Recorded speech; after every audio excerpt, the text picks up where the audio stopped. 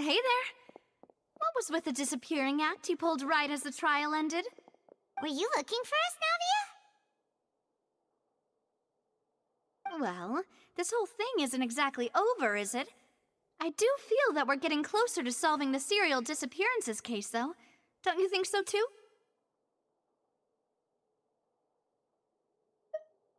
Huh? What's wrong, my dear partner?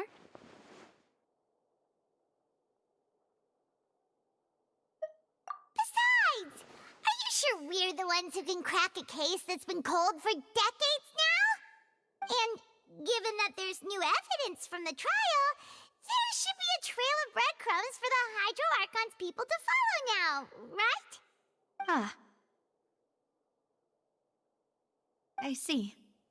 Well, I won't lie. I'm a little shocked to hear that from you. But I suppose you are just travelers who have only arrived in Fontaine after all. Sorry. I might have been too presumptuous. Don't say that, Navia. Ah, and we were having so much fun investigating with you, too. It was like having new waters flowing into a stagnant mire, causing new hope to spring forth, and the reflection in the murk to become clearer. Sorry about that. I'm a bit prone to nostalgia. Don't mind me. Wait, shall we have a farewell meal?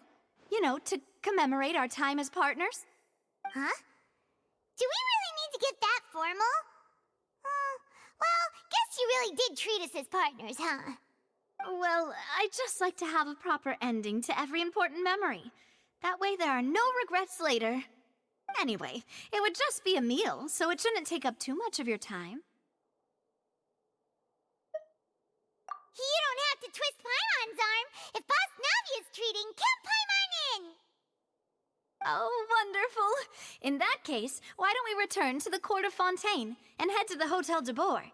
I believe we'll make it just in time for dinner. All right then, let's have our farewell meal!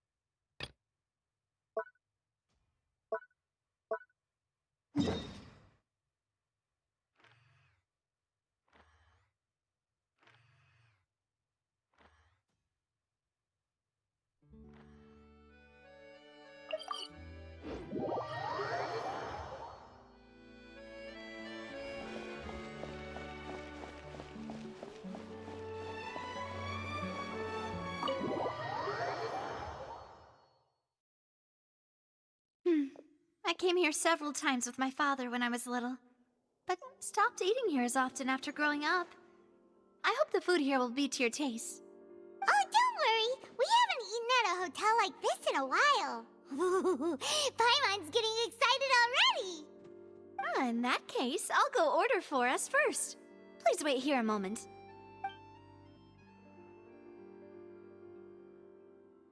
Ooh, everything looks so good. People in Fontaine sure know how to enjoy life. Why, of course. Go ahead, try whatever you like. If the food's good, I'll make a group reservation for the rest of Spina di Rosula next time. And if it's not? Well, then I'll still bring everyone. Albeit with only one dish per table. You, sure have your own way of doing things. Oh, we called this a farewell meal, but we could also treat it like a victory feast, right? Oh, true. Very true. In that case, boss, we'll have another 2 dishes. Huh? Paimon didn't mean that you had to order even more food.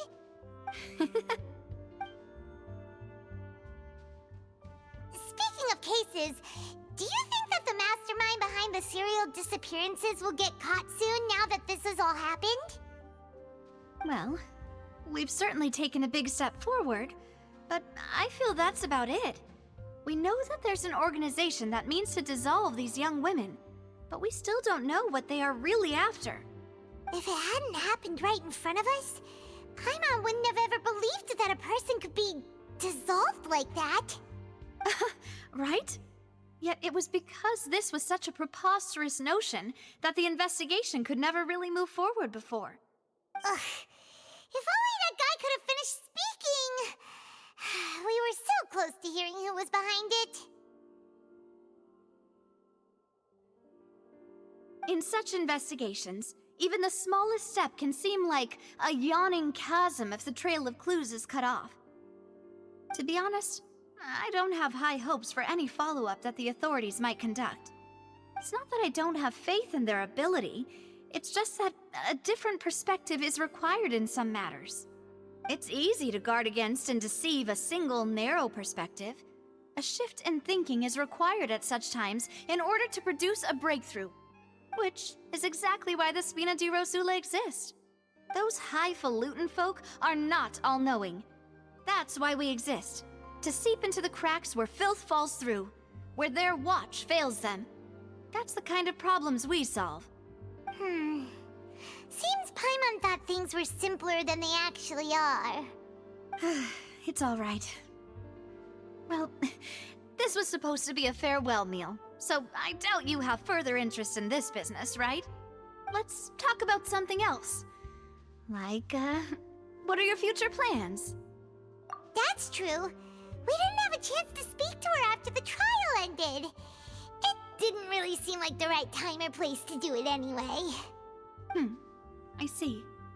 So, your primary objective, which has been foiled so far, was to have a chat with the Hydro Archon. I've heard that there's a long line of people waiting to meet Lady Farina.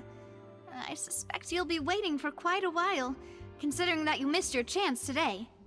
Yeah, we've heard that she's super popular here in Fontaine, and that it'll be tough getting any of her time. Well, would you consider some more, unique ways? Perhaps even methods of, let's say, questionable legality? Guess that's Spina di Rosula's boss for you. Chock full of sketchy ideas. Well, what did you have in mind? Well, one way would be to infiltrate a performance troupe at the Opera House, only to abandon your act at the play's climax and ask to speak to her after the performance. I'm sure Lady Farina would be eager to see the ending, and would agree in order to finish watching the play, don't you think? Could you suggest something a little more practical? This plan seems pretty hard to pull off. We'd have to go learn how to act, and acting's really hard. All right, here's another. Find a way to conceal yourselves under her bed, then wake her up in the dead of night and demand answers. Don't let her go back to sleep until she answers all your questions. I can personally testify that this one works. When I'm sleepy, I'll do anything as long as I can finally get some sleep. That might work, but that's not really the problem. The problem is we don't want to get ourselves arrested. Ah, valid point. I overlooked that part. I was just thinking about leveraging a person's desire for sleep. All right, no more joking around. Perhaps you could... Oh, I don't know. Cut the line when she's on a break. You did defeat her in court, clearing citizens of hers from false accusations. False accusations she had nearly upheld personally.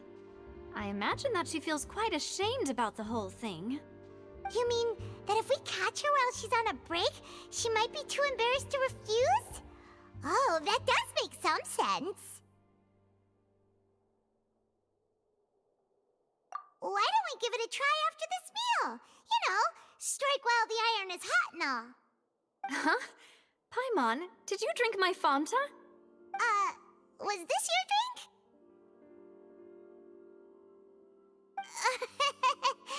Sorry about that. Paimon wasn't really paying attention and the cup was right next to Paimon.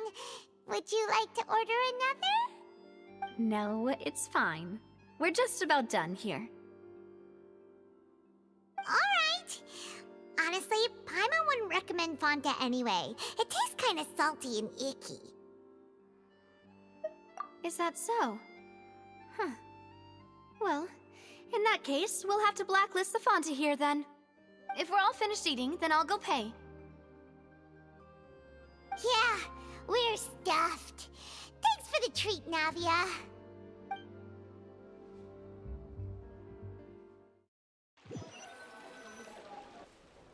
Oh, so full. Paimon can barely float anymore. Nah, that would be so... normal. You know, like you. Okay. As for expenses this month, we're left with...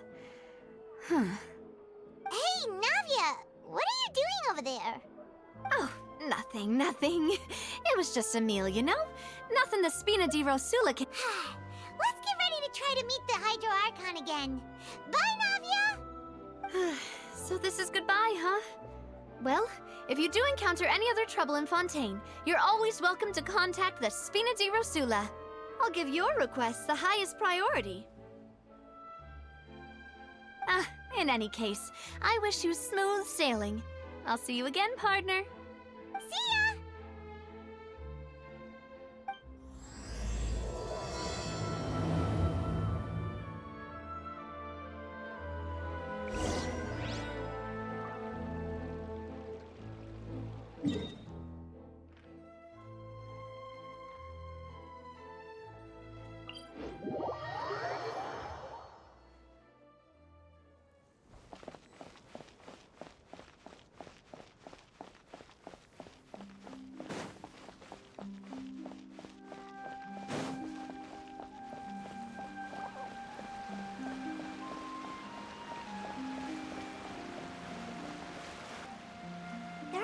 People around anymore. Looks like that boat we took to Araneas might have been the last one. Vache. Looks like we're back here again. Huh? Traveler? Are you hearing voices again? Ugh. That's kinda spooky. Are you sure we don't want to come back in the morning? Vache. Vache. Hey, why are you still walking towards it? Huh? Hang on. Paimon can kinda hear a voice. It's calling for Vache, right? Hey, Traveler? Stop walking! Come on, wake up!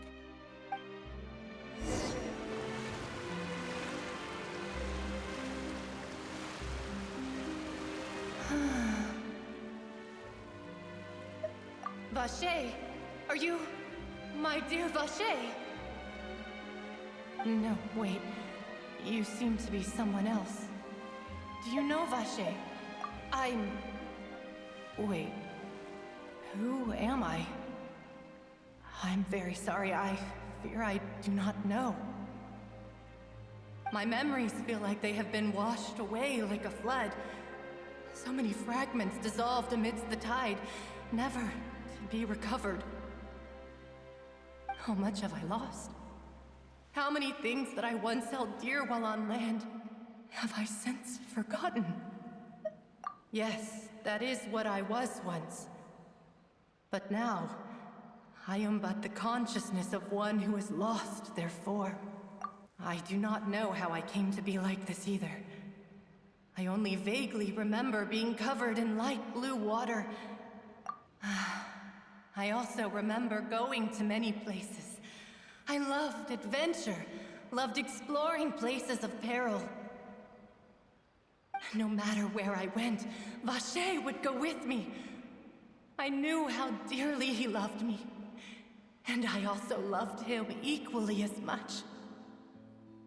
But now, we can no longer go back. The pain of such parting, I never knew how heavy it could be. No, our reunion no longer has any meaning. There is no way for us to create any new memories. The thought of me gives him no succor, so let it lie forgotten beneath the waters.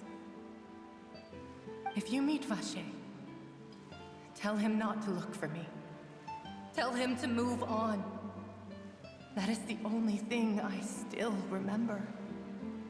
Perhaps that is so. As I was submerged in the waters, losing consciousness, I saw Vacher above the surface. His eyes were filled with such sorrow, such longing. If only I could have comforted him, told him that I did not suffer. Indeed, I had felt a great warmth. Is that what you call it? Dissolving? If anything, I consider it a form of release. It was a state of neither fear nor frenzy, with only an endless peace, like the water's still surface. I could also liken it to being a thirsty person who drinks water for the first time, and only then sees how they have lived for so long in a world of endless want and anxiety.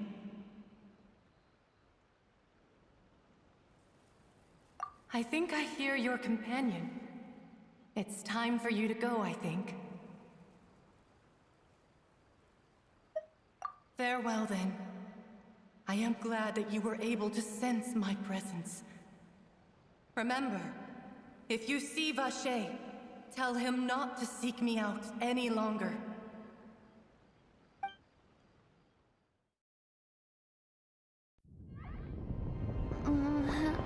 Wake up! Come on, hurry! Navi is outnumbered!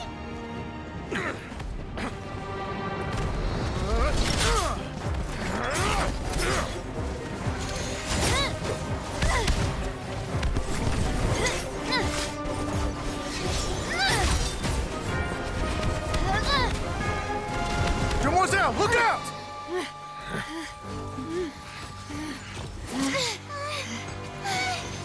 Dear God, it's a whole army of Gardamex.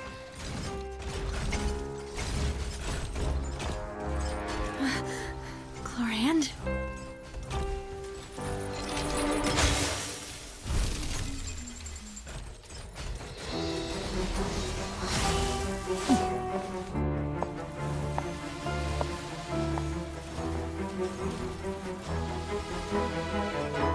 Quick, now's our chance!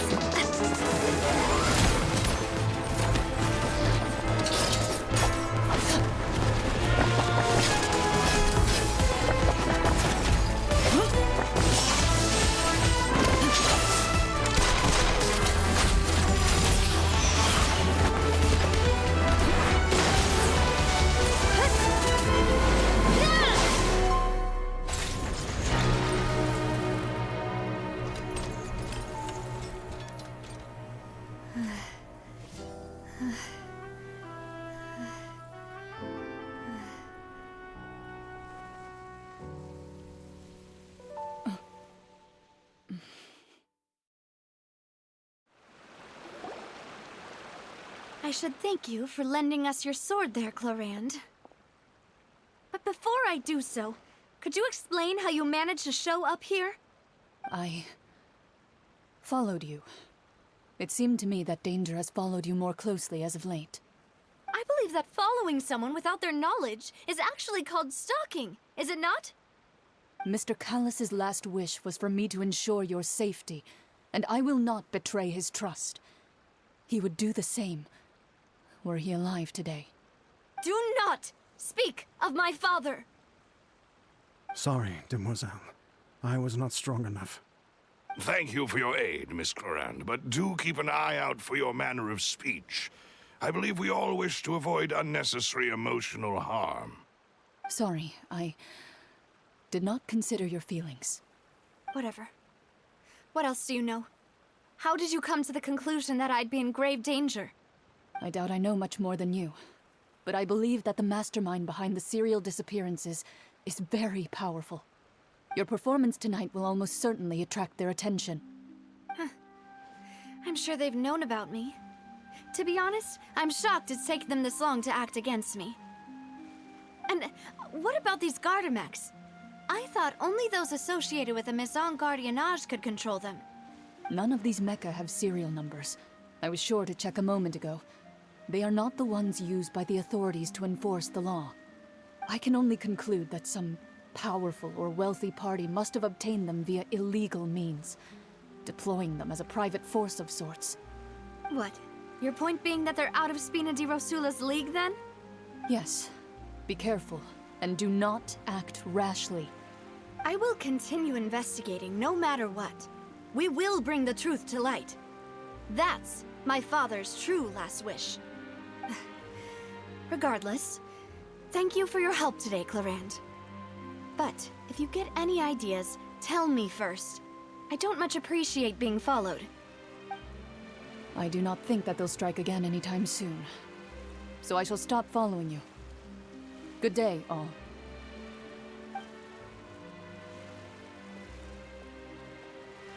Right.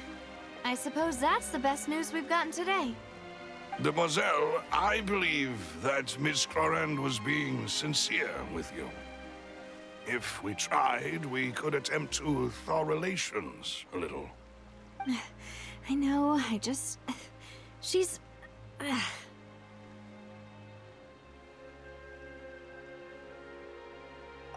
thank goodness! Paimon thought we were done for! Those Gardamex came out of nowhere while you were unconscious, and Nadia and her gang saved us!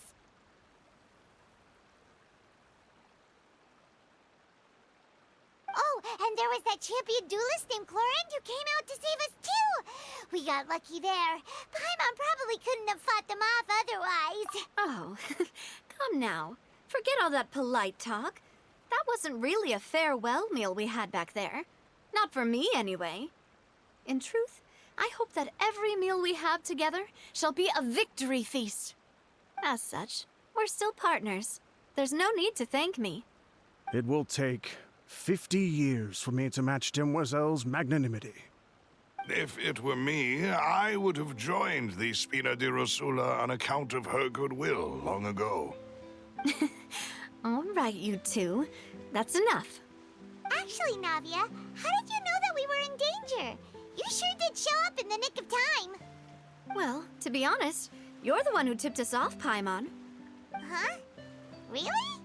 Paimon contributed somehow? Ooh, Paimon's even more amazing than she thought! Yes, all thanks to you grabbing my drink by mistake. How did that help? After we parted ways, I was on the way back to one of our bases when I suddenly thought of what you said. That the Fanta tasted kind of salty and icky. Fanta only comes in sweet flavors, so how could it have tasted salty? The color of the drink, if I recall, had also been a bit off. So the Fanta had been spiked with water from the primordial sea? Yes, so if you hadn't drunk that cup for me... Spina di Rosula is preparing the grandest of awards for you as we speak for saving the boss. Huh? Really? I sent people to Hotel de Boer to investigate, but whoever did this left no trace at all. That's when I figured out that you might be in danger, and hurried here as quickly as I could. But why would they go after us too? All we did was defend Lenny in court and help clear his name. Ugh, now we're caught up in this mess too, aren't we? Well, you did foil a plan that they were probably pretty proud of, and almost got their name in the process. Speaking of which, did anything strange happen when you drank the primordial seawater? Well, it can't be coincidence that the traveler fainted just now. She said that she heard that voice calling for Vache again. Oh, and this time Paimon heard it too, but it was real faint. Does that mean the primordial seawater raises someone's sensitivity to hydro when it's used on people who are not from Fontaine?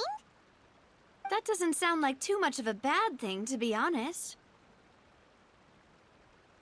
New intel? While you were out cold? Well, let's hear it, shall we?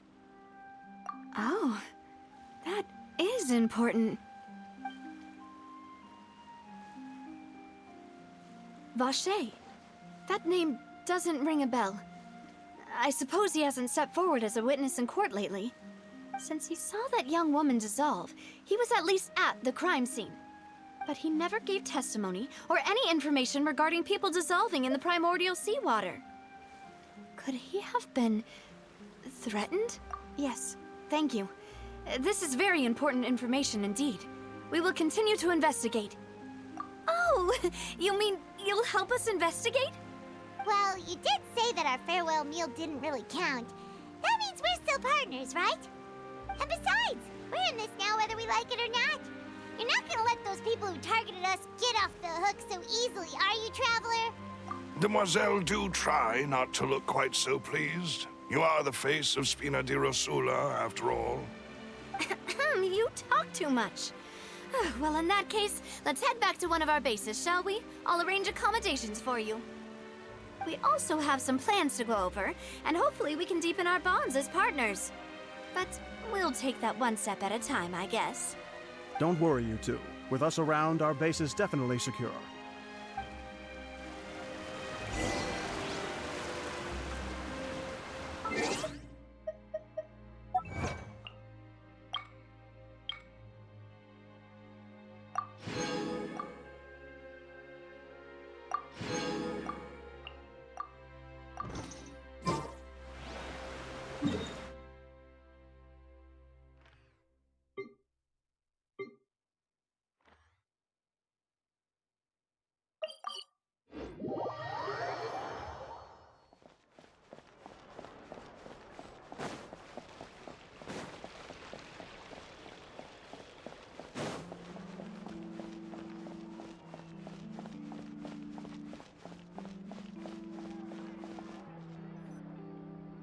It's right up ahead, but let's make sure we weren't followed first. I've been keeping watch, Demoiselle. I haven't spotted anyone suspicious thus far. Very good. But let's not let our guard down for now. I shall find rooms for our respected guests. Thank you, Malus. Now, let's continue, Traveler.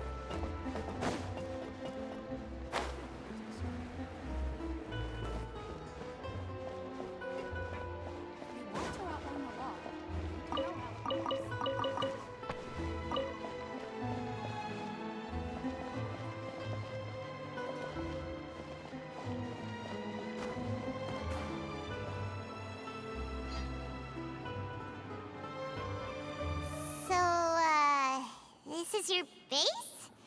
It's not quite what Paimon imagined. Your accommodations have been arranged. Under the Well, our funds have been a little tight lately. After all, we don't allow illegal or unethical profiteering. In fact, our funds often come from citizenry who support us. Seems like it's tough times for everyone. But if you have the support of the people, that does sound like it's worth it. To be honest, our financial situation was a lot better back when my father was in charge a few years ago. I'm afraid I'm not quite his equal. Your father... he was the previous boss of Spina di Rosula, right? How did he... Demoiselle, if you'll allow me to explain. No. I'll explain it myself. I suppose I couldn't run from this topic forever. And as partners, this is something I hope they can understand. My father's name is Callus. Yes, the same one they call Callus the Unfaithful in the streets. 3 years ago, he was accused of murdering his own friend. But he chose a duel to defend his honor instead of standing trial. He died in the duelist's ring. Oh no. But I do not believe my father was a murderer. I'm sure he was set up.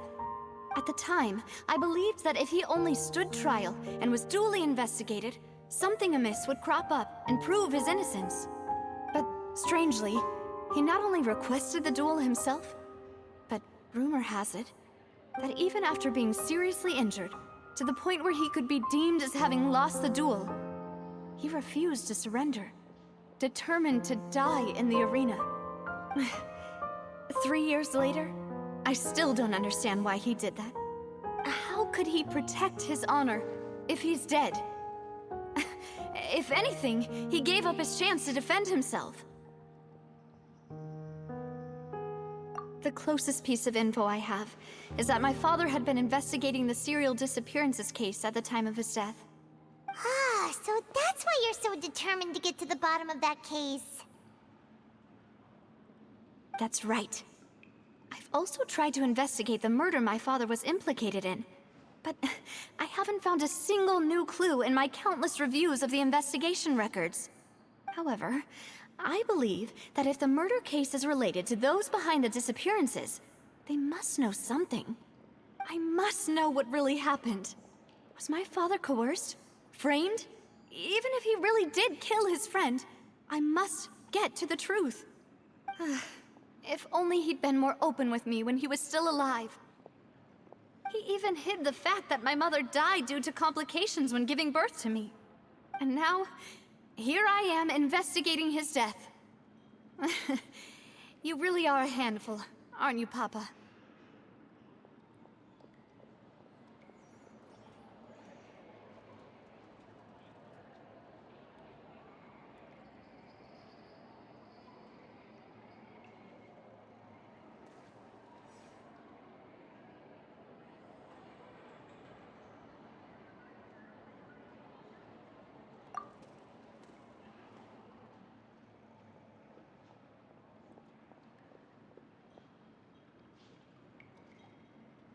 Demoiselle, please, if there is anything I can do, anything at all.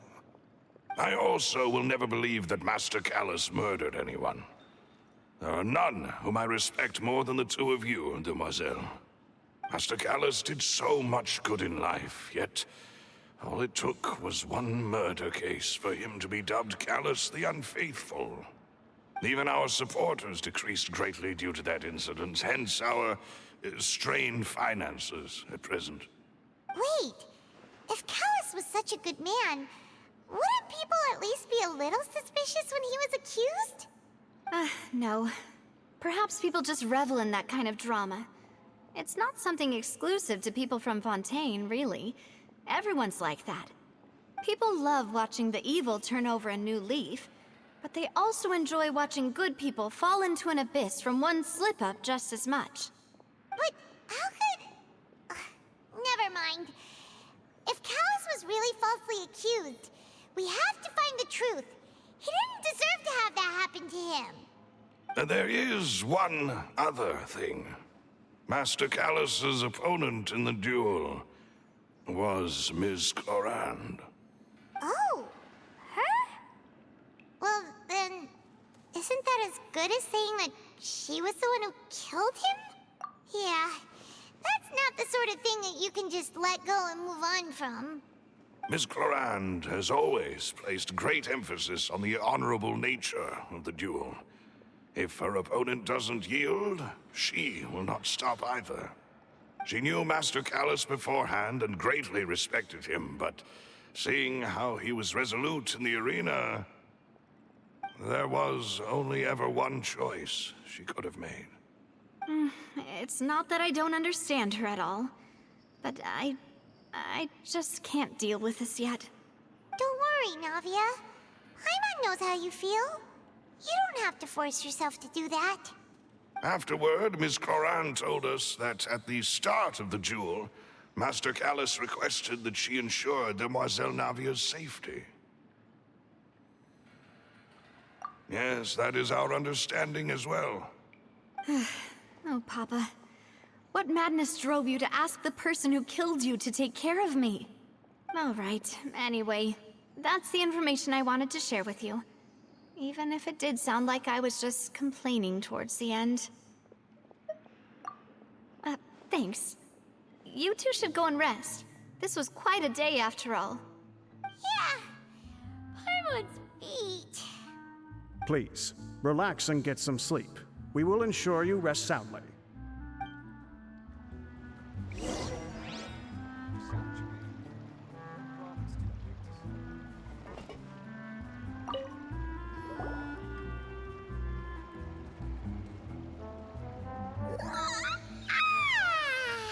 Paimon slept so well. This place feels almost too safe. Huh? Navia? Where did the other two go? I sent them back to Poisson. It's Spina de Rosula's place of origin, and where we have our headquarters. There's not much for them to do here at the moment. Paimon gets the feeling that you're just trying to get them off your back. But never mind that. When did you get back? Were you waiting here the whole time? No, I just returned after going out for a while. I did some investigating yesterday regarding the name Vache. Wait, so you didn't sleep at all? How could I after having such critical new evidence appear? Guess Paimon wasn't speaking for everyone just now, huh? Unfortunately, this name seems to have been wiped from existence. It doesn't seem to have a match anywhere. I suspect that those behind this have already taken steps to hinder an investigation from this angle. But that does prove that this Vache person is a key witness in the incident. Does that mean we're too late, though? No. There is one ray of hope. One place in Fontaine that they would find almost impossible to threaten, no matter how much they wanted to. And that is the archives kept by Chief Justice Neuvillette, a place where detailed files on all the cases in recent years are kept. If the Oceanette you met is one of the young women who went missing recently, we should be able to find some related information there. So Neuvillette maintains an archive of case files? Whew. Guess that's the hard-working Chief Justice for you. In that case, let's go talk to him, shall we? Aren't you coming along, Navia? Did you get tired? No, it's nothing. Let's go see the Honorable Chief Justice.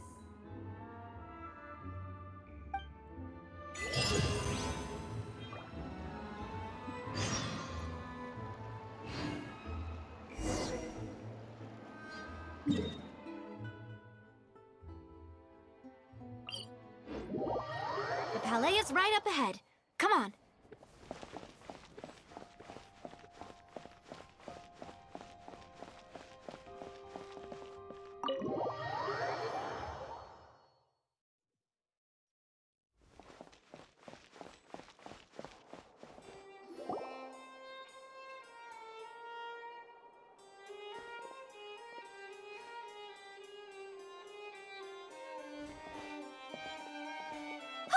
Please state your business here. The Chief Justice is presently occupied with official matters. Huh. This place does look pretty heavily guarded. Guess that proves that Nervalet's files are really secure. Hey, don't you recognize us? Huh? Who are you? Just to be clear, I don't care who you are or who you might be related to. Our rules make no exceptions. See? They've got great discipline, too. Yep. Paimon can tell. If you're here just to crack jokes, I can point you towards the exit. Unlike some, we're busy, so please leave if you don't have a reason to be here. No. What I meant to say is, shouldn't you remember us from a few days ago? We were at the trial of the great magician Linny. Oh, yes, I remember. I read about it in the Steambird. You must be Linny's attorneys. It's all coming back to me now. We're here today to report and archive some information on a follow-up case. Huh, is that even a thing? Of course. Don't worry. We're here on official business. You can trust us. All right then, I'll let you through. The Chief Justice is just inside. Thanks so much.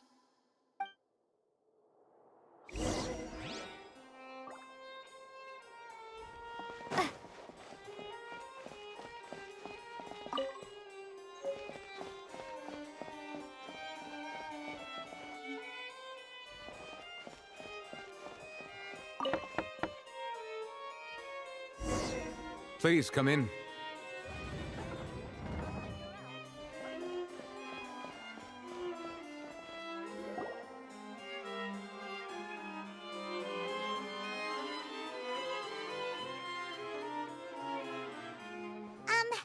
Sorry to barge in, Monsieur Nervalet. We only lied to get in because we didn't know any other way. It's all right. Please let me know how I may be of assistance to you. So you're not mad at us? We're looking for a man called Vacher. He may have been an eyewitness in the serial disappearances case. If we can find him, we may be able to unearth some key information on the case. Ah, I see. In that case, please wait here a moment while I browse through the files.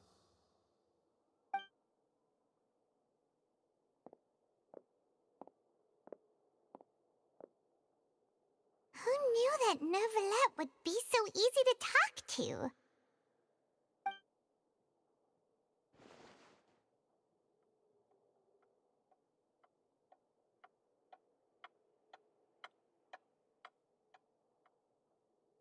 Unfortunately, I'm quite certain that no one by the name of Vacher has been involved in any case, criminal or civil, in the past several years. There are no records of him either in the files or in my memory. Traveler, what if it was really just a dream? Is that so? All right then. Thank you so much, Monsieur Neuvillette. We'll take our leave now.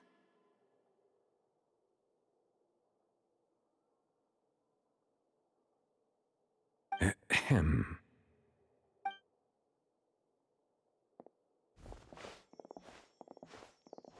Miss Navia, I can understand how you feel. Your father, Callus, was a truly exceptional man. We deeply regret his passing.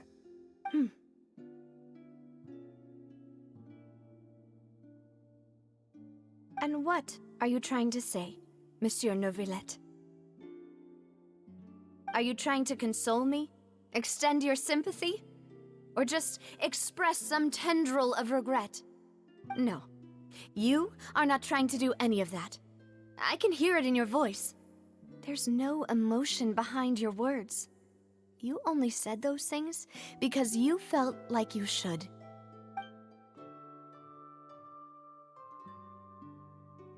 It's just like last time.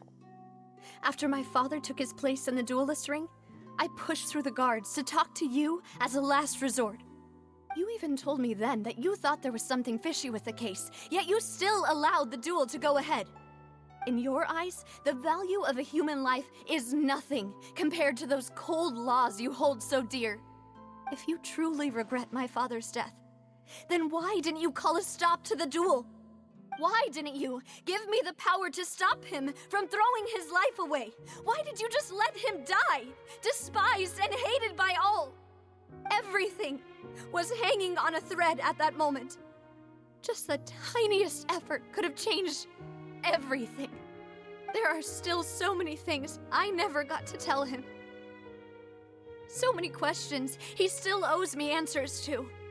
If you really have no heart, then just look me in the eyes. I, Navia, will show you the true meaning of regret. I'm sorry, Miss Navia. You and my father are truly alike. You keep all kinds of things in your heart and never say a word to anyone. It's not so much that you can't feel, but that you would never express anything. Oh well. In any case, everyone already knows full well the apathy of the Chief Justice. My apologies for taking my emotions out on you, Monsieur Chief Justice. Let's go, Traveler and Paimon.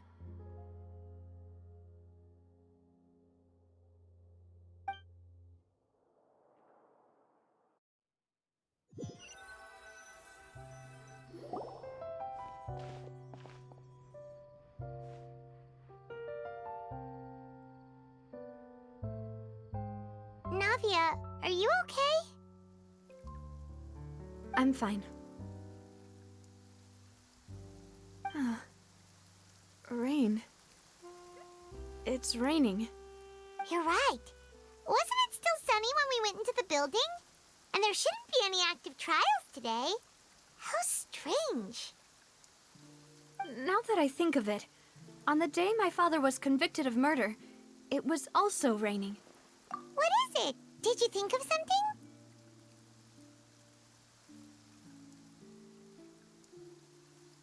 Yeah, he was outside. It was uncovered and the rain could fall there. Why? Do you think the rain could have affected the crime scene? That thought has occurred to us before. We've even expanded the search area to try to account for that, but didn't find anything of value. Oh? Wait. You don't mean...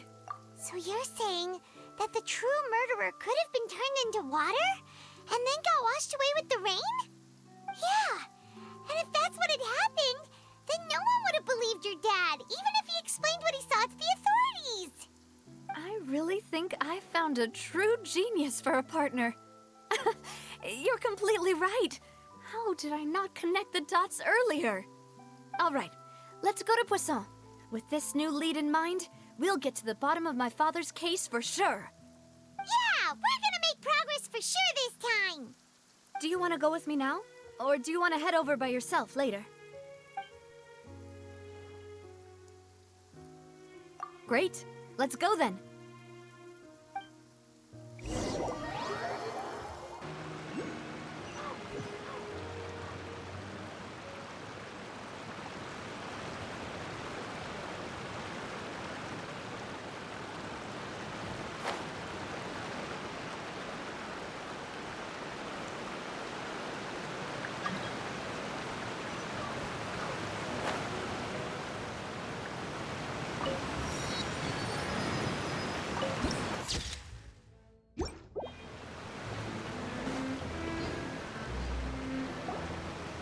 Whoa, what a huge ship! Why would a ship be anchored at a place like this? There's no need to be so surprised. While it may look like a ship, it's actually Spina di Rosula's headquarters. My father was the one who asked for it to be built like this. Perhaps our taste in exterior design is the only thing we occasionally had in common. A gigantic and glamorous ship embodies discovery, opportunity, ambition, and conquest. It symbolizes Spina di Rosula's bright and limitless future. And Paimon thought you were bluffing when you said Spina di Rosula had a glorious past. Paimon was confused why a group with such a history would live in the sewers. But now that Paimon has seen this ship for herself, she's been convinced. Well, Poisson is where Spina di Rosula began, after all. It's our main base, our home.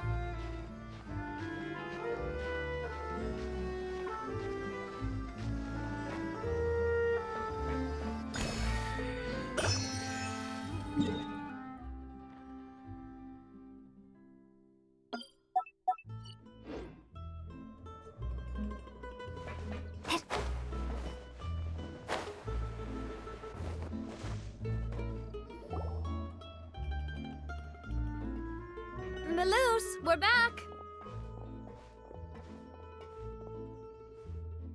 Apologies for the wait, demoiselle, and our most important partners. You said before that you still had some business at the court. What brings you back to Poisson so quickly? About that. It's because my partner here reminded me of something really important. You see, what if my father's case had something to do with water from the primordial sea? You still remember, right, Melus? On that night, it was raining? Yes, the case was quite similar to that of Mr. Linney's. Both were what you'd call impossible murders.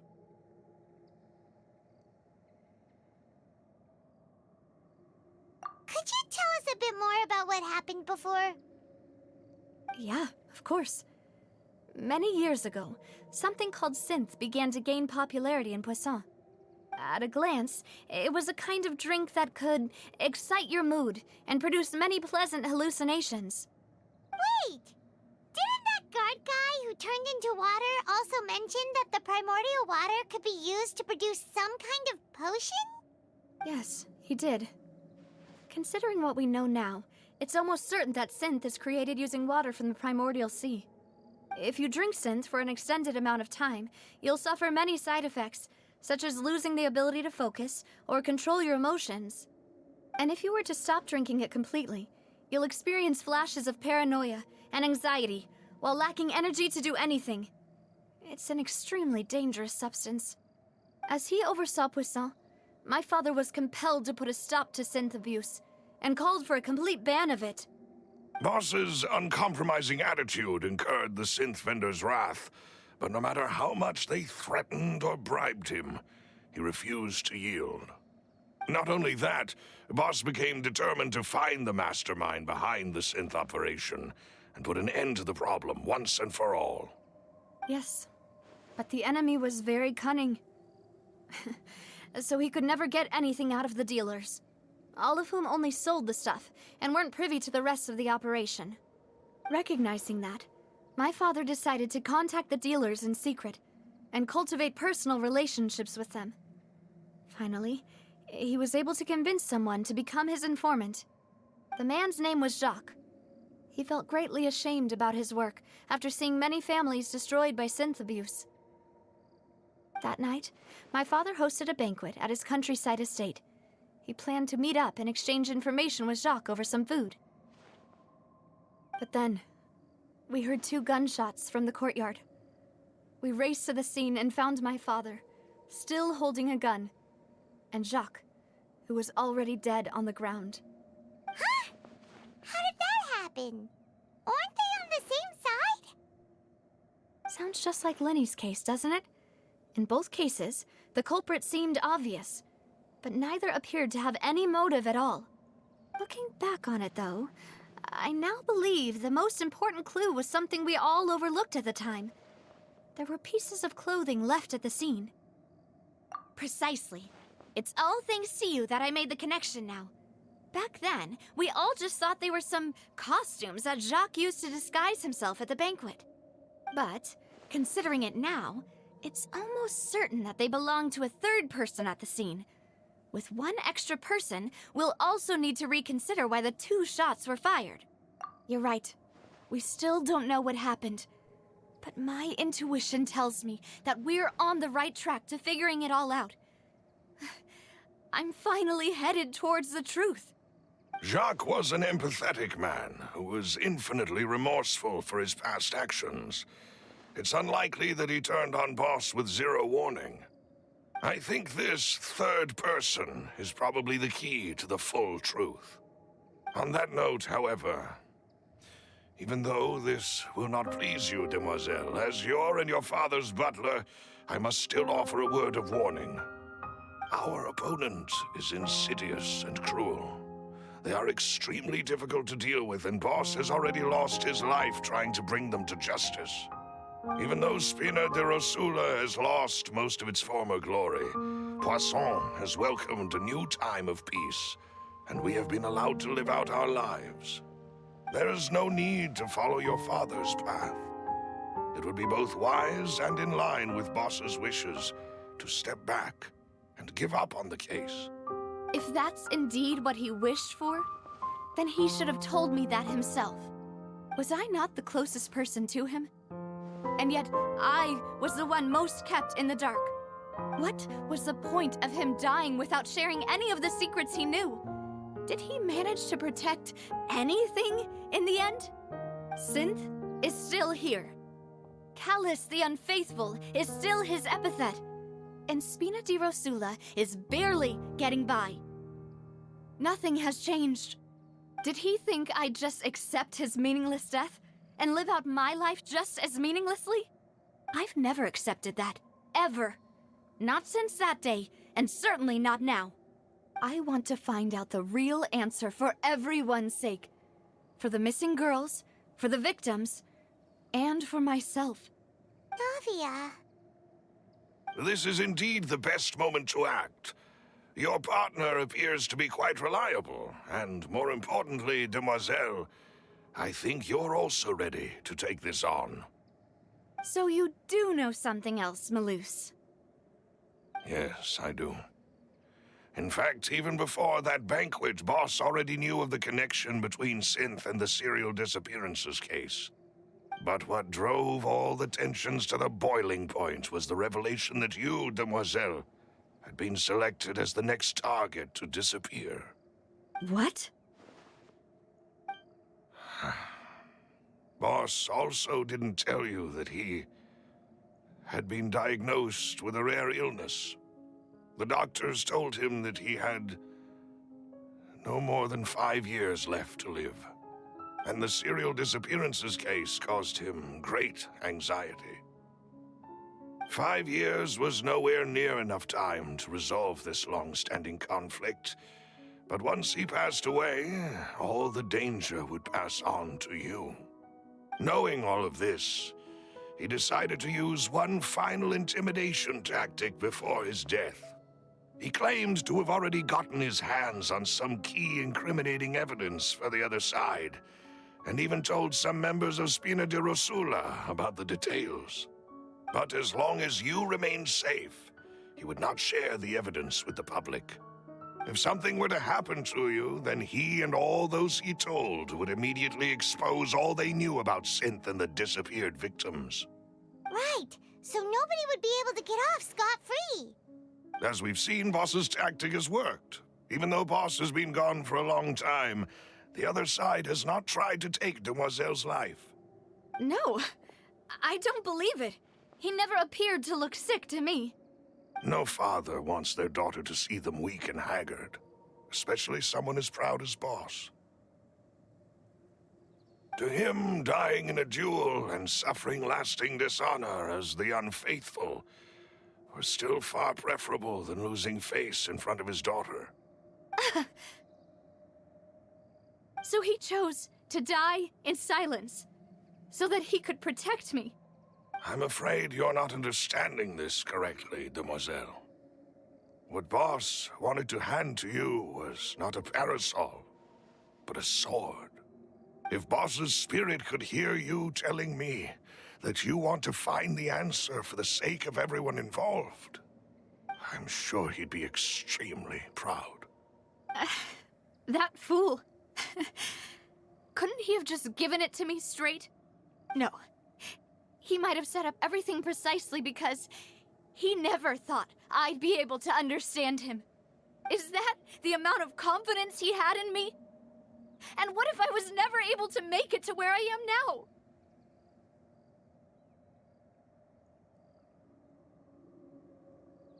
Yeah. I suppose that's true. With the way he'd set things up, if I had wanted, I could have just lived out my life without a care in the world. But thankfully, he rarely talked to me about complex matters, and thus understood little of me as a person. In this case, he really didn't need to give me an easy way out. Malus, what was the key evidence that he shared with you? It's the location where Synth is produced. Essentially, it's the enemy's headquarters. When he was threatening the enemy, Boss didn't share the specifics of the incriminating evidence he found. But if you want to use it against the enemy, you'll still have to take several things into consideration. Why? If we know where the place is, can't we just go storming in? You mustn't forget that we're fighting against a mysterious and dangerous organization that's been in operation for decades. There's no telling what might be lying in wait at their headquarters. We also have no idea what kind of evidence we may be able to find inside, nor what people we may be able to capture. But a single visit to their headquarters would be tantamount to a formal declaration of war. The worst case would be that we leave empty-handed, but also open ourselves up to full retaliation. Then, in that case, why not work with the Fontaine authorities? Well, you saw one of them dissolve during Mr. Linney's case. We have no idea just how thoroughly they may have been infiltrated. Huh. That's true. Seems my father really had no choice. But things are different now. It should be a lot easier to prove the other side's guilt, now that we've connected Synth with the disappearances case. You sound like you've put a lot of thought into this, Malus. I am the butler, after all. I live but to serve the boss and Demoiselle's will. I've always been willing to take on any kind of risk for your sake. But considering my relative lack of ability, I've spent my time keeping secrets, performing basic investigations, and waiting for the right time to come. Thank you for all of that, Malus. Have you discovered anything new in the past few years? Let me think. One conclusion I came to was that the enemy must be quite familiar with Spina di Rosula, or at least have an informant planted here. When I announced orders to the organization's members on Demoiselle's behalf, I used to deliberately keep a few people in the dark and observe the reactions of the synth vendors. If the vendors didn't change their plans, then the individuals informed of our orders must be innocent. If the vendors packed up and fled, however, then someone must have given them the news. After several rounds of testing and investigative tracing, I've narrowed the suspect list down to 3 people. The first is Florent, Spina di Rosula's senior advisor. Huh? Florent? Yes, surprising, isn't it? He was one of the people Boss trusted the most, which also means that he was someone who understood Boss really well. Thanks to his position within Boss's innermost circle, he always knew our upcoming plans and could thus avoid capture this whole time. There's someone else like him too. Marcel, the head of Confrérie of Cabrières. Uncle Marcel. It's a guild in Poisson. Boss helped it to grow to its current size and prominence. In the beginning, they were only reselling some daily goods, but now they're one of the richest guilds around with a lot of business connections in the city. So, they're like a sister organization of Spina di Rosula? Yes, you can say that. When we were fighting against the synth dealers, they provided us with plenty of support. It's a bit difficult to imagine someone using their own money to hunt down themselves. The final suspect is Thierry, the man responsible for coordinating information between Spina di Rosula and the guards. Although the guards mostly leave us to our own devices, there are still many activities we have to report to the local authorities. Since Thierry is always in the know about our current activities, he could theoretically always plan one step ahead. I see. These are all people who I communicate with quite regularly. To think that the enemy we've been fighting against has been right next to me all along, among those I trust the most. It's almost too hard to believe. If you want to investigate them, please take every precaution to not alert the quarry. Judging from our experience, the enemy is extremely cautious. Of course. And thank you, Malus. You've provided us with a lot of great information. You're too kind, my lady. I'm just doing my duty. And before I forget, proving Boss's innocence would also mean clearing him of blame in Jacques' death. After that incident, Jacques' wife and daughter were taken into the Spina's care. They still live in Poisson today. If it might help, you could also pay them a visit. I can make the necessary arrangements. Oh, thank you so much, Malus. You really are the best. A new case awaits, my dear partner.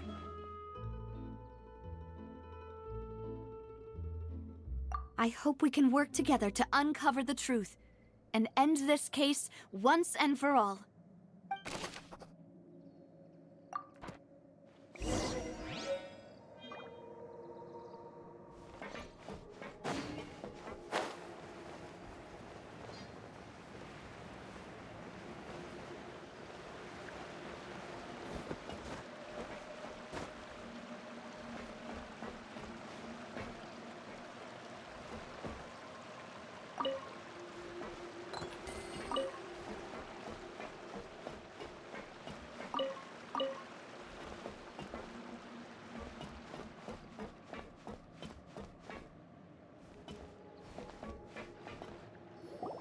It is settled, then. Please excuse me, and enjoy your conversation at your leisure. Thank you for arranging everything for us, Malus. Excuse me, miss. Do you need anything from us? Oh, Hey, Navia's all quiet. This isn't like her at all. I'm sorry that I only came to visit after all this time. After what happened, I didn't know how I was supposed to face the two of you. If it's about that, there's no need to apologize. After my husband died, Spina di Rusula sent us a lot of mora and support. I understood your guilt and apology to be genuine. But aren't all of those things nothing compared to the loss of Jacques? I can understand the kind of pain that comes with losing a father so needlessly. You don't understand at all. I didn't know how to face you, because I didn't know what I could possibly bring as a consolation gift. I know only the full truth could bring closure to you. And to all of us. Mm-hmm. I'm sorry. I appreciate the sentiment, but you don't have to carry all that guilt. On the matter regarding my husband, my daughter and I have more or less found our answer already. Would you mind sharing it with me? I really can't believe that my father could ever bring himself to shoot Jacques. I always knew that my husband's money was earned through others' suffering. He told me countless times that if he could turn back the clock, he would never go into the synth business again. He had many regrets, and felt that he took the idea of providing for his family too literally. For the longest time, he thought Mora was everything. So when Mr. Callis came to him with a proposal, he accepted it almost immediately. He tried to be as careful as he could, but even so, he was still found out by the higher-ups.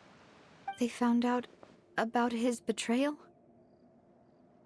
Papa didn't say that exactly, but Papa did tell me that I should never be ungrateful. Before he left that day, he told me that he had no choice. It was only later that I realized it was his final farewell to the two of us. I don't know that for sure, but you could say that's the conclusion I eventually came to. Which is why I'm the one who should feel guilty. Callis had always taken great care of us, both when he was still alive and after he passed away. Even if he fired the shot that killed my husband, it was likely in self-defense. It is impossible for me to hate him for what he had done. But Mama, why is Papa still the bad guy if he did the right thing? Papa always wanted to be a good man, so why did he have to do a bad thing in the end? Well, things aren't always as they seem. You still feel like your papa was a good man, right? Yeah, Papa was a really good man. The best in the whole world. Then you should hold on to that. If a good man had to do a bad thing, then he must have had his reasons. Regardless of whether he left you a parasol or a sword. He must have done so to give you a better life. Oh. Thank you for everything you've told me. I will definitely find the truth. The current state of things is not something I'm willing to just sit back and accept. Thank you. I'm very grateful to hear this from you. Even though your personality is quite different from your father's, your determination when you speak is really similar. You really think so? That's the first time anyone said that to me.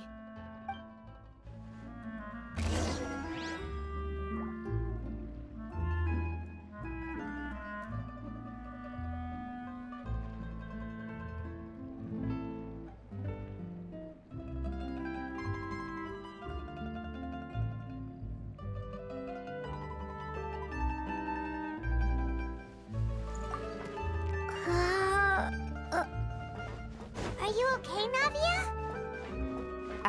I'm fine. Don't worry. Let's investigate the 3 suspects next. Florence should be nearby, and we should be able to find Thierry and Uncle Marcel in the city. I'll get myself together on the way, so please don't worry.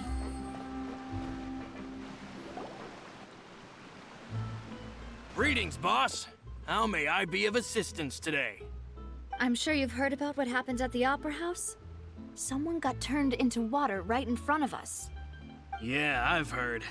With something that dramatic? I'm sure journalists will milk it for all it's worth.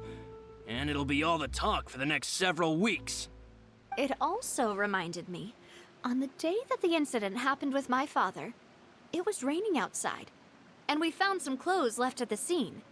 After my partner here put the dots together for me, I feel like we should try to reopen his case. Can you do me a favor and try to recall what happened that night? Let me think. Mr. Callus was feeling pretty upbeat that day. So he was drinking and bantering away with us at the table. After that, he told us that he wanted to go get some fresh air. So we let him go without thinking much of it. Who knew that we would hear 2 gunshots ring out right after? My first reaction was that Mr. Callus's life was in danger. So I grabbed my holster and made a mad dash toward the scene. But when I got there, it was already too late. Mr. Callus was standing over a dead body with a gun in his hands. All we could do was look back and forth at each other, not knowing what to say. So you also remember 2 gunshots then?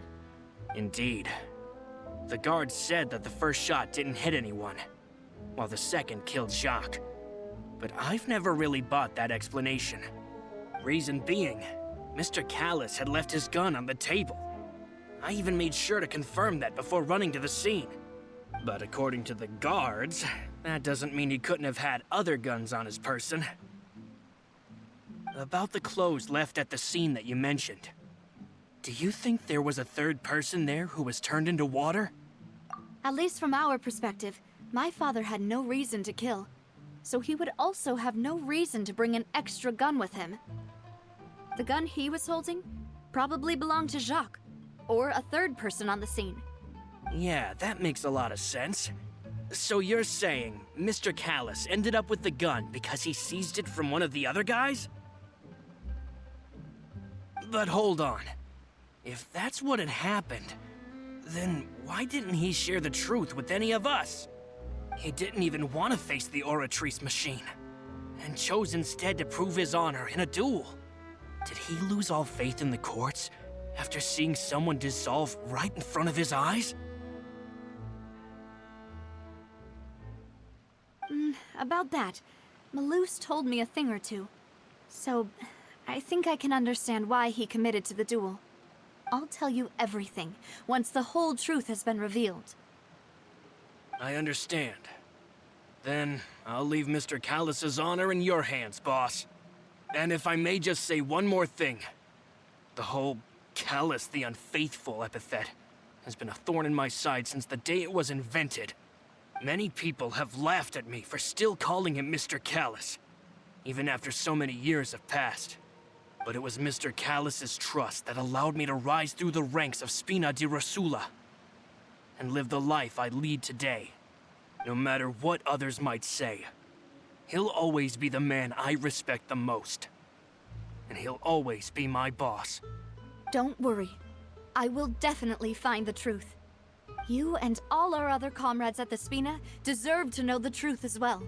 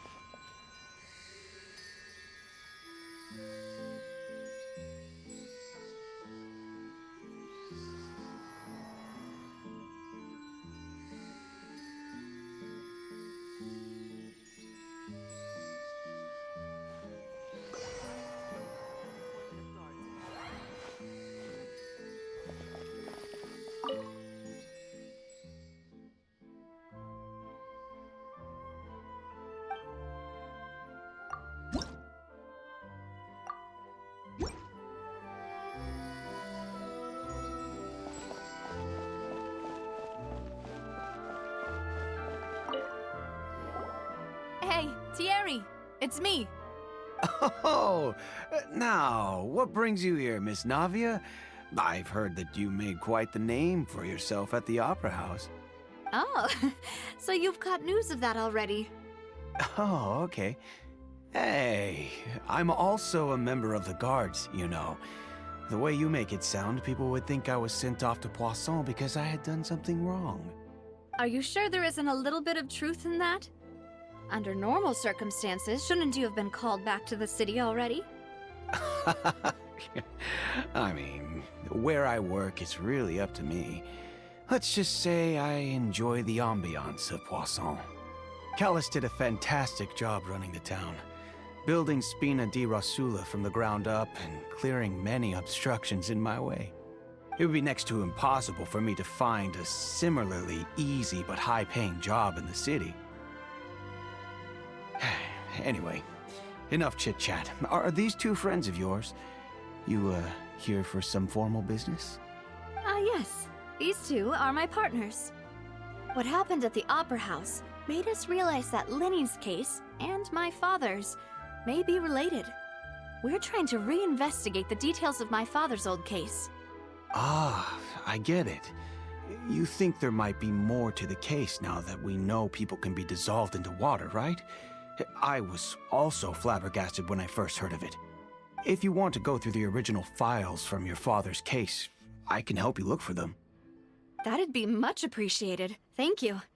Actually, I have another question. Do you have the authority to dispatch Gardamex? Of course. Without them, I couldn't possibly handle Poisson on my own. Why do you ask? We definitely can't use them to forcefully get more evidence for your father's case. Well, you see, just recently, we were attacked by a horde of unnumbered Gardamex in the city.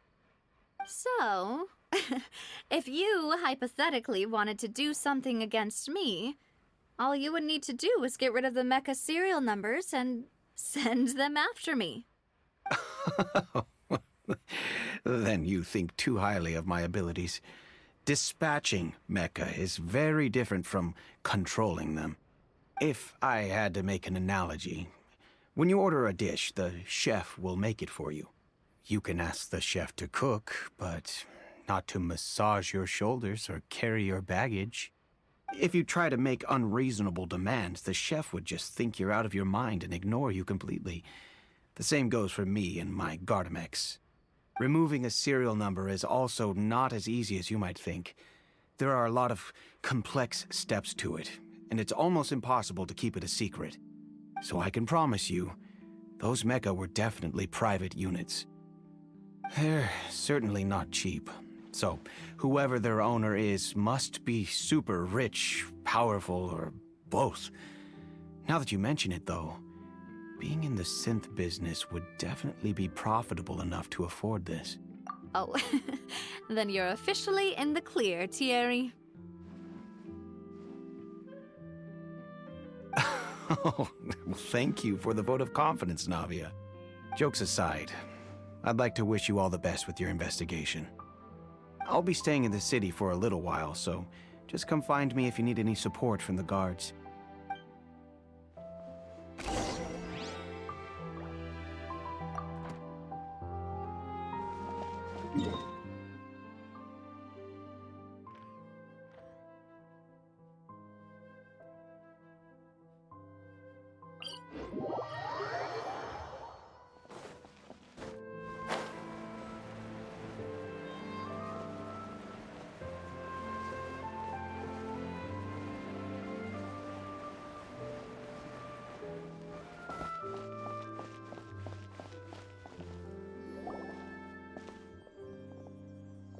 Hello. How may I help you?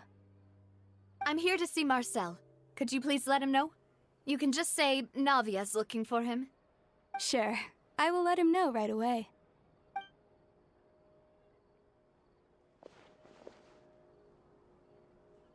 Navia, hello. Sorry to keep you waiting. I'm not as young as I used to be, so my legs are giving out a bit. Oh, it's all right, Uncle Marcel. There's no need to stress. I just wanted to talk to you briefly about what happened in the Opera House. I'm sure you saw everything too, right? Yes, I've never seen anything so strange. Oh, you were at the Opera House too? That's right. I went there with Navia to see the magic show. Who knew it would turn into a whole murder mystery? I also witnessed your marvelous sleuthing work. Quite impressive. To beat the Hydro Archon at her own game on her own turf, I can already imagine everyone in Fontaine discussing your exploits over a few glasses of wine. Oh, Paimon doesn't want to become the talk of drunkards. Apologies.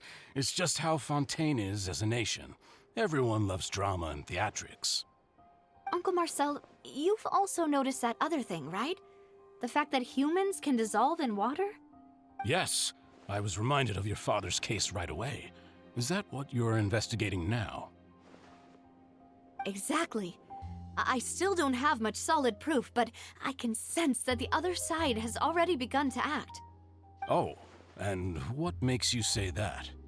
We were attacked on Araneus by some unnumbered Gardamex. And there was also an attempt to get me to drink water from the primordial sea.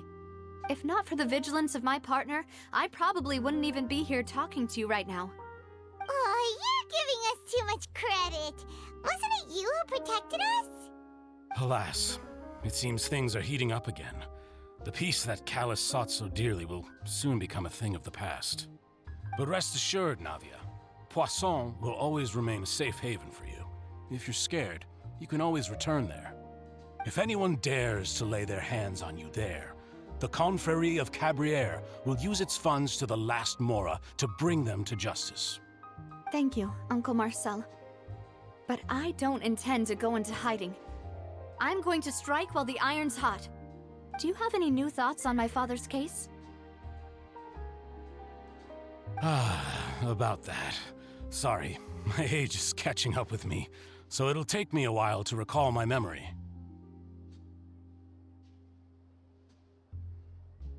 The Confrérie was responsible for that banquet, so I was out and about the whole time making sure things were running smoothly. I didn't even have the time to drink with the guests. Then I heard the sound of a gunshot, and the rest was history. Oh, it's okay. No need to push yourself. We'll ask around some more, see if there are any valuable clues elsewhere. Sounds good. Just let me know if you ever need Mora. All my wealth comes from Callus's patronage and support. I'll spend however much it takes to clear his name.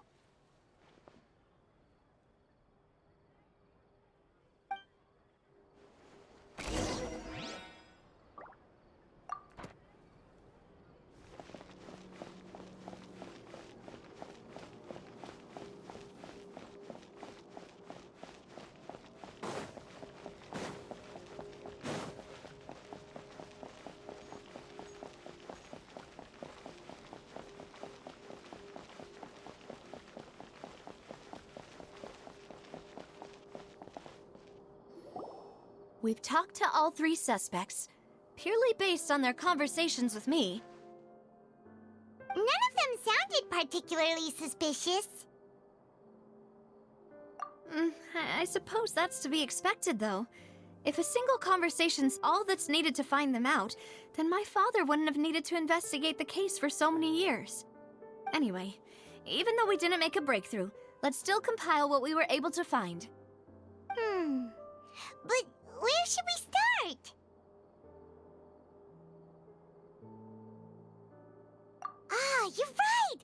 Flora mentioned that Callus probably only ended up with the gun because of circumstance. That makes sense. According to Jacques' family members, he already told them that he had been discovered, and that he had no choice before he left home that day. If I had to guess, he probably received an order from the synth boss to kill my father. Had he refused, he and his family's lives would have been forfeit. So, Jacques fired the first shot? Oh? And why is that? Ooh, that's a good point. Jacques probably already knew that he was just being used as a tool for murder. And once he had completed his mission, he'd be of no more use to his boss. So, what would make more sense from his perspective would be to turn his back on the Order and seek protection from my father. Makes sense. But without evidence, that's still just a theory. Besides Jacques, the attack from the Gardamex has been bothering me quite a bit as well. It's obvious that our enemy has become more antsy after the secret of the primordial seawater was revealed.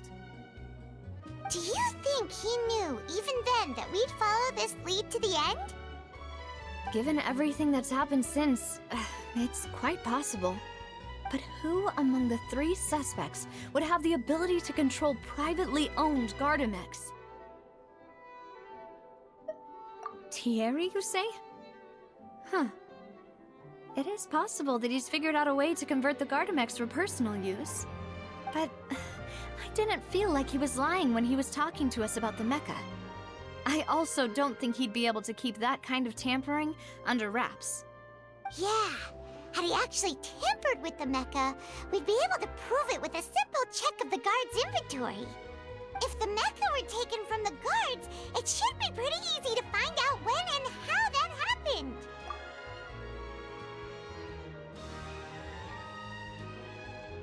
Florent? It is true that he was closest to my father, and thus had the best chance of learning about his dealings with Jacques. But as Spina di Rosula's advisor, his work mostly deals with personnel and security, so he shouldn't have much means when it comes to finances. So you're saying he's too broke to afford a mecha army? Exactly. He can't. And even if he could, I don't think he would be able to dispatch a whole group so quickly.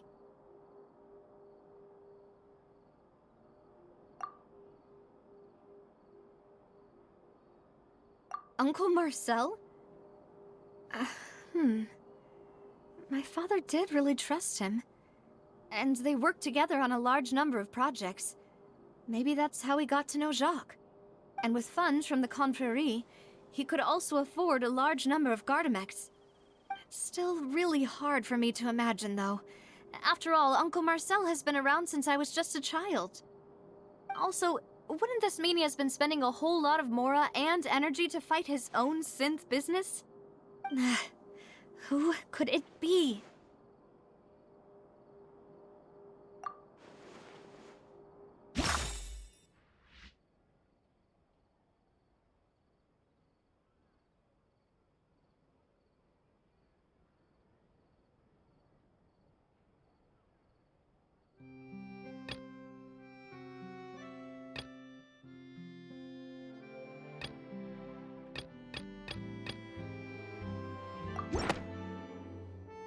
You know, if you think everything through, Uncle Marcel is indeed the most suspicious of them all. Could we be missing other suspects? Malus didn't know about the people turning into water thing when he narrowed it down to these 3, did he?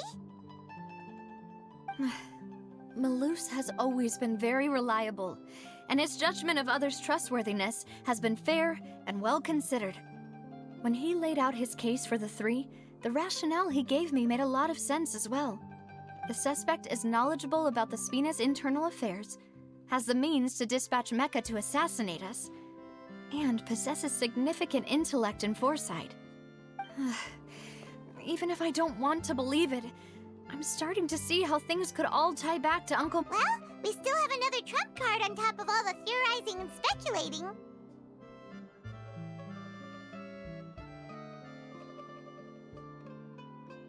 Yes, Malus did say that charging straight in there would be extremely risky. But we don't have any other options right now. We need far more solid proof before we can hope to go charging in on our enemy. Navia, here you are. Oh, I've been looking for you. Huh? Aren't you the guy from the guards? Did something happen? Yeah. News came from Irenaeus just after you left. We've got another trial on our hands. Wasn't that place built specifically for holding trials? What's so newsworthy about this one? I know. But they said the person they're putting on trial is a Fatui harbinger called Tartaglia. What? Is that someone you know? Yeah, we know him. Maybe even a little too well. Well, He's been accused of being the true culprit behind the serial disappearances case. It's absurd, don't you think? Wait, how? None of our investigations have had anything to do with him. That's what I thought was strange about it, so I came to tell you the news right away. If the charge against him stands, then it'll be next to impossible to get the guards to support any of our planned investigations. Right, because they'll think they've already found the culprit. Yeah, and it'll be a lot harder then to clear Mr. Callus's name. I understand. Well, partner, what do you think we should do? We still haven't found any conclusive evidence.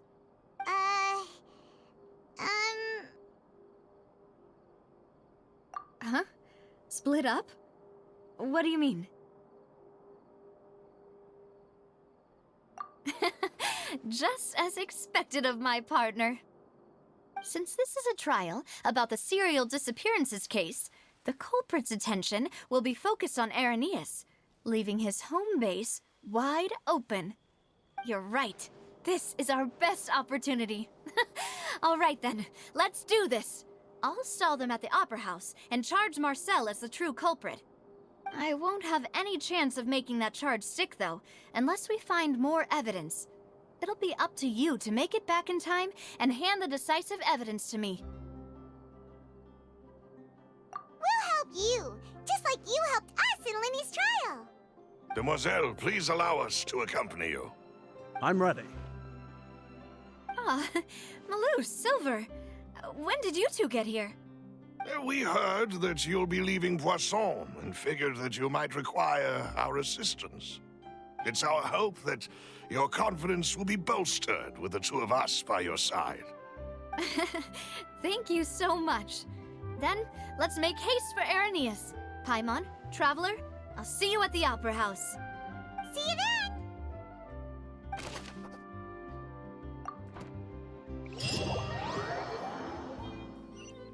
Now that Navia has set out for Irenaeus, we should also get going. The location has already been marked on the map, so let's head over.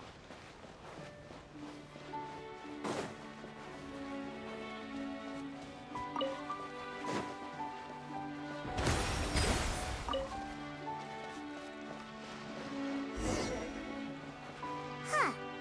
According to Malusa's info, the synth production base is underwater.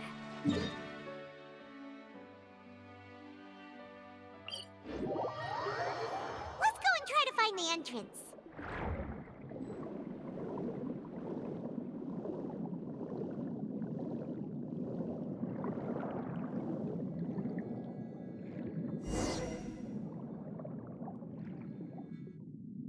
Finally found it! Huh. So this is the entrance that leads to the synth production base. Ah, you're right. An important place like this is bound to have a ton of protective measures and mechanisms.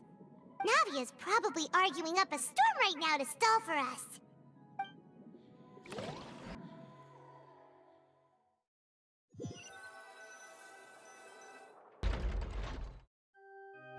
It would appear that I must repeat my question again, Mr. Tartaglia. Do you accept the charge that you are the true culprit behind the serial disappearances case? To be perfectly honest, I don't understand your country's complicated court system, or the reason why I'm being charged with something I've never even heard of. However, I did hear that people who have been charged can choose to participate in a duel to clear their name. Is that right? In which case, as long as I accept the charge, I can have an all-out fight with that champion duelist Clorend, right? I've got to admit, that's one of the most enticing offers I've ever received. When I privately sparred with her last time, she was obviously holding back. Real disappointing. Hey! Don't you understand? You're currently the prime suspect for a major case. This isn't the place for you to be looking for fights. Oh? Sounds like the Hydro Archon wants to lecture me on the ways of the Opera House. Then why don't you duel me too?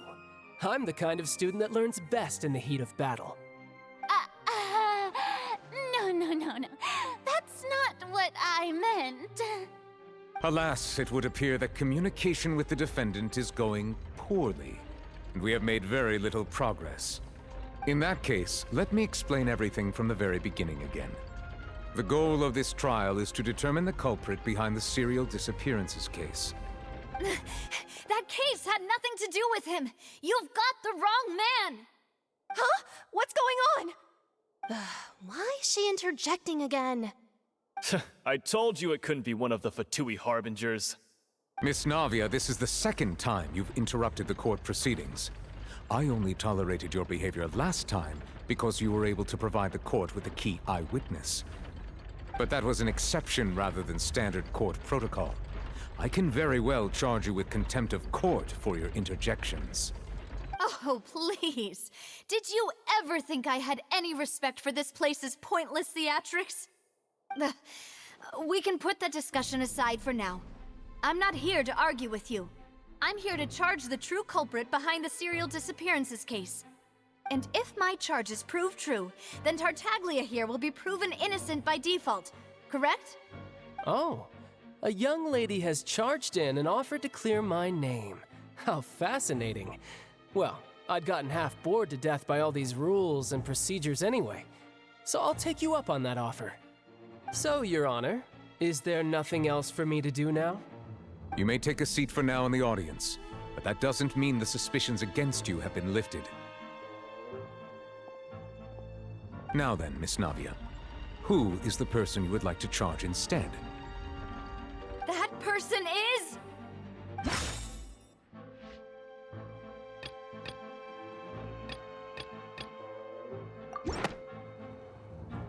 Marcel, the head of Confrérie of Cabrières!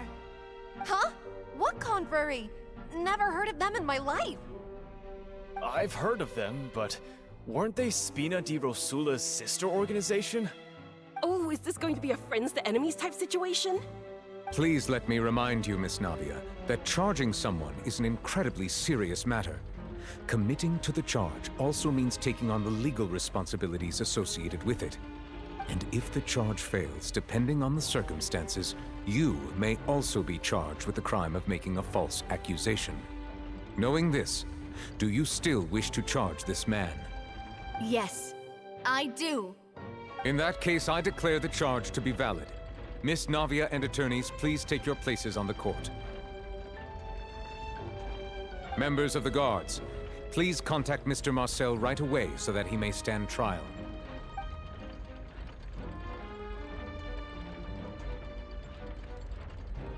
Mr. Marcel, you will not require an attorney. Is that correct? Apologies. It all just happened so quickly.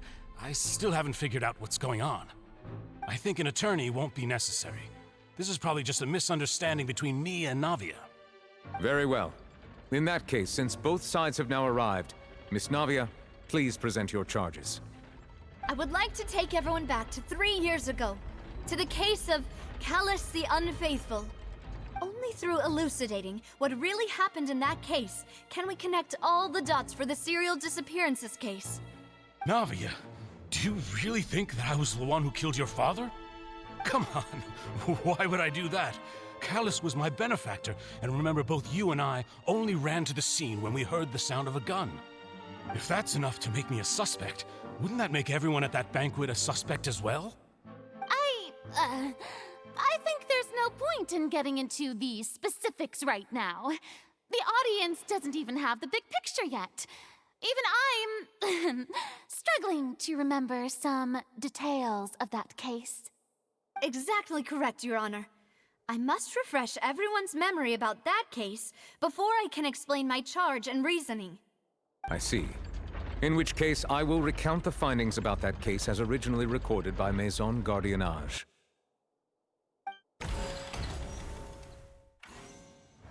On the day of the murder, Spina di Rosula hosted a large banquet in a countryside estate owned by the Confrérie of Cabrières.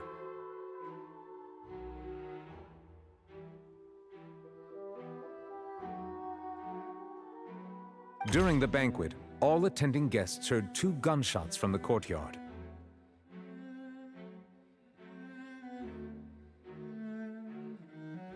When the guests arrived at the scene, They found the primary suspect, Callus, holding a gun, while his acquaintance, Jacques, lay dead from a gunshot wound.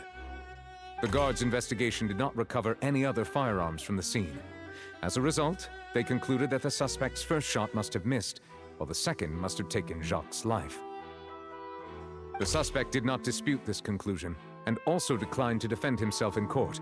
Instead, he chose to prove his innocence through a duel. Callus was defeated by champion duelist Clorand in the ensuing duel, and soon succumbed to the injuries. These are the known facts about the case.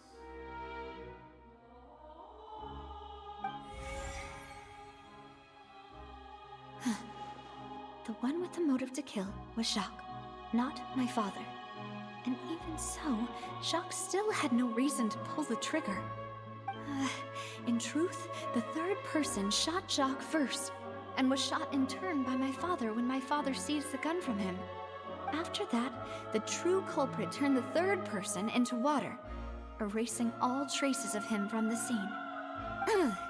Thank you for the summary, Your Honor. Of course, the guard's conclusion appeared quite sensible to us at the time.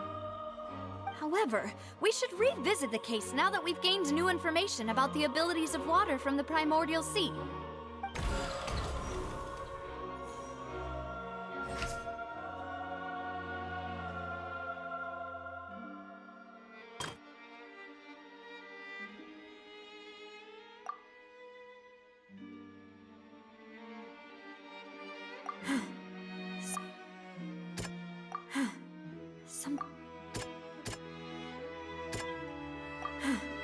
Something's not right. The testimony of the victim's family confirms that Jacques had thoughts of assassinating Callus when he set out for the banquet. However, in the end, he reconsidered, and instead shared everything with Callus, hoping to seek the latter's protection. Unfortunately for Jacques, the true culprit had already considered this possibility, and had sent out another assassin.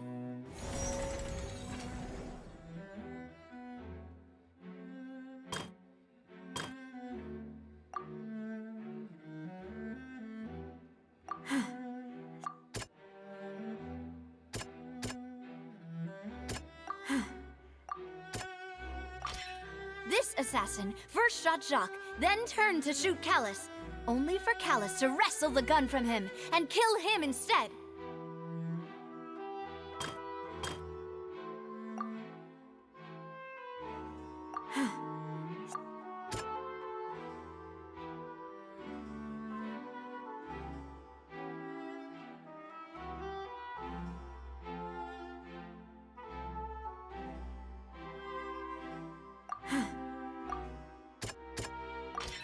A pile of clothing was found at the scene.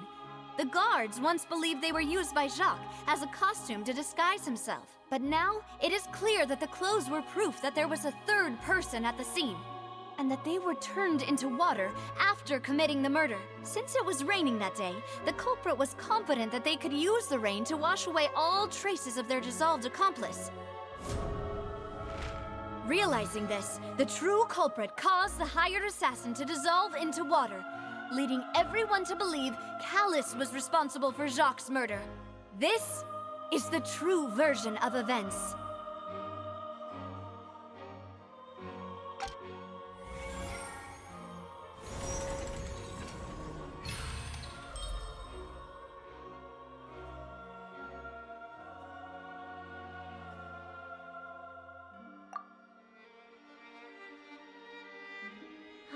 So that's what happened. Wait, you're telling me something as dangerous as water from the primordial sea has been used for all these years? What a great theory. It also explains Callus's and Jacques' respective motives. I guess they didn't shoot each other after all. Mr. Marcel, you are the one being charged with the crime. You should provide a rebuttal if you wish to prove your innocence. Ah, but I think I agree with everything Navia just said. In fact, there was nothing in her speech that directly implicated me. Then, may I ask some questions? In my opinion, we primarily need to determine two things. One, Do you have the evidence to back up your claims? I'm afraid not. At least not at this very moment. Boo! If you don't have any evidence, you should just go home! I may not have the evidence with me, but I know where I could go to collect it. If we look up the deserted clothes against a record of people who went missing around the same time, we should be able to find a match. Considering the serial disappearances case, the guards probably kept careful records of all missing persons from around that time, regardless of age or gender. That makes sense to me. Monsieur Neuvillette, I would consider this to be a reasonable investigative direction. Why do I feel like Farina's acting a little differently today? Maybe she's scared of embarrassing herself again? Alternatively, she's become more diligent after charging an innocent citizen in the last trial. My second question has to do with the ensuing duel. If the truth is indeed as you described, then why didn't Mr. Callis explain himself in court?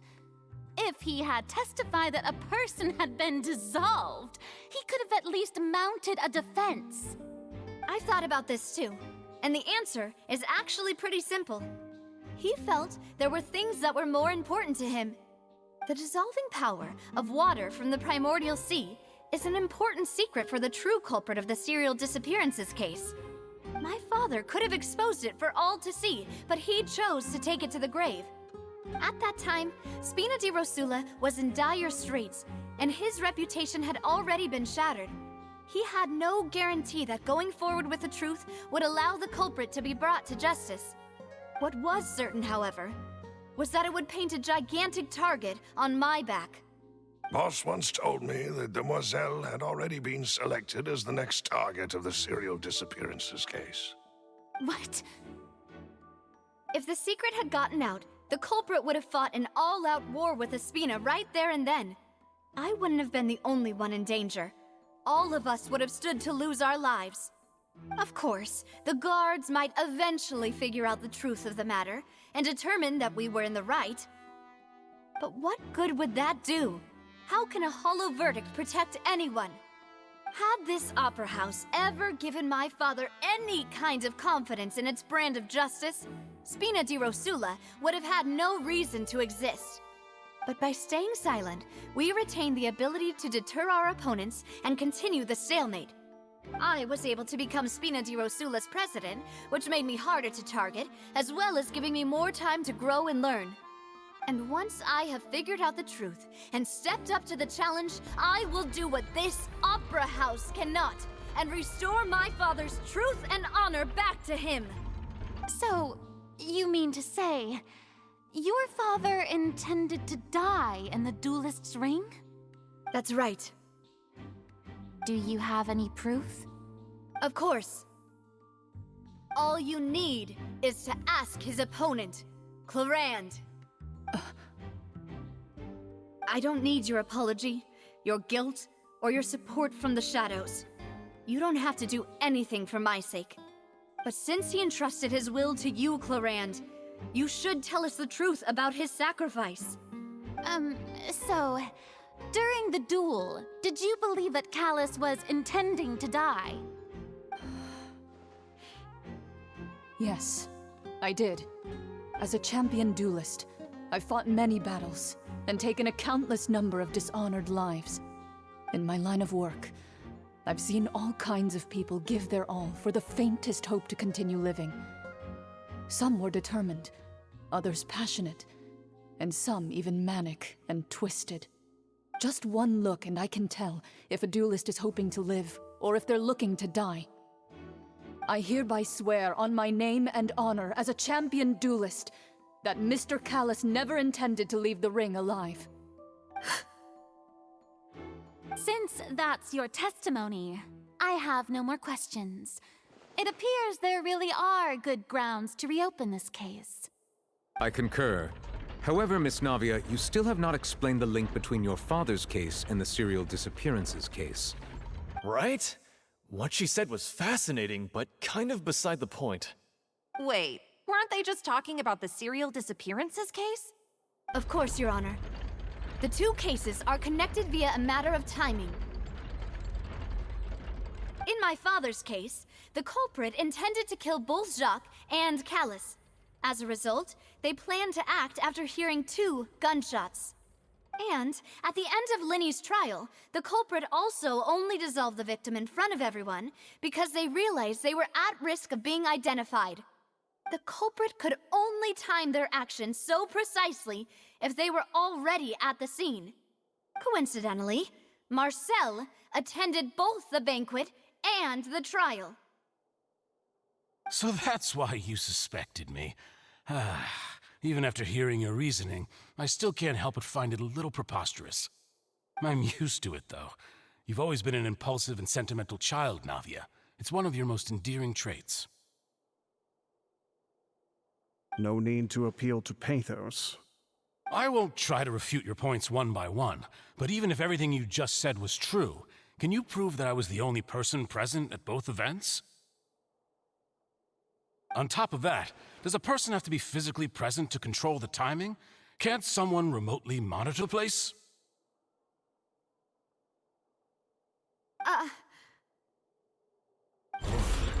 Know what she can say to that. I know that even with that, you might still think you can reduce the list of suspects with some further investigations, until I'm the only one left on the list. Alas, who won't feel at least a little hurt by an accusation of murder from a girl you see as your own daughter? But if I were to dismiss this completely, you'd also think I'm not being considerate of your feelings. Ah well, let Uncle Marcel teach you another lesson. Do you know what the biggest flaw in your reasoning is? I suppose you're gonna tell me anyways. It's timing again. I'm a businessman by trade. From that standpoint, there's no reason for me to kidnap young women. It's a high-risk action with nothing to gain. In addition, I left my home in Snezhnaya when I was young to come to Poisson and work in some trade. My business only thrived when I received Callus's patronage. But the disappearances began before I ever stepped foot in Fontaine. I do apologize, demoiselle. This was my mistake. No, it's not your fault. I'm sure he had come prepared. Is there anything else you'd like to say? Would you like to check the date of my first business license against the first known case of the serial disappearances? You can also take a look at my border entry records, or ask my friends and family when I left Snezhnaya for the first time. Could those records and testimonies do something to appease the unspeakable anguish in your heart? Seems like she got the wrong guy. At this rate, Navia will be convicted for falsely accusing him. I think you've done a superb job of dissecting your father's feelings as he neared the end of his life. But aren't you going against all of his wishes and expectations right now? He wished for you to become more rational, collected, and conscientious, instead of dwelling only on your own feelings. Once you've learned to be more considerate of others' feelings, and to stop rushing headlong into things, you'd have met most of his expectations. This isn't just about me, and it never has been. The biggest difference between me and the rest of the victims is that I still have the ability to search for the truth, while that same agency has long been taken from them. The people whose families were destroyed by synth abuse, the people who lost their loved ones to the serial disappearances, and the people who suffered tragic ends due to their sense of justice. Many people's images are flashing before my eyes. I'm sure some are coming to those of you in the audience as well. And whose image do you see, Marcel? Is it a man named Vacher? Oh, so you do know that name. I'm merely surprised you'd suddenly say the name of someone I've never even heard of. I was waiting for you to say that.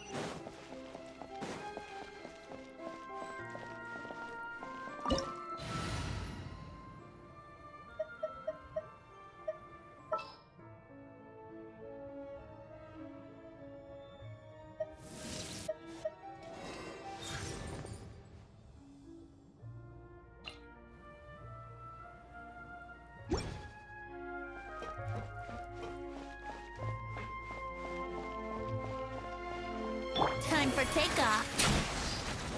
Here we go. Torn to oblivion! Vengeance will be mine! Beg for mercy! There is no escape! Go!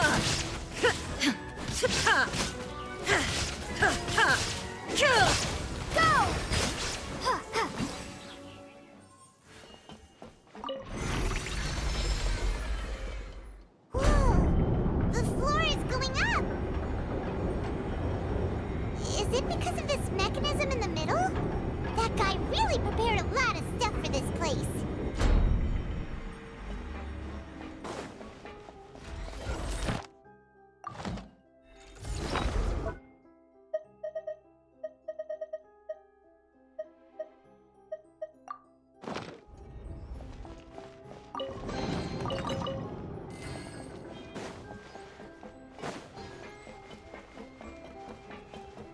Paimon thinks we need to go up, but Paimon doesn't see a way. Let's take a look around. Maybe we'll find a hidden mechanism that'll show us the way up.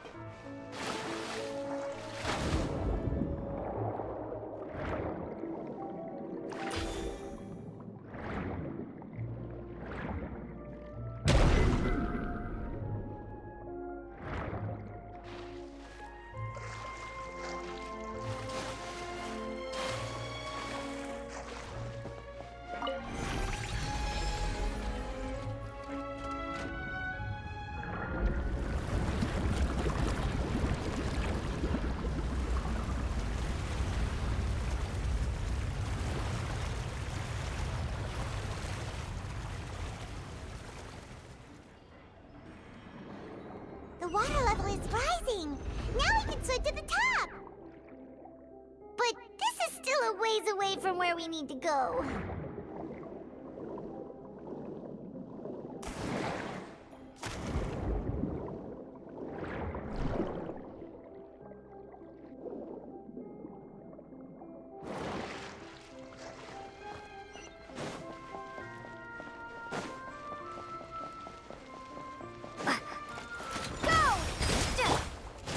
Shudder!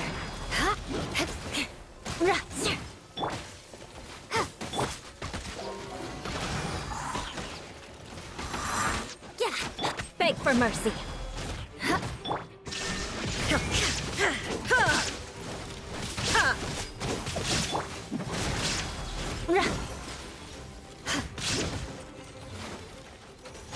Shudder! Brace yourself! Think you can get away? Crush! Here we go!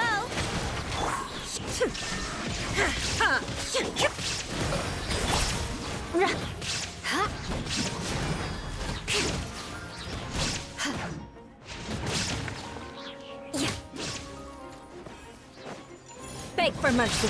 Shine down! Go! Brace yourselves!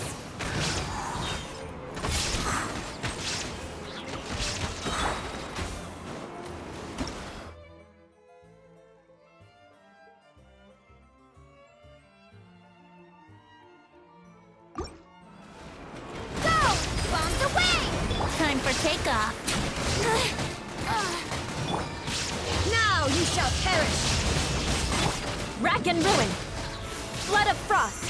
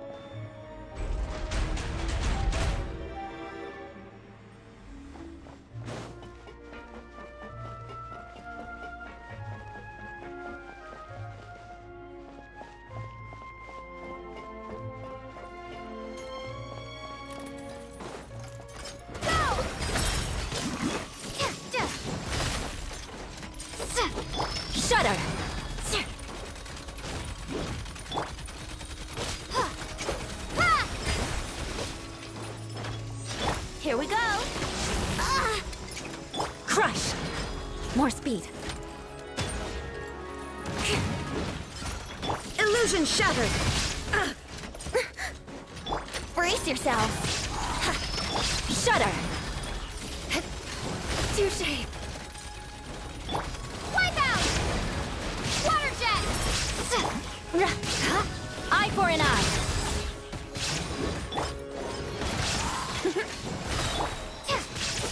Think you can get away? Wouldn't gliding be fast? Beg for mercy.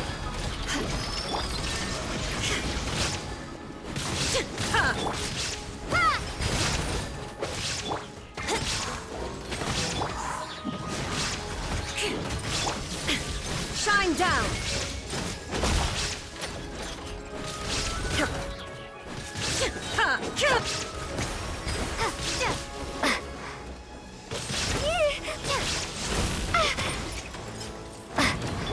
Vengeance will be mine! The odds are against us. Shudder! Torn to oblivion!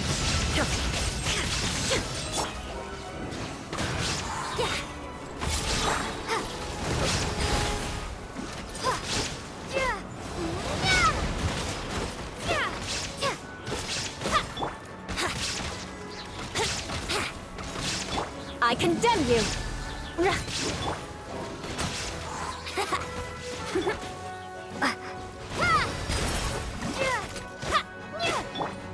Beg for mercy. Illusion shattered!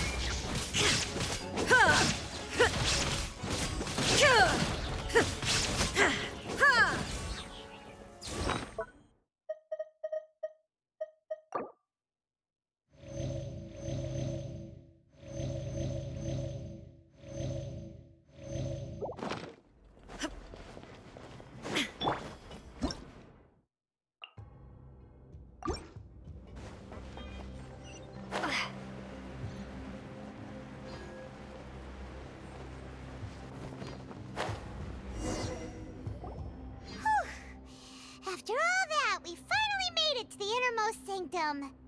Though, as expected, the mastermind isn't here.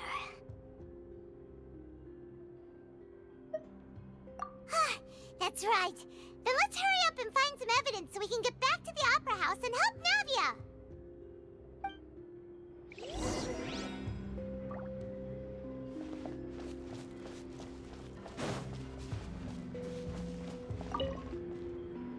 Let's see what's written here.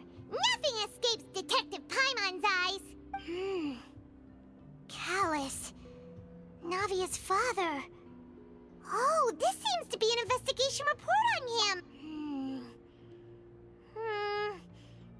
Yep, it's about finding someone to assassinate Jacques and Callus because of a lack of confidence that Jacques himself would go through with it. This should prove the existence of the third person, right? We still have not determined the exact content of the key information Callus has passed on to certain members of his organization. The old dog's a real menace to deal with. Even if he abides by the promise he's made to us, he will still have the upper hand. He can act whenever he wants to make our lives miserable.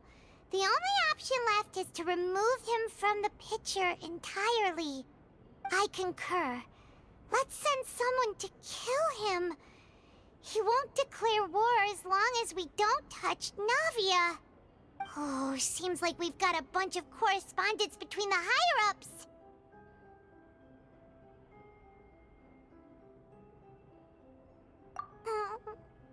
They're all just so evil.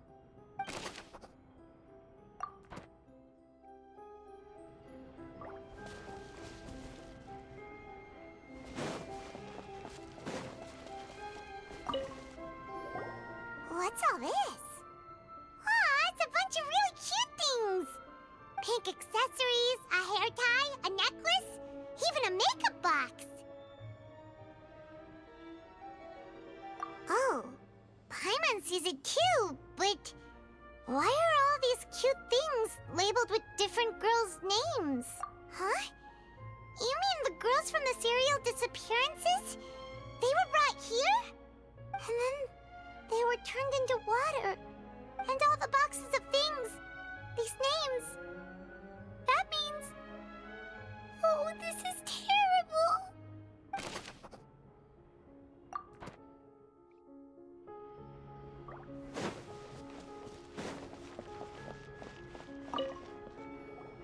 Whoa! There's so much synth here! And so many bottles of ingredients that probably just contain the waters of the primordial sea.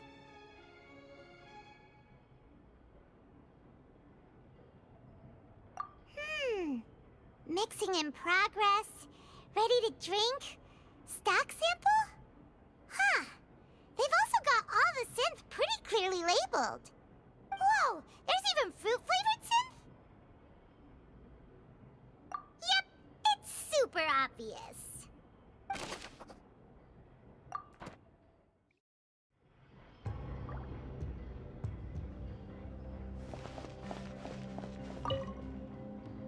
What's this over here? Looks like some kind of place for research. Experiment number 16 aims to verify Jacob Ingold's research conclusions on the primordial sea and use his theory as a foundation to achieve a breakthrough. The experiment was a failure. No individual managed to resurface from the water from the primordial sea. Female specimens 22, 23, and 24 were dissolved.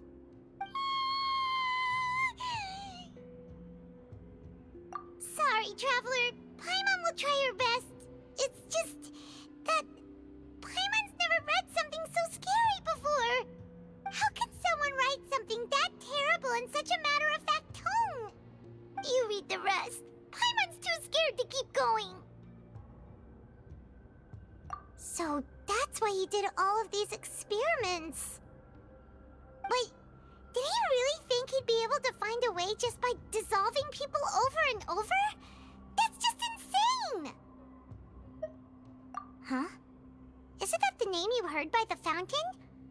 Paimon thought he was an eyewitness in the serial disappearances case. You mean Vache is the one who did all of these... experiments? So that's it! Vache was no victim, but personally took his lover and... No, that's not it either! If that's the case, why would he want people to resurface from the water? In any case, Paimon will write it all down.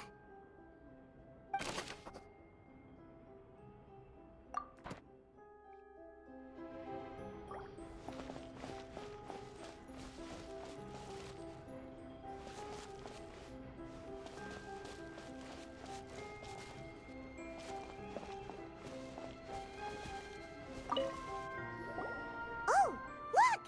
There's an important-looking basin over here, and it's full of water! That means this is where they make all the synth! And that special water is the main ingredient! If you dilute it with normal water, you'll get synth, but the pure stuff can dissolve a human! Paimon will take notes on this incriminating evidence.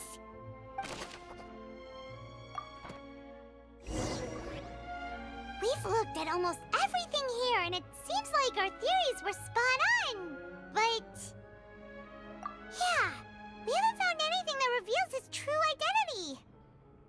No wonder even Neuvillette wasn't able to find anything. Whoever it is probably destroyed everything to do with that name a long time ago. That way, even if we bring all this back to the opera, we won't be able to identify the true culprit. Sure thing. Paimon won't admit defeat to this guy either.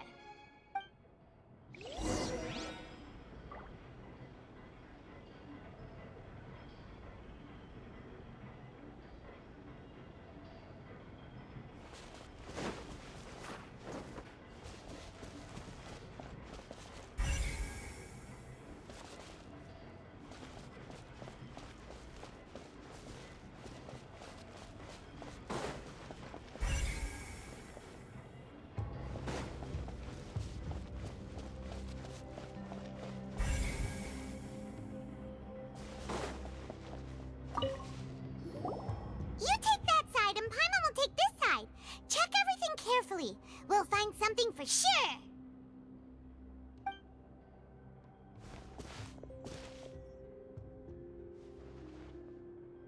Ugh. Nothing at all. And Paimon can't even find snacks either.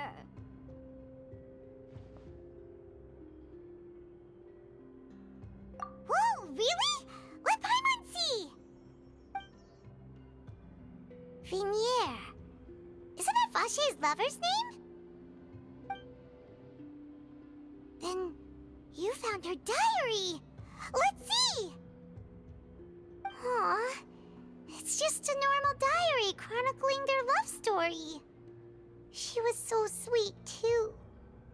Oh, Paimon feels even worse for her now.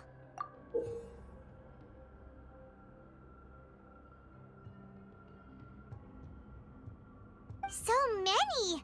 A whole page's worth! But they're all crossed out. Was she unhappy with all of them? The final name she decided on was... Marcel. Wait, but Marcel's pretty old. Has this case been going on for so long that he's Vache and Vinier's grown son?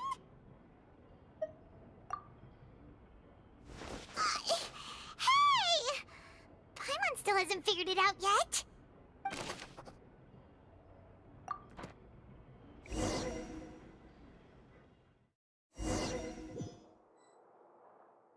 And whose image do you see, Marcel?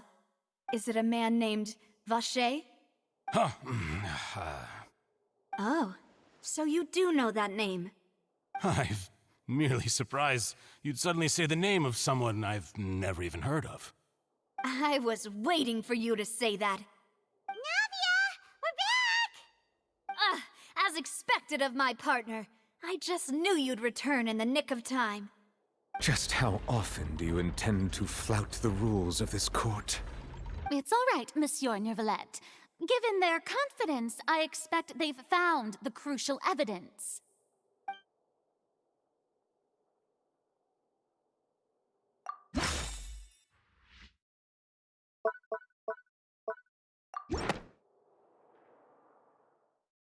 But the truth of it, Marcel, is that you've always been Vache.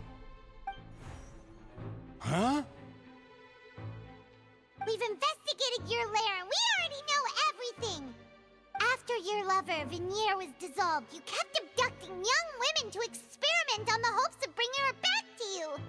You even created Marcel as a new identity and destroyed all records of your past as Vache!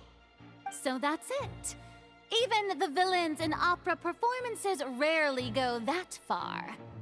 And with that, Marcel's motive has now been established.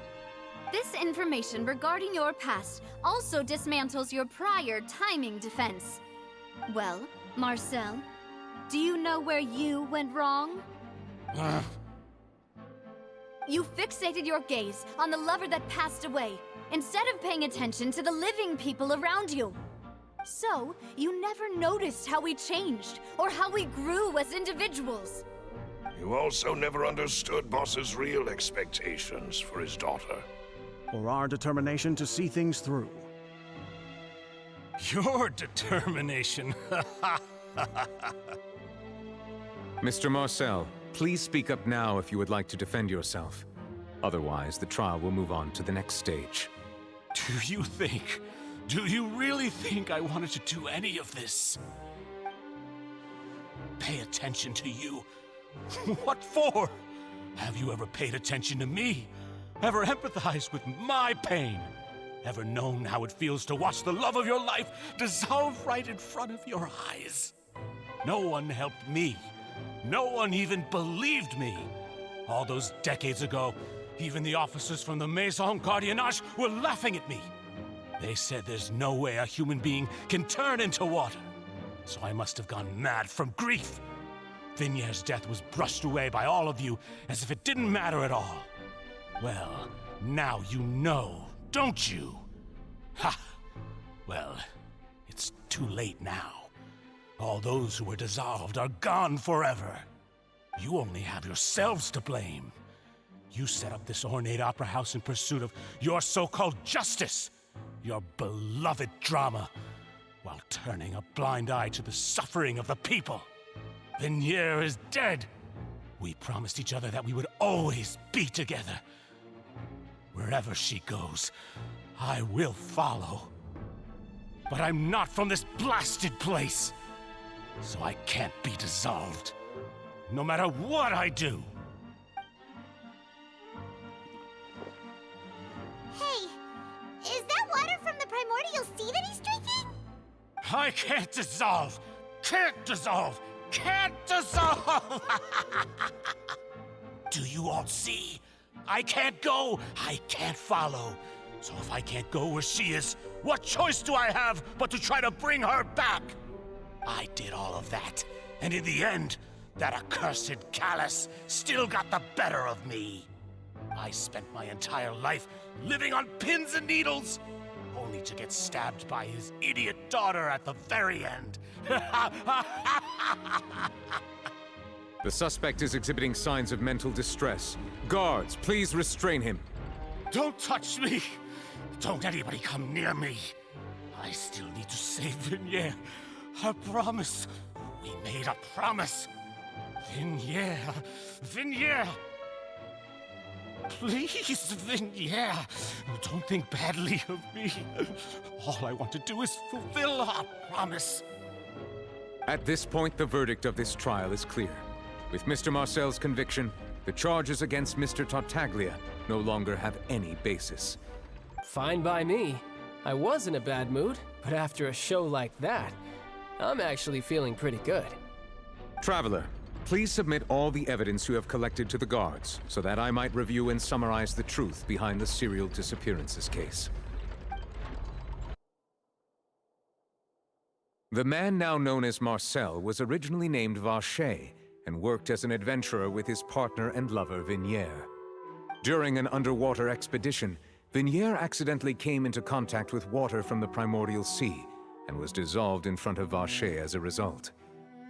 Vacher learned of the primordial water's existence through the work of others and began to kidnap young women for research, with the goal of discovering a method to restore Vignier back to life. To cover his tracks, he invented the new alias of Marcel and began to operate a business in Poisson. During the course of his research, Vacher discovered that a diluted concoction of water from the primordial sea can induce feelings of euphoria, and began to manufacture and market synth. However, as he accumulated wealth to fund his continued research and expanded the scope, he came into conflict with Spina di Rosula. After exchanging blows with Spina di Rosula for many years, Vacher decided to assassinate their president Callus at a banquet.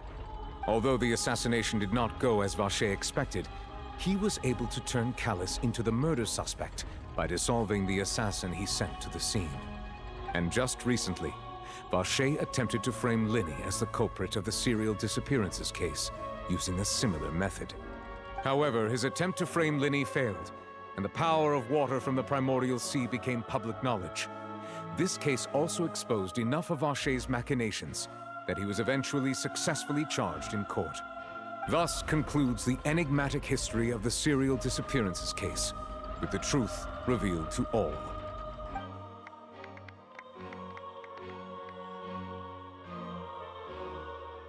The Oratrice will now deliver the final verdict regarding the charges against Mr. Vacher.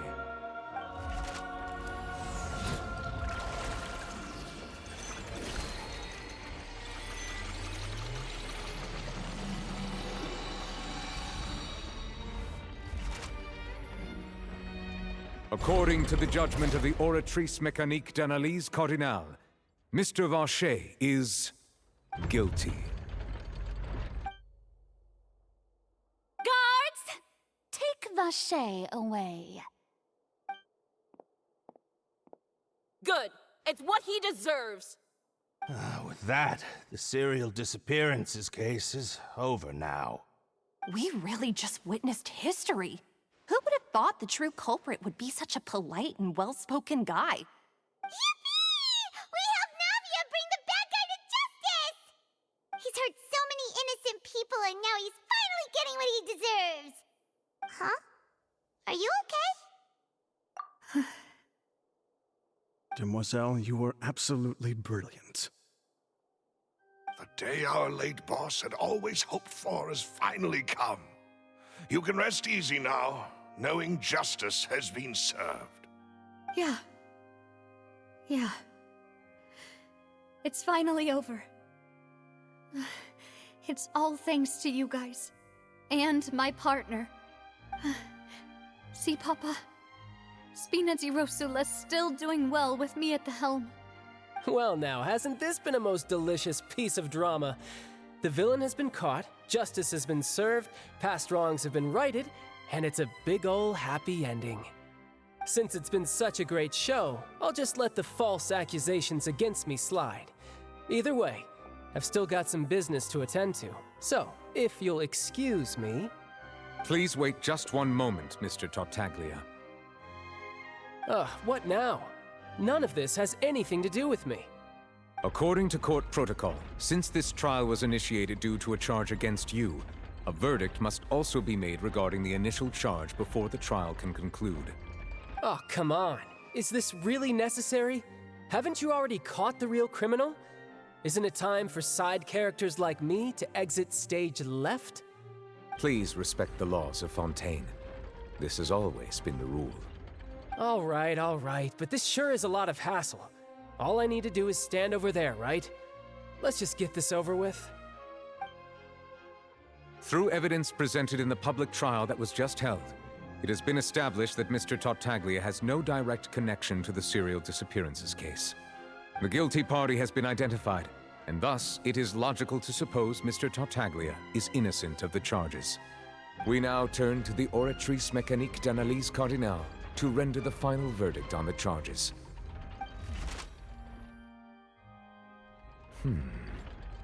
According to the judgment of the Oratrice Mécanique d'Analyse Cardinale, Mr. Tartaglia is guilty.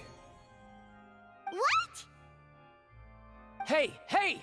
That's not funny! Didn't you just say I'm supposed to be innocent? What's with this verdict? Is your justice machine malfunctioning? Huh?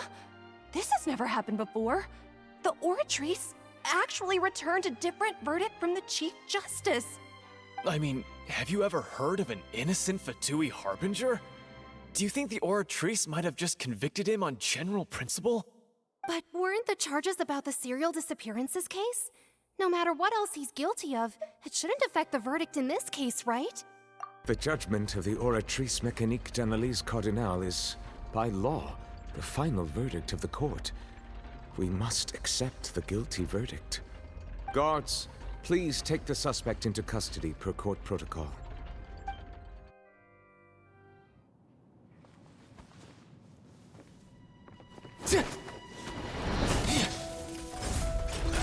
So this is how justice is done in Fontaine.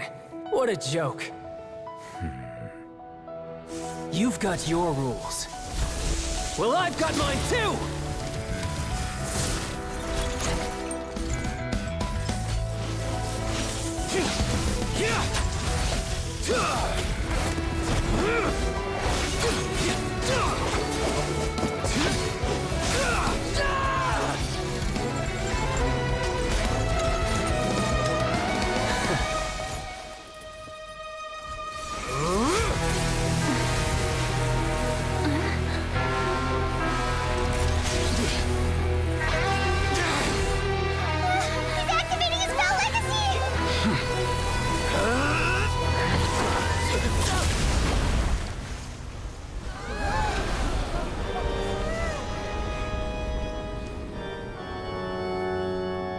I am sorry.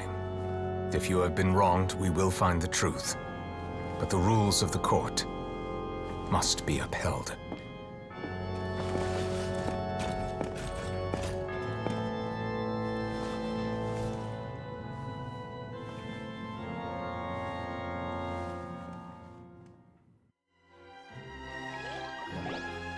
Hey, Monsieur Novelette, what's going on?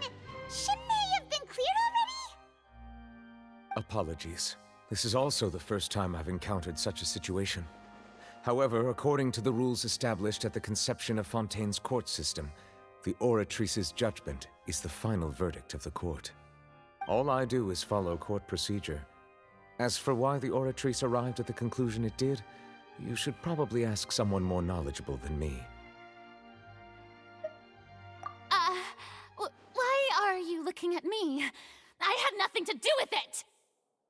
I don't know what happened there either! Hey, stop staring at me! What does Lady Farina mean by that?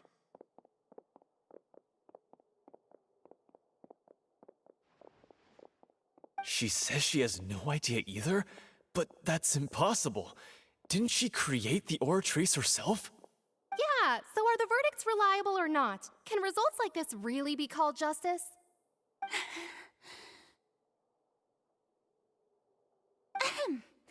My dearest citizens, did you really think we'd allow an incorrect verdict to be handed out in this court? Did you really believe that the judgment could be mistaken or be the result of some sort of random mishap? Don't tell me you thought even I had been blindsided by the Oratrice's result. But the way she looked just now, it was pretty obvious she had no idea what was going on. However, given the state of things, I shall give you an explanation.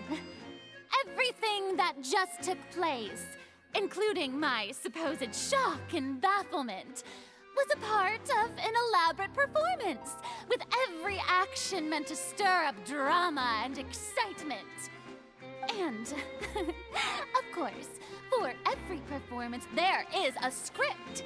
Everything has unfolded exactly as I expected from the very beginning.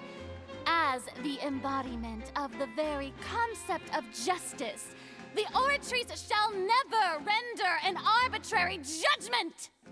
If you thought Child had nothing to do with the serial disappearances case, it is only because you've been blinded by the superficial appearance of innocence. Everything he's done, not to mention the danger he poses, are beyond ordinary comprehension and completely unforgivable! All shall be revealed in time. You will come to understand my noble intentions, as well as the absolute correctness of the Oratrice's verdict.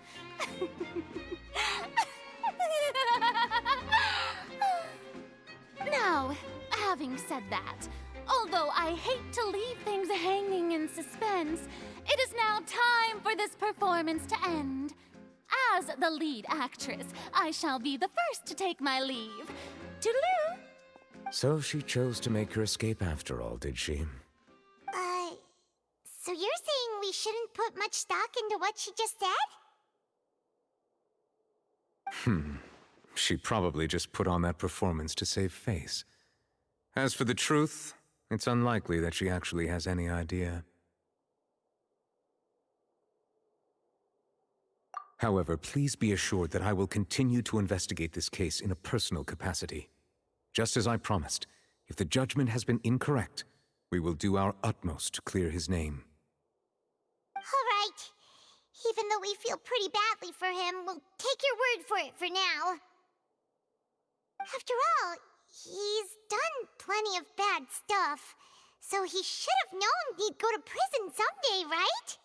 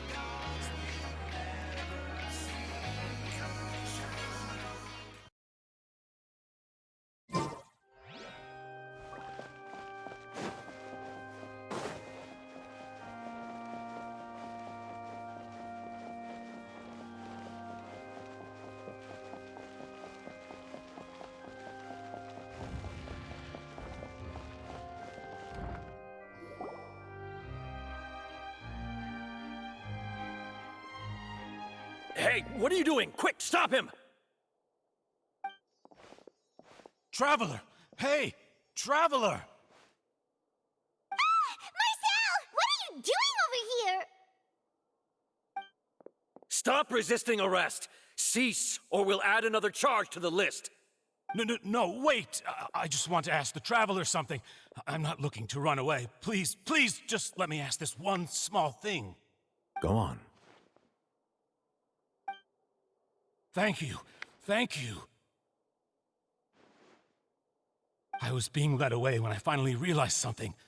Where did you first hear the name Vache? I erased all records of that name.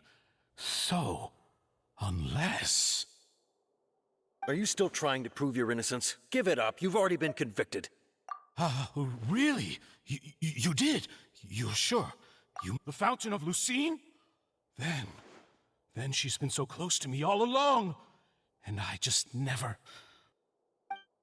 Please give me a chance to talk to her again. Just let the Traveler take me to the fountain to see her one last time. This is the last request I'll ever make in my life. You can do whatever you want to me afterwards. I don't care. What? Give an inch and you want to take a mile? Do you think serial killers get to make requests like that? Paimon agrees. Why should we give him what he wants when he's only done a ton of super terrible things? This request, is it worth as much to you as your life? Of course! Wait, no. It's worth even more than my life. Humans. Will they betray the instinct to live just to satisfy spiritual needs? Very well. I will grant your request. Your Honor, I fear that... I will go with him. You do not need to worry about any escape. In that case, I shall leave him in your most capable hands, Chief Justice. Thank you, Your Honor.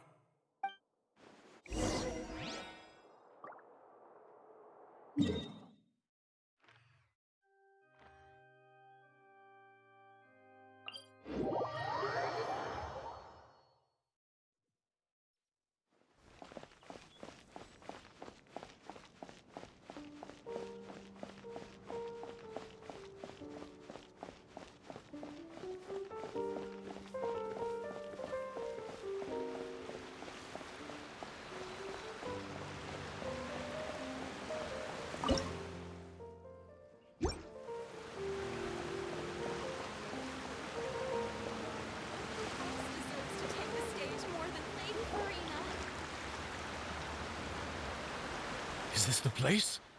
You said she's here, but what do I need to do to see her?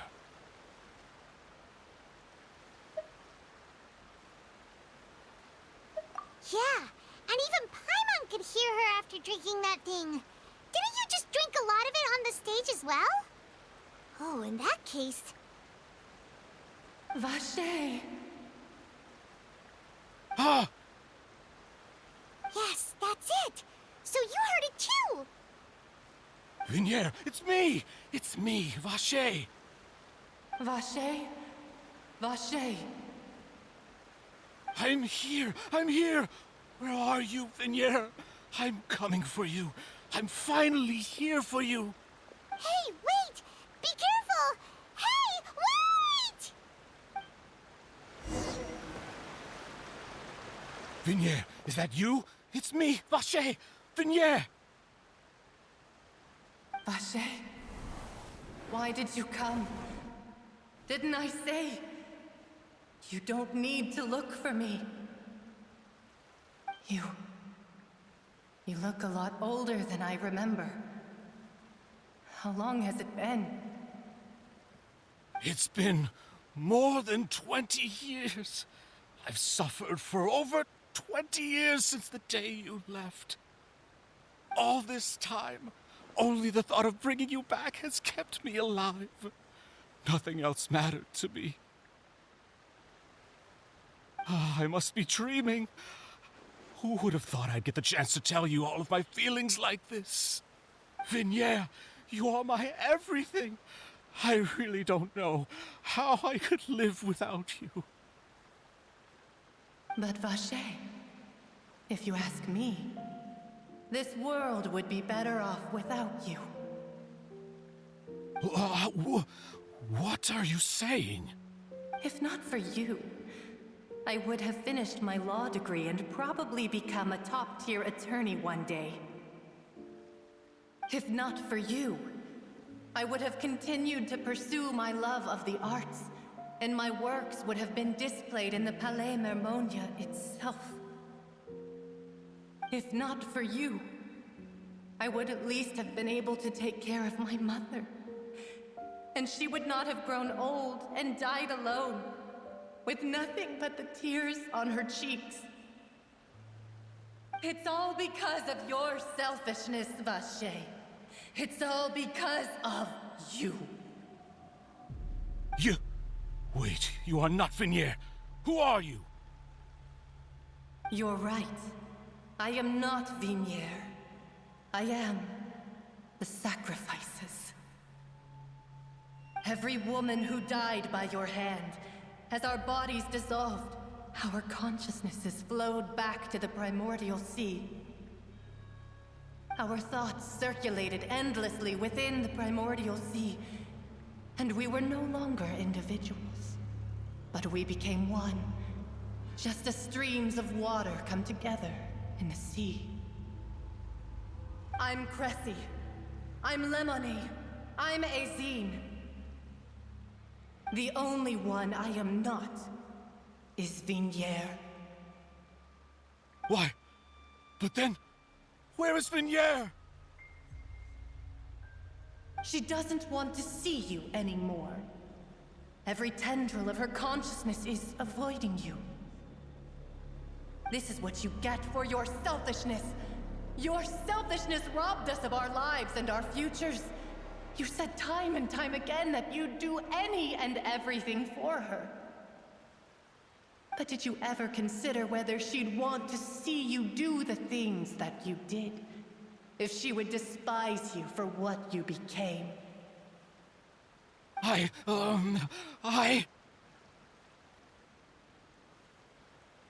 You are a liar, a heartless murderer, and a cowardly narcissist.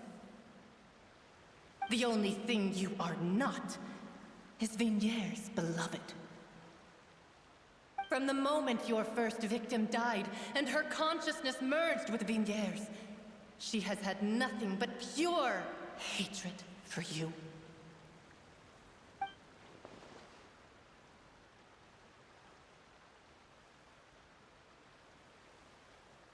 No! Vignier! She can't hate me. Let me see her, please. Have mercy. You still don't understand. When I said don't look for me, that came from the real Vignier. She really doesn't want to see you anymore. But on top of that, she also said that because it's her final drop of pity for you. She said that because she knew that if you did come here, we will show no mercy to you. Vache. Vache? Vache. Vache. Vache. Vache. Drown.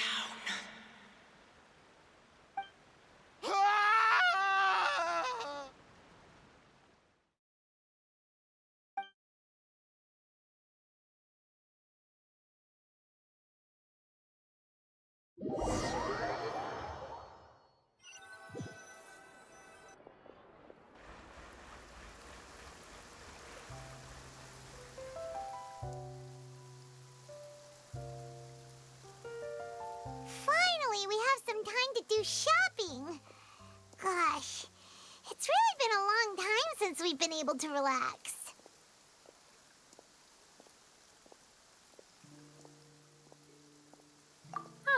Well met, partner. I knew something great was going to happen when I woke up in such a good mood today. Even this weather can't put a damper on the demoiselle's mood. It's a pleasure to see you both again. Oh, hey, Navia! It's been a few days. Paimon's already started to miss you. Oh, now that I believe. I'm easy to work with and always bring home the bacon. Who wouldn't treasure having a partner like me? Sounds like you're really enjoying life these days, Navia. What have you been busy with since the trial? It's just been one thing after the other. I've been making non-stop trips between Poisson and the courts in Sen. Everyone from Spina di Rosula organized a memorial for my father. We never held a memorial when he first died, since everyone knew that even if we held one back then, no one was going to come. This time, though, everyone in Poisson, and even many people from the court, all attended. So his name's definitely been cleared now. That's what we like to hear. It's been the dearest wish of Demoiselle all along. That blasted stubborn fool. I was right to put my faith in him. I'm so glad I didn't give up on the case all those years ago. Oh, by the way, I ran into Charlotte just after I left the memorial service. Well, maybe it'd be more accurate to say I knew she would be there, and there was no way she'd just let me go. Huh? So you know Charlotte too? The Charlotte? Journalist from the Steambird? Yeah, way back when I first became the president of the Spina di Rosula, she was all over me. Wouldn't take no for an answer. I believe the story was called The True Heart of Darkness, Secret Tales of the Yellow Rose. To be fair, though, it was a really flattering feature. So, we've been on pretty good terms ever since. She was trying to lean on our friendship to get me to do an exclusive piece on the serial disappearances case. Oh yeah, she told us about that. She's always been super interested in that case, so now her wish has finally come true too. Anyway, I told her to make sure that when she writes about you guys entering the opera house with the critical evidence, that you both sound really cool. Now that's another thing to look forward to. We trust Charlotte's skills with a pen for sure. Oh, and in other news, I also took Clarand out for a meal. Oh, are you two on better terms now? While you were investigating Vaché's headquarters, Clarand gave testimony on my father's behalf. It was thanks to her that we were able to turn the tide. I wanted to thank her. I mean, there's also no point in being awkward all the time, so we took the chance to reconcile with each other. Oh, that's great. Paimon also thought Clarand wasn't actually a bad person. It's always good to have more friends. Anyway, now that the case has finally been solved, perhaps it will slowly begin to fade from the public consciousness. Oh, actually, there's still one last thing I need to do. What is it? I should pay a visit to my father's grave and tell him the truth of what happened, as well as how it all ended. And on top of that, just how much people still look up to him to this day. That includes me, too. Miss Navia. Indeed. We want to go too! We also think Callus is a really admirable person. Sure thing. I'd like you two to share the moment with me. After all, without you, there might not have been such a positive ending. And in that case, everyone, let's be off. Considering the recent weather, we'll be lucky if we can reach Poisson before dark. Yeah, you're right. It's been raining non-stop for a few days now.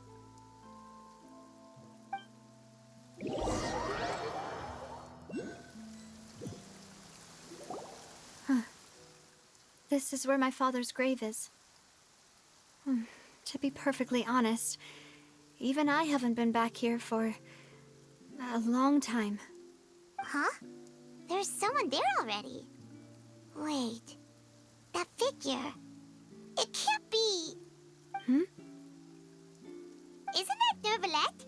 Why would the Chief Justice be here? Huh? Navia?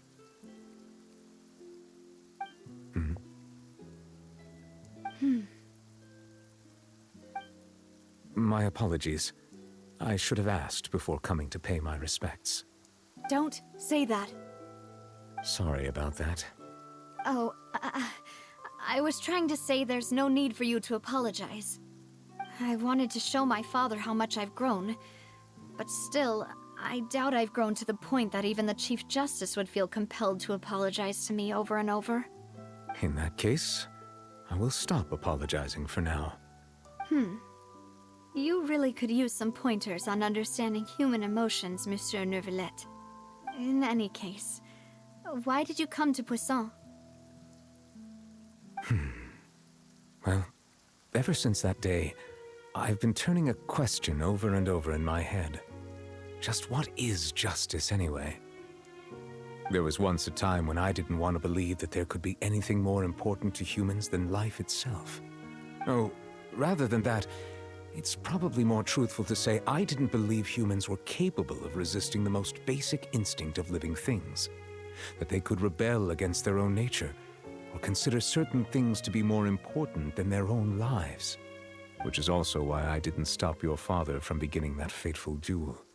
I believed that a truly innocent man would never throw away his life like that.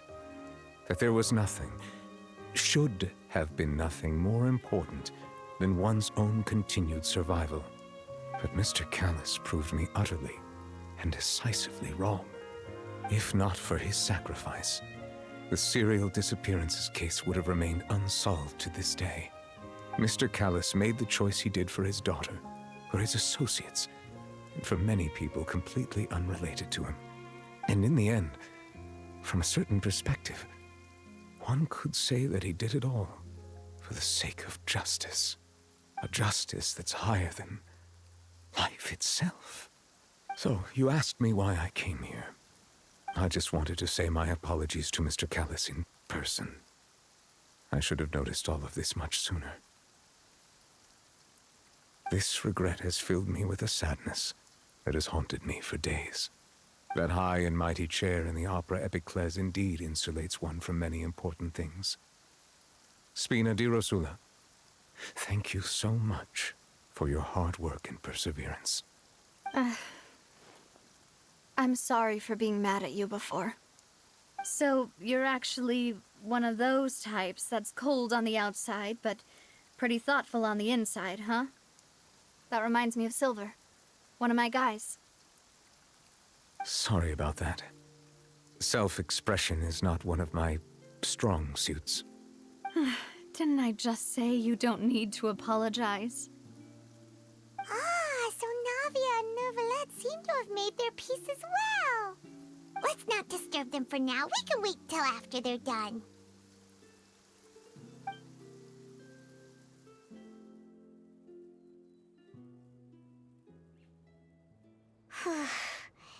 Paimon's never paid respects at someone's grave before.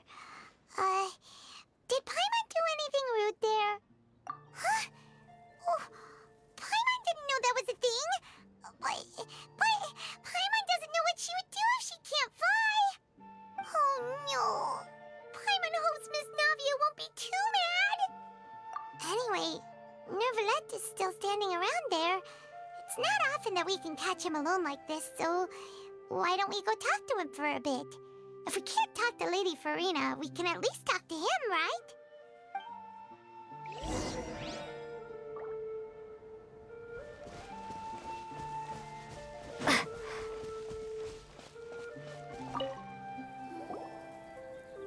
Oh, it's you two.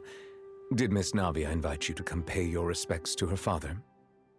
We ran into Navia on the streets today, so we just followed her here. I see. Then is there something that I can help you with? Well, it's pretty hard to run into you like this since you're usually super busy. So we figured we could try to ask you a few questions, if that's okay. Please feel free. Though outsiders, you helped us solve one of the greatest mysteries in Fontaine, and it would be my pleasure to return the favor.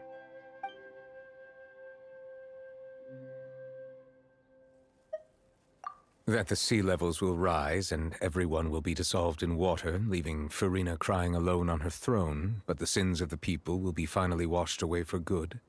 Does that appropriately summarize the version you've heard? That's right! It was Linny that told us back then. And that about covers all the main points.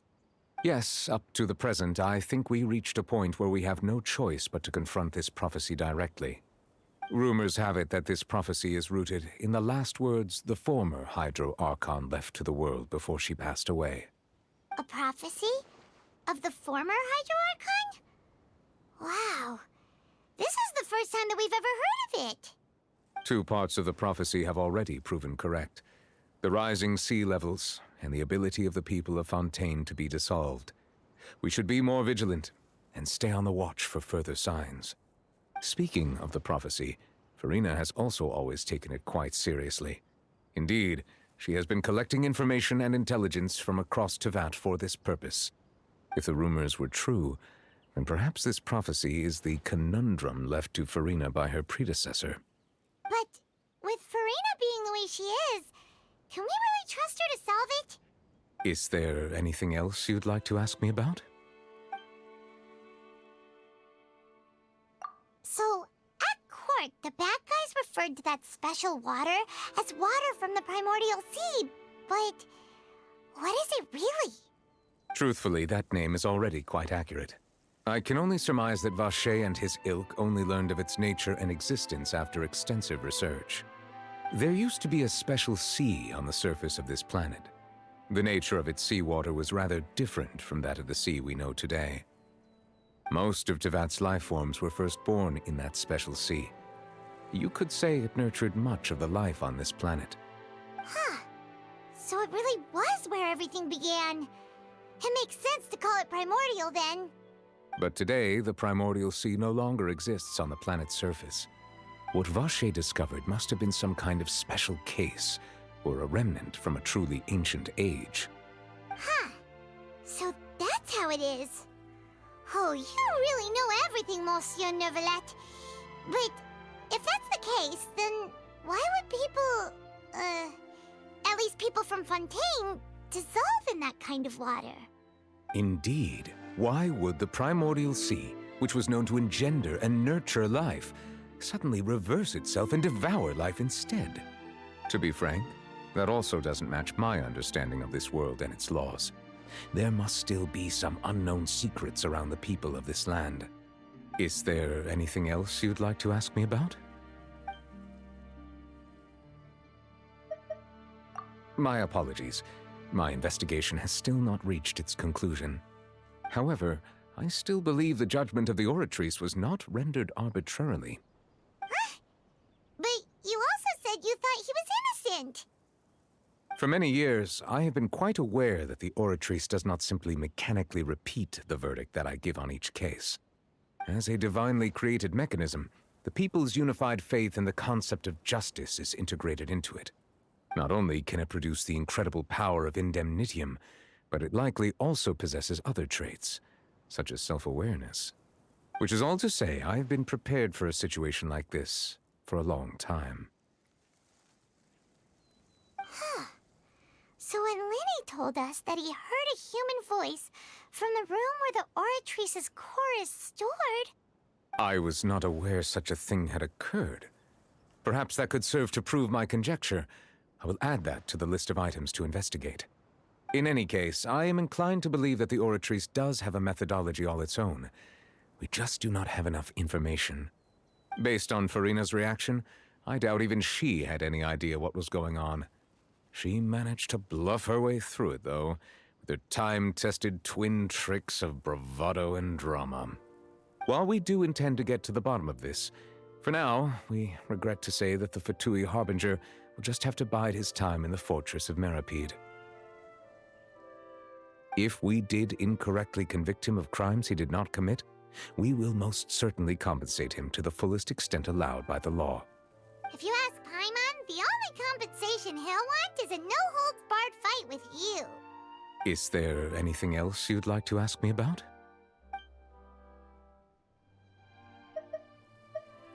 Your sibling, another blonde-haired traveler. I'm sorry, but I've never seen anyone who matches that description. If he ever stepped foot in Fontaine, I'm sure he followed our laws to the letter and had no reason to appear on the stage of the opera Epiclese. Is there anything else you'd like to ask me about? Very well. It was my honor to provide you with what answers I could. I very much enjoyed conversing with you. It will soon be time for me to leave this blissful tranquility behind and return to Palais Memornia. You really are super busy, Monsieur Neuvillette. Paimon thought you only came here to pay your respects today because you had the day off. Crime and villainy do not have the day off, and so justice must work around the clock as well. This is merely the nature of a justice's work. All right. You've got a point. Huh? Paimon just noticed that the rain has stopped.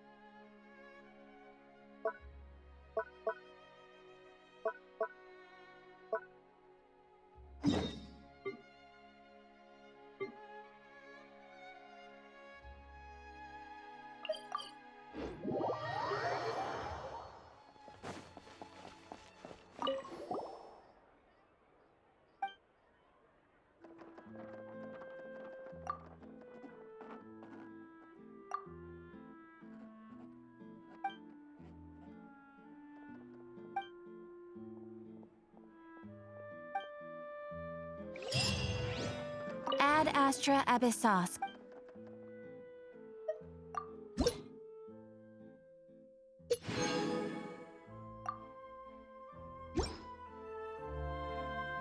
Ad Astra Abyssos.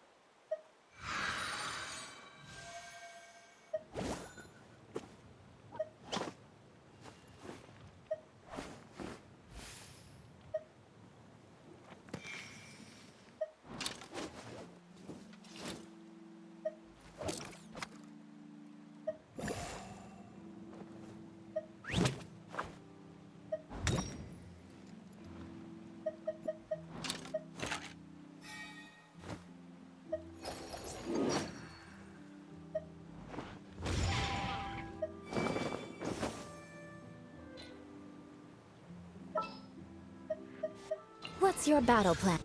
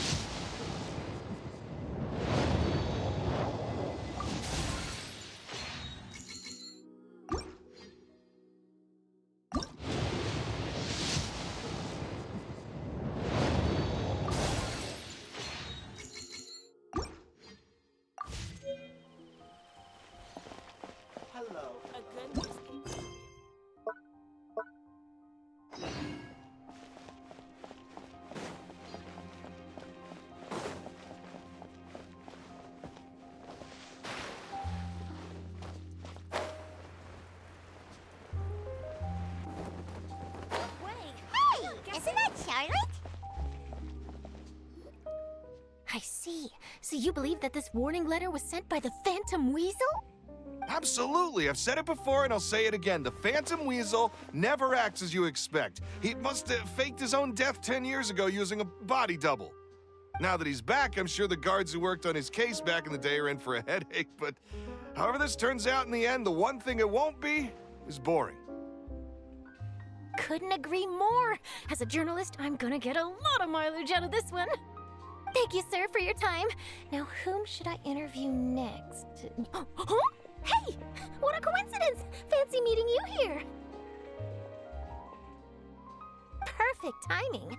So, the Phantom Weasel's latest warning letter. What are your thoughts?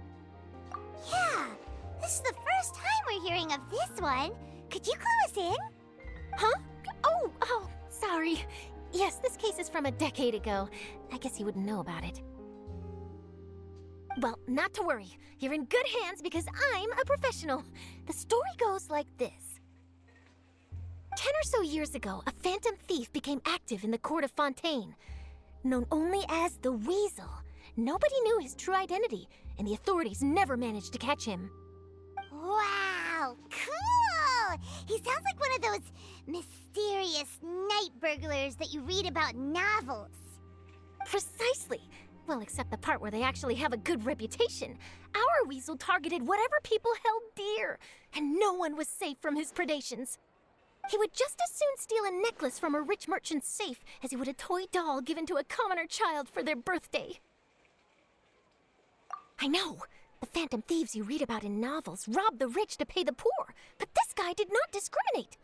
Unsurprisingly, this didn't work wonders for his public reputation. Every man and his dog wanted to see him behind bars. Yeesh. So, did they catch him? Not exactly. There's a good chance that the weasel would still be at large to this day if it hadn't been for an accident 10 years ago.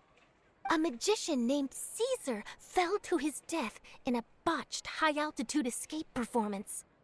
When the police went through his personal effects, they found a hoard of stolen loot and gadgets used for criminal activities. And that was how the Phantom Weasel's identity was revealed to all.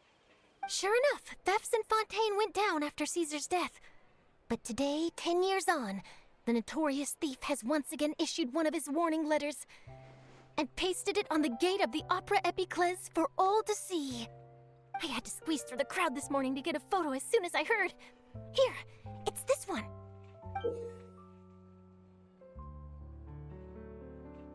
So, this is the warning letter, huh? Let's see what he wrote. 3 days from now, when evening falls, I shall take from you that which you hold most dear at the Opera House, just as you did to me 10 years ago.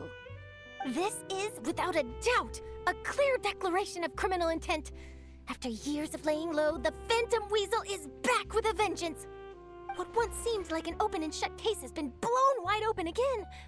But why has he reemerged now? And what does he want? I sense an epic scoop, and I'm going for it. Uh-oh. If this thief will steal anything that other people value, does that mean even we might be targeted? Really? Oh, let him try. In fact, Hyman's gonna eat all our snacks right now. Let's see what he can do about that. Okay, the people have spoken. It's clear that the public are very concerned about the Phantom Weasel's reappearance.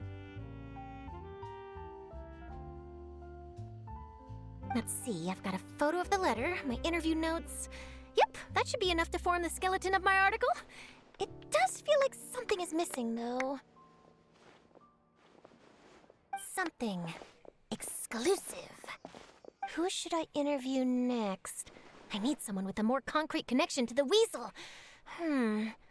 Is that who I think it is? Lenny!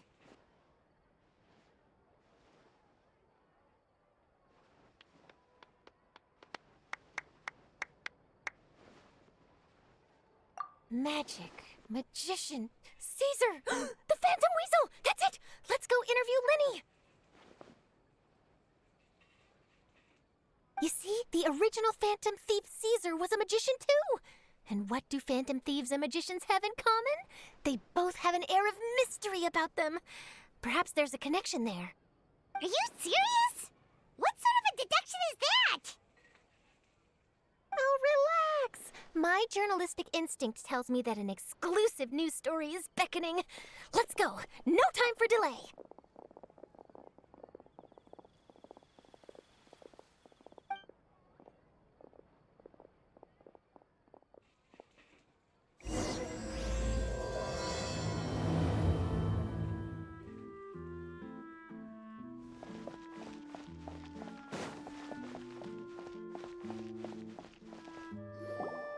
Wow, Mr. Magician! How did you know which card I picked? Oh, it's simple. Come closer and I'll let you in on my secret.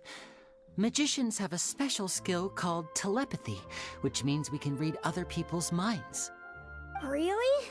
Then, what am I thinking now? Well, first you need to relax, because I can see that you're clenching your fist in your mind, as if to say, no, I mustn't let him guess it. Aww. And now you're getting a little flustered. You're trying to find a way to empty your mind, to think of nothing at all. But the more you try to hide a secret, the easier it'll come out. You snuck out from home today, didn't you? You told your family a little lie so you could come out and play.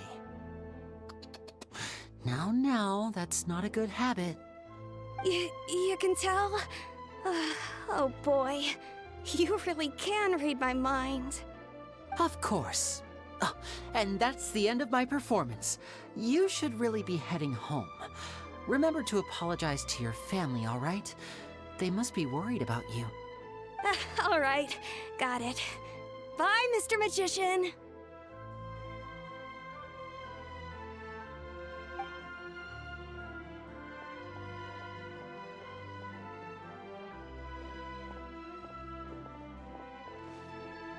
Hey, Lenny? Why, hello. We meet again. Are you looking for me? What's the situation? Well, why don't you guess, Mr. Telepathic? Oh, please. You didn't believe that spiel, did you? The power of telepathy is quite beyond me. I'm sure that child would beg to differ. Seemed like you were right on the money. That was nothing more than a little trickery. I made an educated guess based on his micro-expressions. That, plus the fact that he was the only kid here without his parents, and he looked as guilty as sin. He made it easy for me. You guys, on the other hand... let me guess. Don't tell me you're here for the Phantom Weasel, are you? Wow, got it in one! Is this more of your trickery at work? Wait, really? No trickery this time. It was pure luck. His warning letter's been the talk of the town, so I figured that maybe you were asking around about that. Bingo! I plan on writing a column reporting on the latest news about the Phantom Weasel. So, Lenny, what are your thoughts on this infamous thief's reappearance? To be honest, it makes me angry. Angry? Why? You read his letter, right? The Phantom Weasel claims he's planning something in 3 nights' time at the Opera House. That's the night I'll be performing there.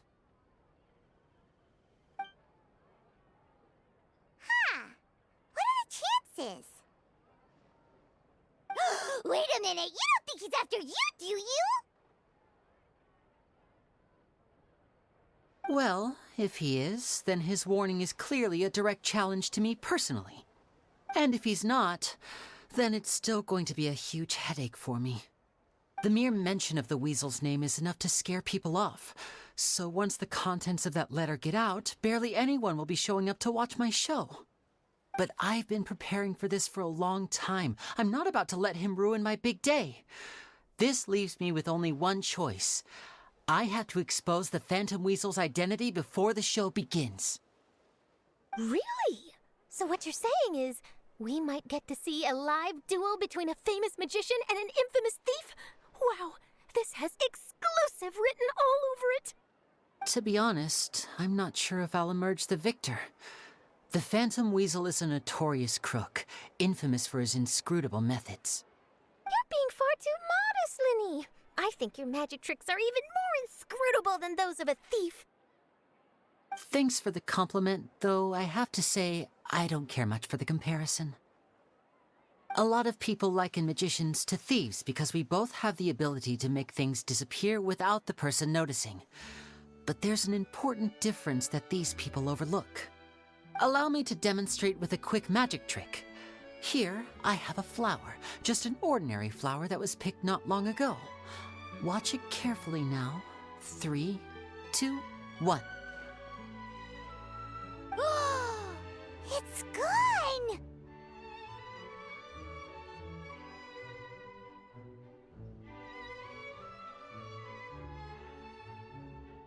That's the question. Where did it go?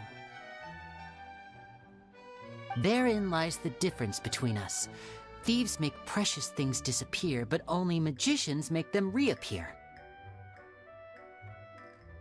If I could now invite you all to check your clothes, there might be a surprise in there somewhere.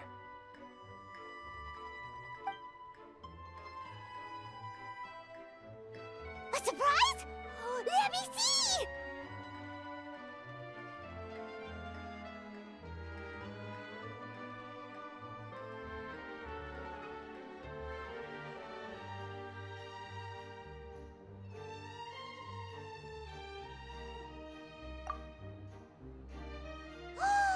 It's right there! But how? You haven't moved this whole time! What an outstanding trick! Sorry, Lenny, it seems that my previous praise was woefully inadequate. Clearly, magic is the superior art form to theft. Don't worry, I didn't take offense. I just wanted to take the opportunity to perhaps change some of the preconceived notions you might have about magicians. Since Caesar's death, a lot of people associate magicians with criminality. It can be quite frustrating. I can imagine. Coming back to your trick just now, might I presume that you are well versed in floral symbolism? For example, magicians often use rainbow roses in their flower-related performances to represent passion and romantic encounters.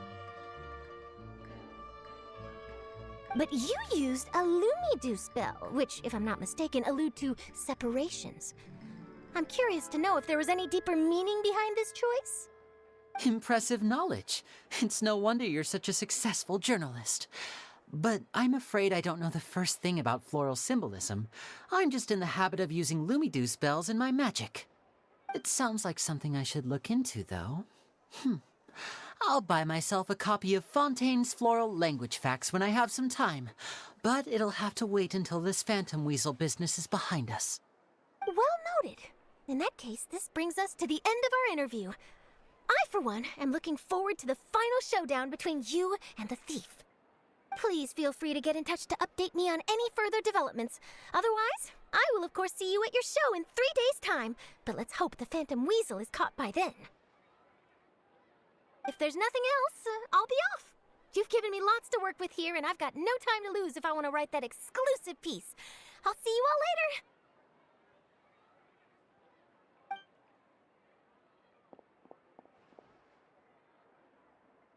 So, Lenny, are you gonna tell us how you did that flower trick now?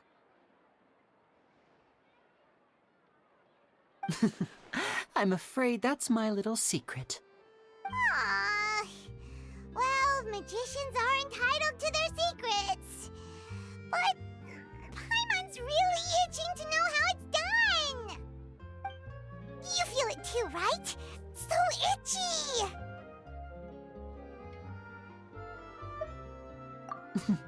Not so itchy then, huh? Well, since you're so concerned, how would you like to serve as my temporary magician's assistants and help me investigate? Magician's assistants? Oh, that sounds fun! Assistants are technically magicians too! Also, it'll bring us one step closer to figuring out how that darn trick is done! Shall we go for it?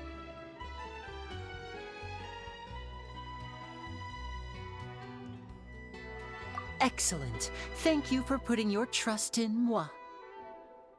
The first thing we need to look into is who Caesar really was. If he truly was the Phantom Weasel, that means that the weasel is dead, and whoever wrote this warning letter is just a copycat criminal. But if he wasn't the weasel? Well, that'll make things more interesting. It would mean that the weasel lives, and he's been laying low all this time in some corner of Fontaine. And if we're investigating Caesar, his fiancée Gemma is a good place to start. Word is that she visits the cemetery often, so I asked Lynette to wait for her there. We should make a move. Let's go and rendezvous with Lynette.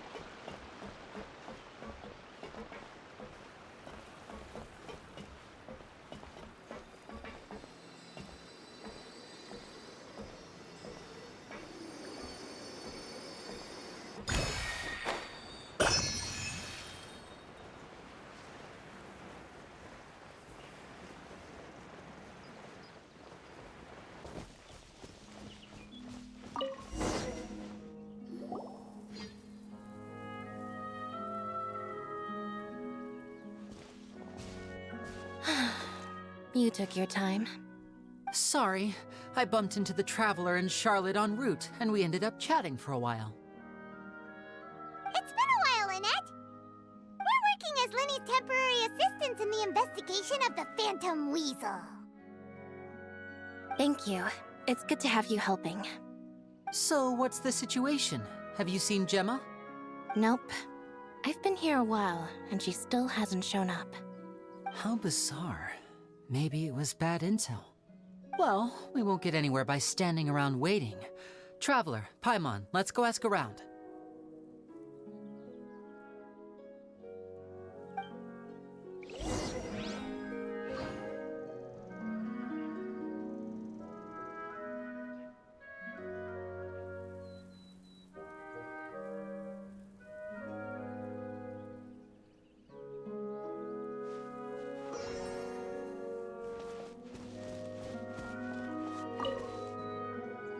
Excuse me, good sir. Do you by any chance know a Gemma? Gemma? You mean Caesar's fiancée? Sure I do. What's this about? I'm just trying to get a hold of her because I need her help with something. I heard she comes here a lot. Yeah, she does. Poor thing. It's no secret why, either. She's heartsick. Ever since Caesar passed away, she's been coming here once every week to clean his grave. Often, she just sits there in front of his headstone, lost in thought. Sometimes she talks to herself. I asked her what she was doing once. She said she wanted to speak to him again. She knows he's gone and can't hear her from the grave, but she just likes to spend time there, telling her fiancé all about how her life is going. And she's been doing this ever since Caesar passed away? Oh, so 10 years. Wow, their love must have been really strong. I'll bet. Caesar's reputation fell apart after his identity was revealed, so no one else visits his grave. Gemma's the only one who still thinks about him after all these years. I don't know if the mind lives on in the waters after death, but if it does, I'm sure Caesar must be grateful to have someone who remembers him fondly. If I'm honest, I think this is all so unfair to poor Gemma. Her fiancé was a low-life crook. He doesn't deserve someone like her. Anyway, all of that said, she's running later than usual today. Normally, she'd be sitting in front of his grave by now. I wonder if she's okay. Well, that's everything I know, I'm afraid. You might have more luck asking some other people. All right, well, thanks for sharing all of this with us. We'll keep asking around. You're welcome. I just hope she'll be able to move on one day.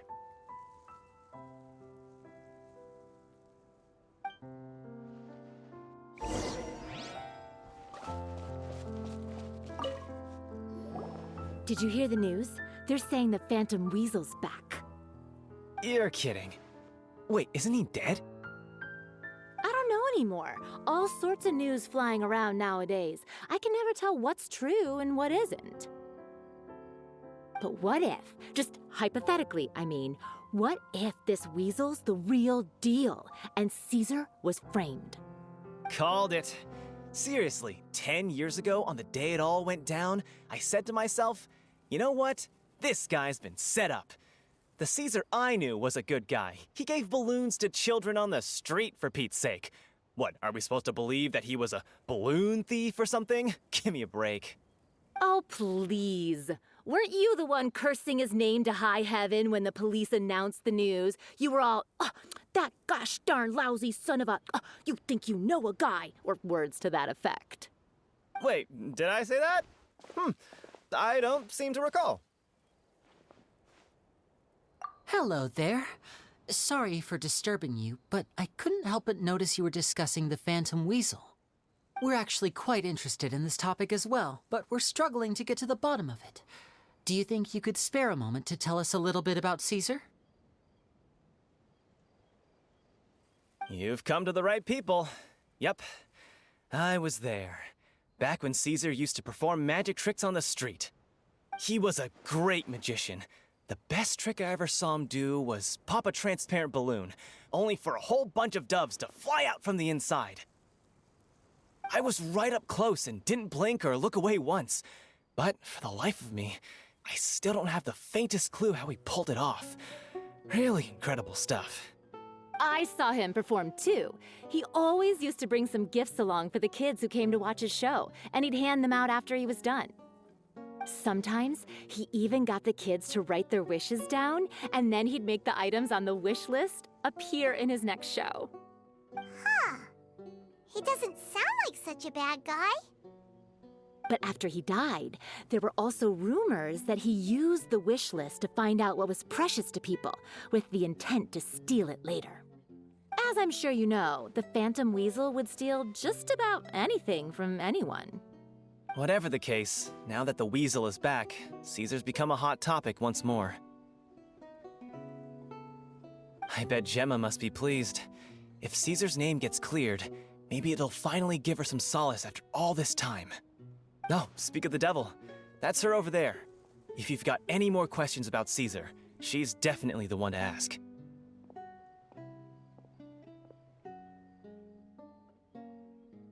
So that's Gemma.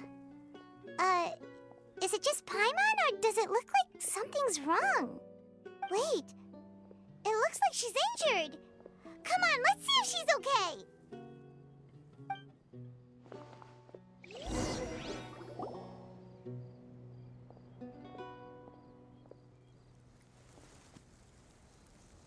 Hi there. You're Gemma, right?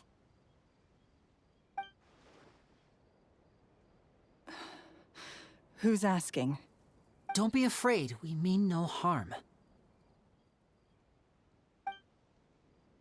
It looks like you're injured. How bad is it? Thanks for your concern, but you didn't answer my question. Who are you, and what do you want with me? My name is Linny, and this is my sister Lynette. My name's Paimon, and this here's the Traveler. We're investigating the Phantom Weasel. The Weasel posted a warning letter this morning. If he still lives, that means that Caesar was falsely accused. You knew Caesar better than anyone else. So if you're willing, we'd love to hear what you think about all this. I promise you can trust us. We won't hurt you. In fact, we'll do all we can to keep you safe. I never believed that he was the Weasel. Huh. I suspected as much. Okay, so going back 10 years, do you remember anything strange in the weeks leading up to the accident? Did Caesar have a falling out with anyone, for instance? No, not that I know of. Got it. All right, sorry for disturbing you. If you don't have any more questions, please leave. I want to be alone with him.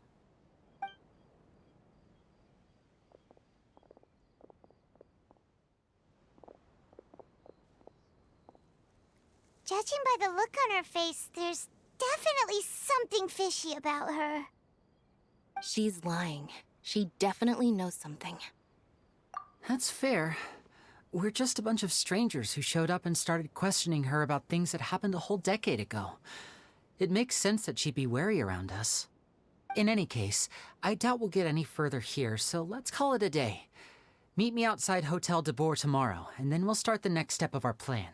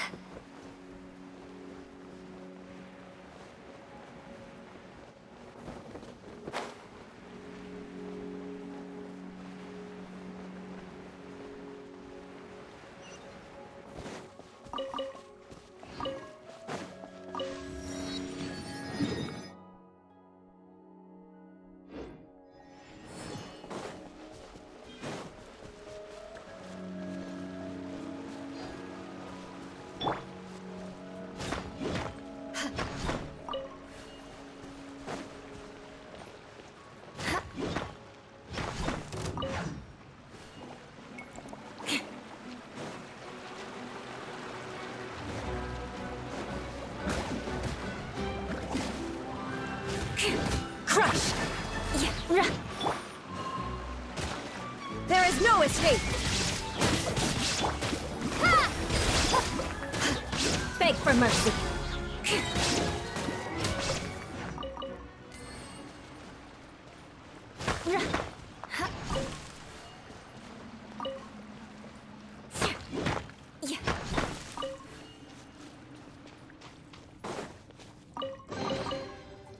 What do we have here?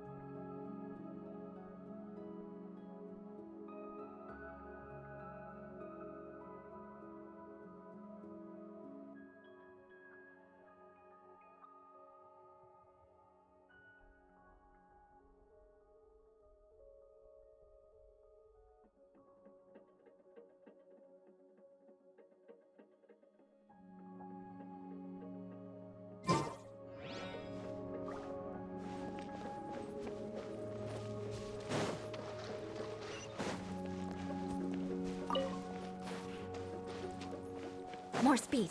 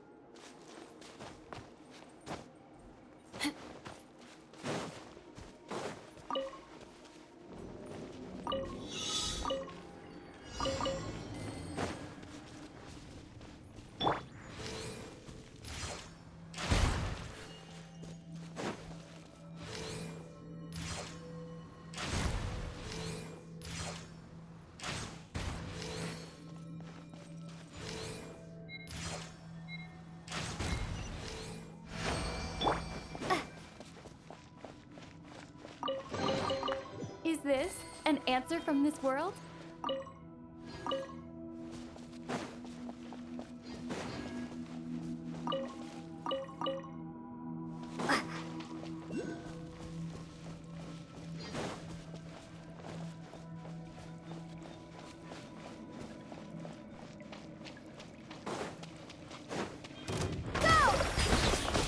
Illusion shattered! Crush! Here we go! Wipe out!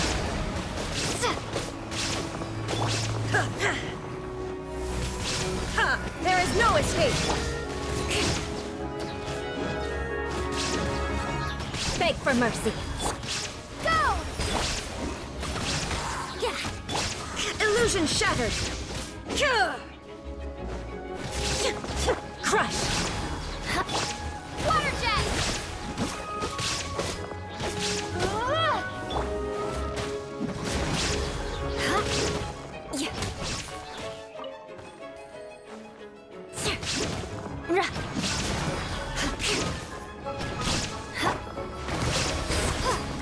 Yahoo!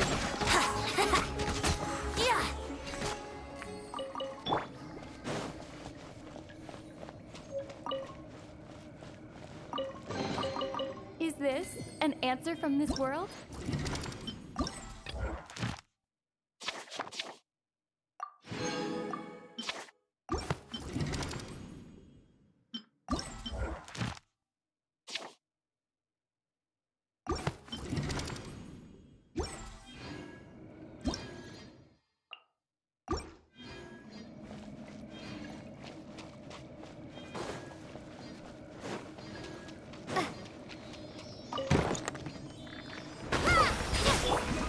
Beg for mercy.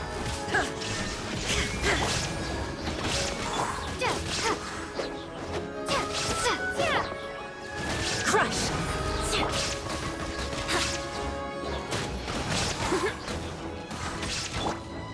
Shudder!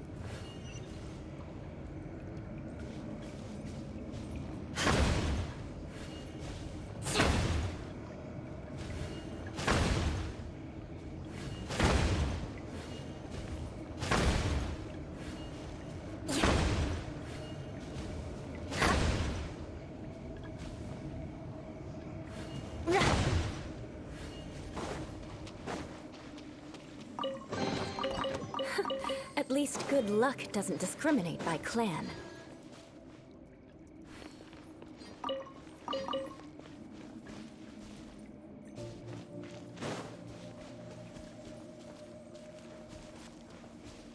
More speed.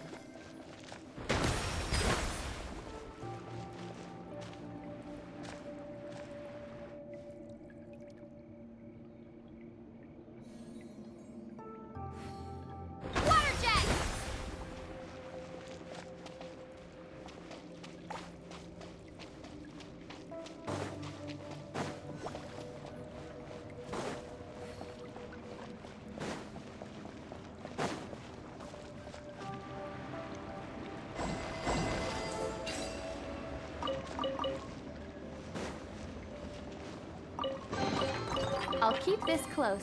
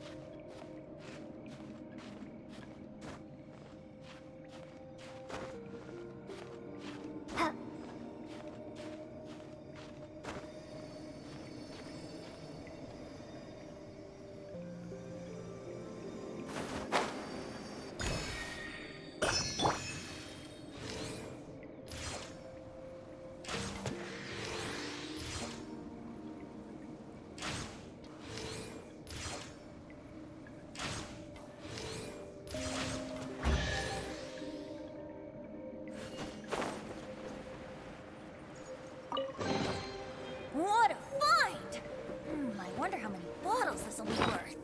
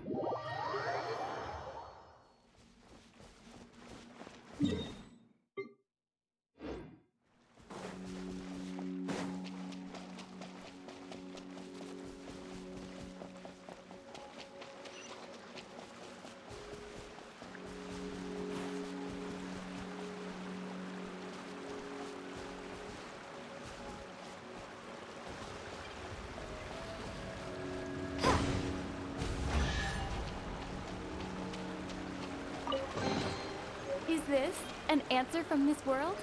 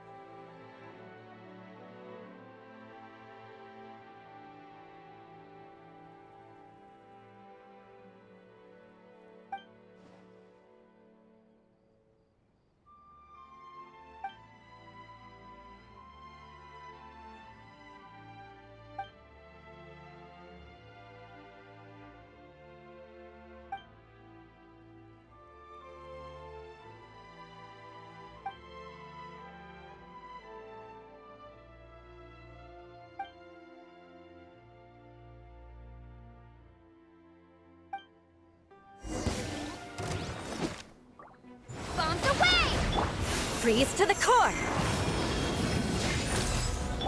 Now you shall perish! Ha! What time for takeoff?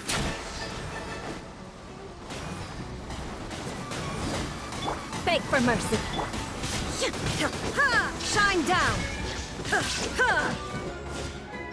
Let's play!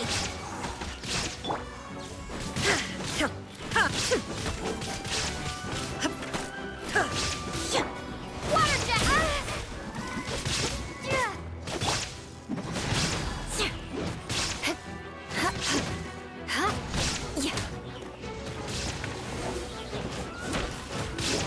Crush!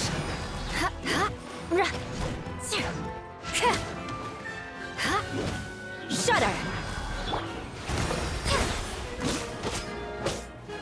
Brace yourself!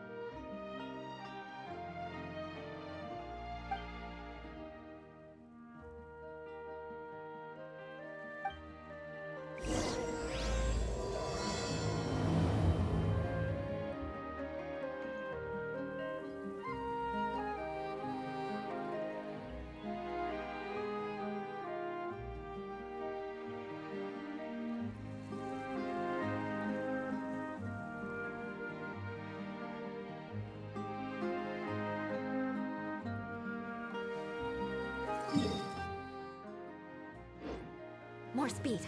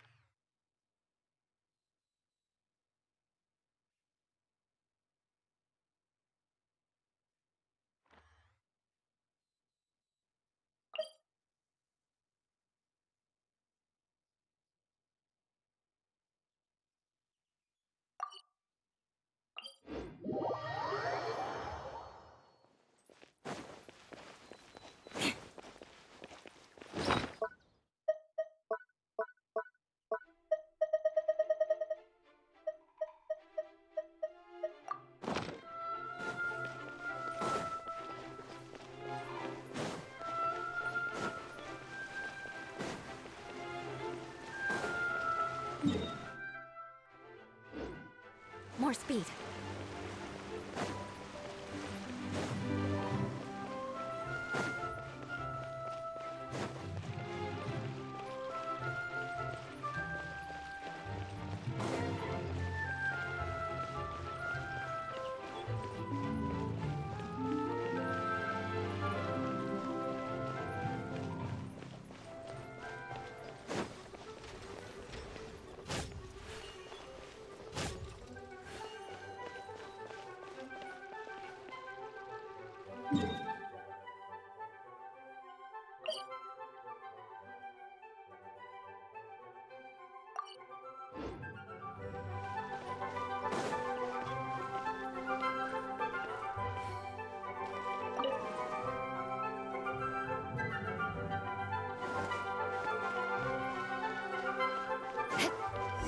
More speed.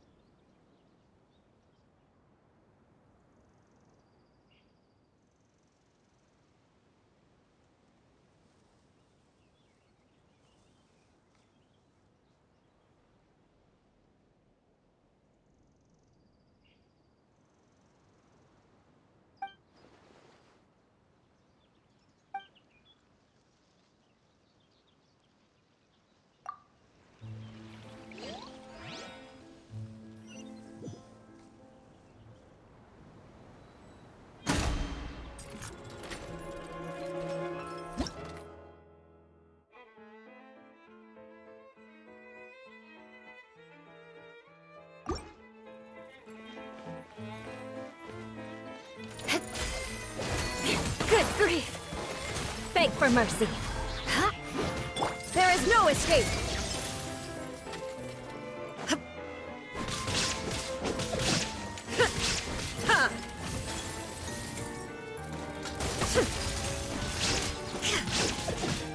Shine down!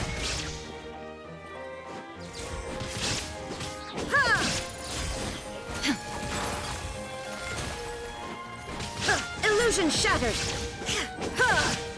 Crush! More speed!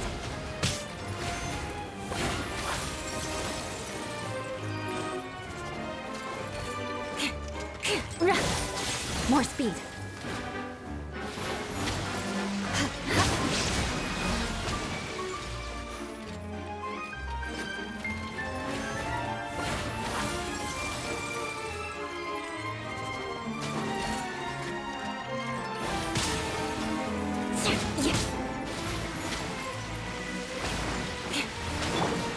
Let's play!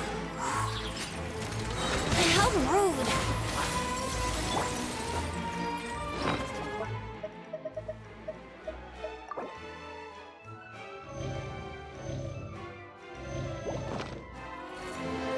More speed. Shudder!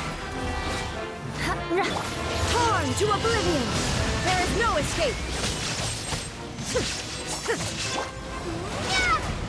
Go! Here we go! Yeah.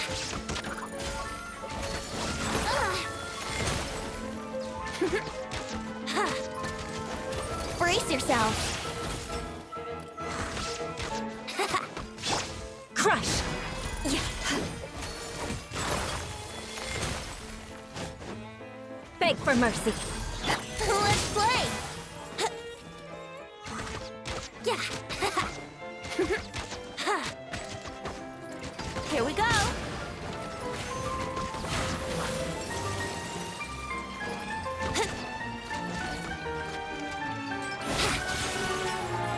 Brace yourselves.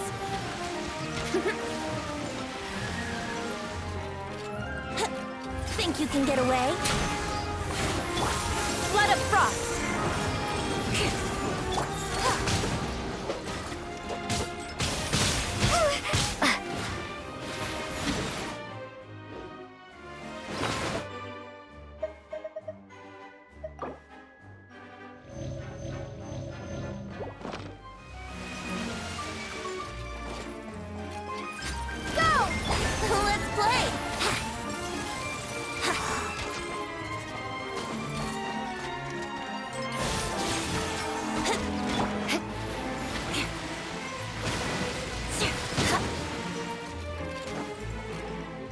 Shudder!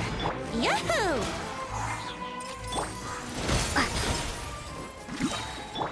Illusion shattered!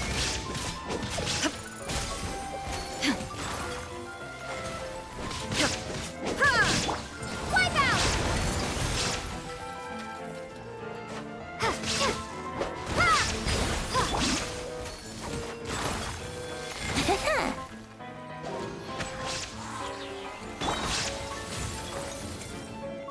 Touché! Let's play!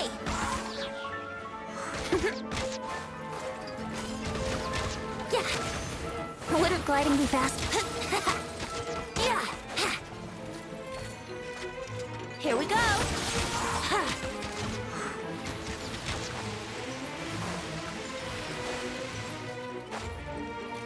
Brace yourselves!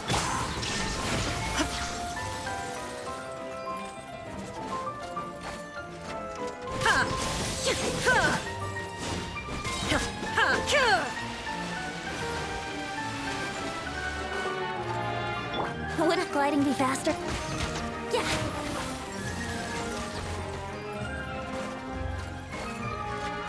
Yahoo! Inazuma shines eternal!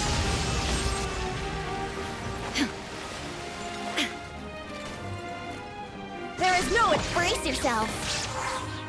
Crush!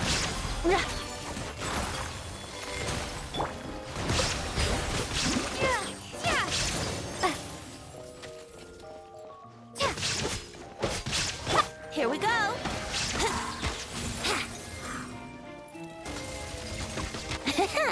Brace yourself!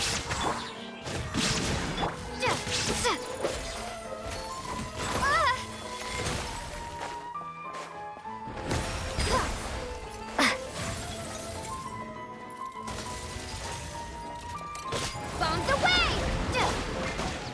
Here we go!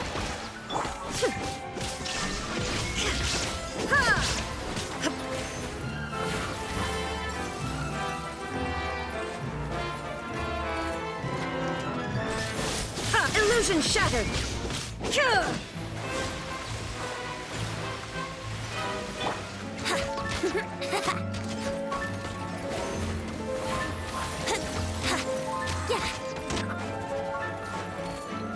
Brace yourself!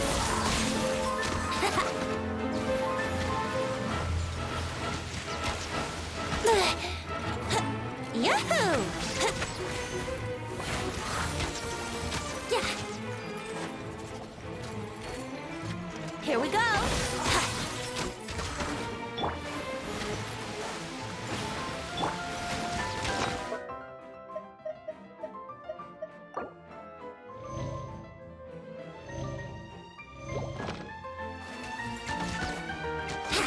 Brace yourselves. Vengeance will be mine. Yahoo!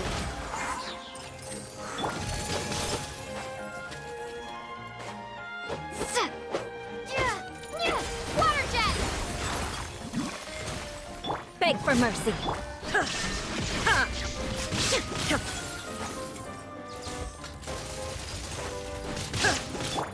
Brace yourselves.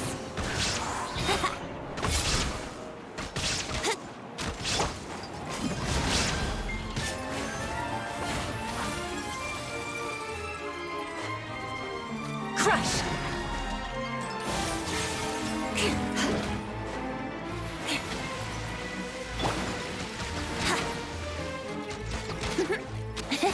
Yahoo!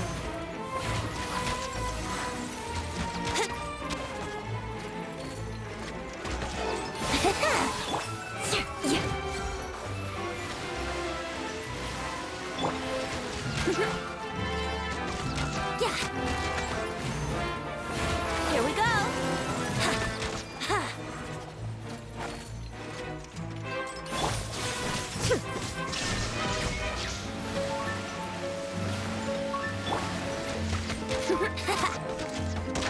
Time for takeoff. Brace yourselves. Torn to oblivion!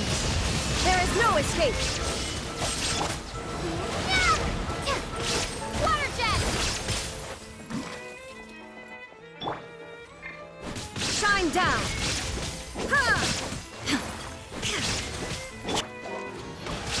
Shudder!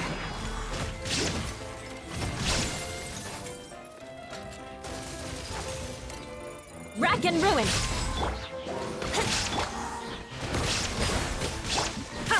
There is no escape!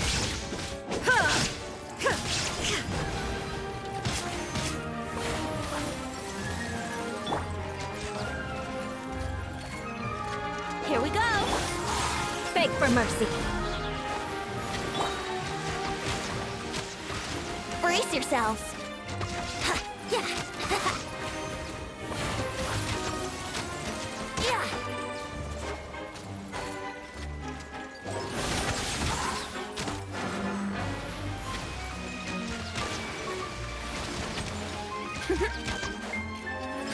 Yahoo!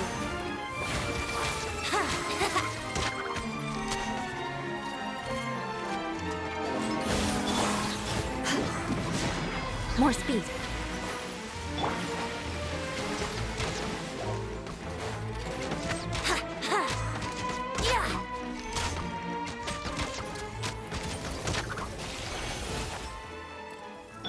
Wipe out! Flood of frost.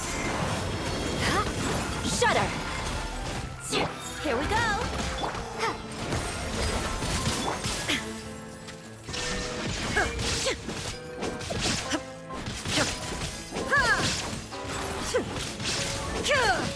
Crush.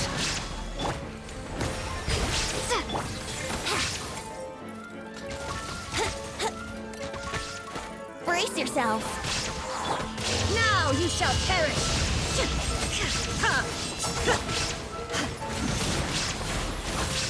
Well met.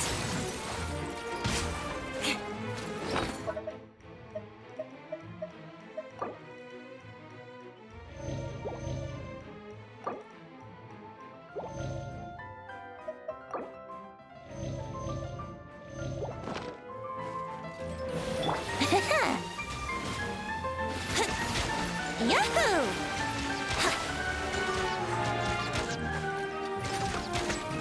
Yeah. Let's play. Beg for mercy. More speed. Brace yourselves. How rude. Yeah.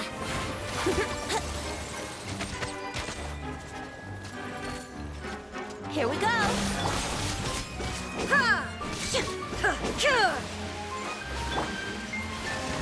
Let's play. Illusion shattered! Go!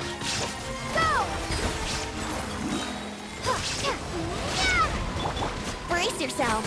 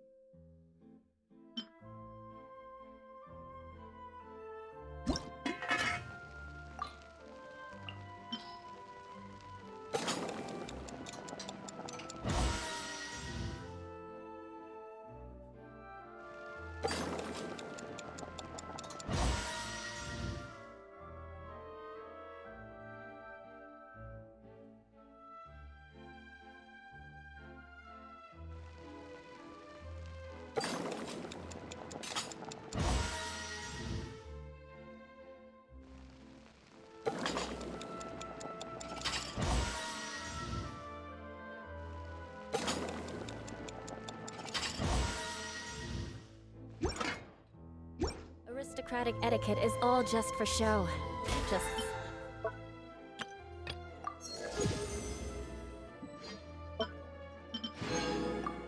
smile and nod along. I was forced to learn all of the rules by heart, but even I don't take them.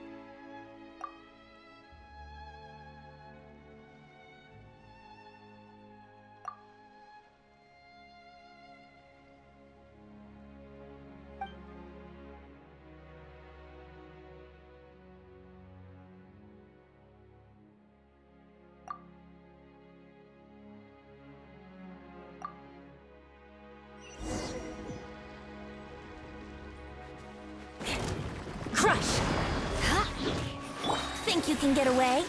Yahoo! Freeze to the core. Beg for mercy. There is no escape. Ah! Crush.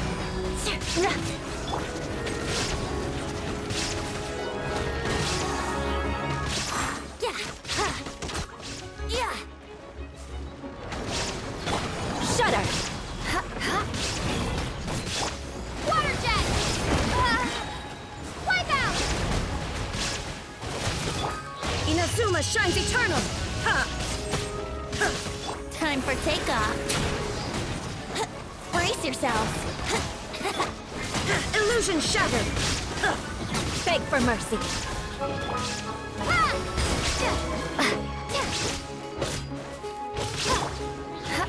Shudder. Vengeance will be mine. I condemn you.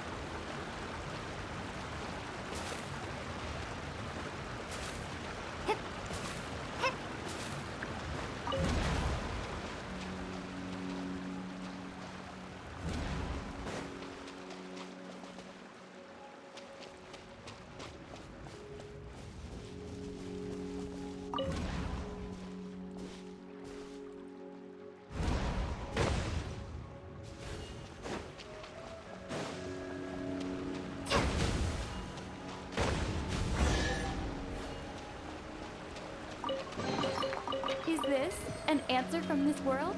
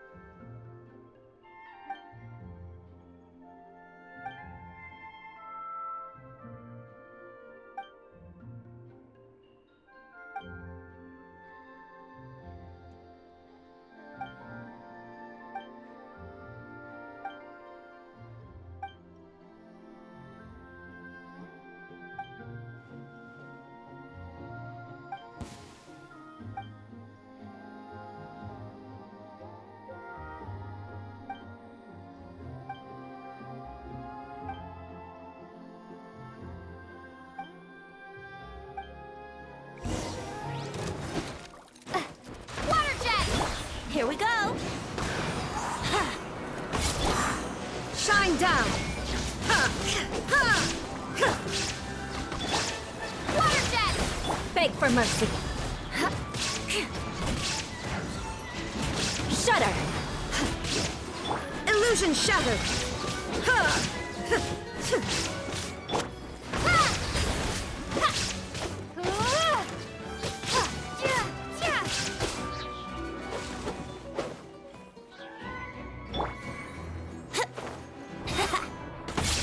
Let's play! Go! Now you shall perish.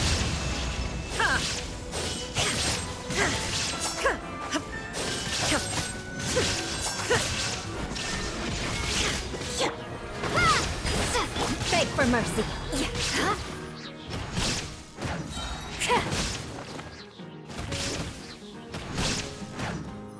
Here we go.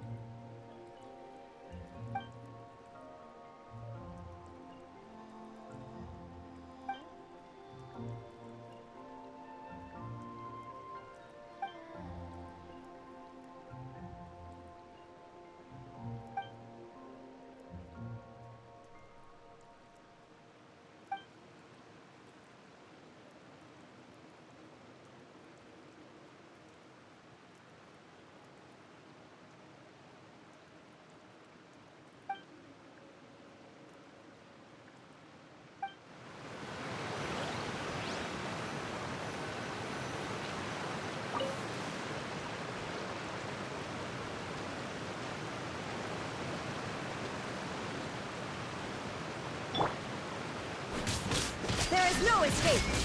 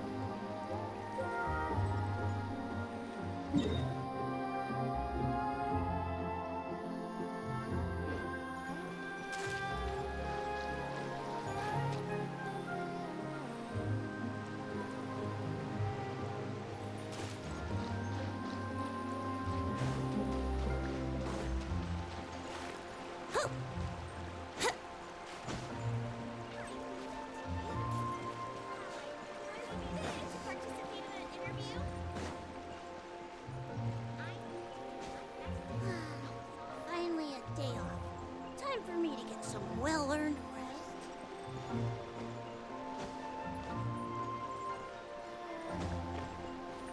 Huh?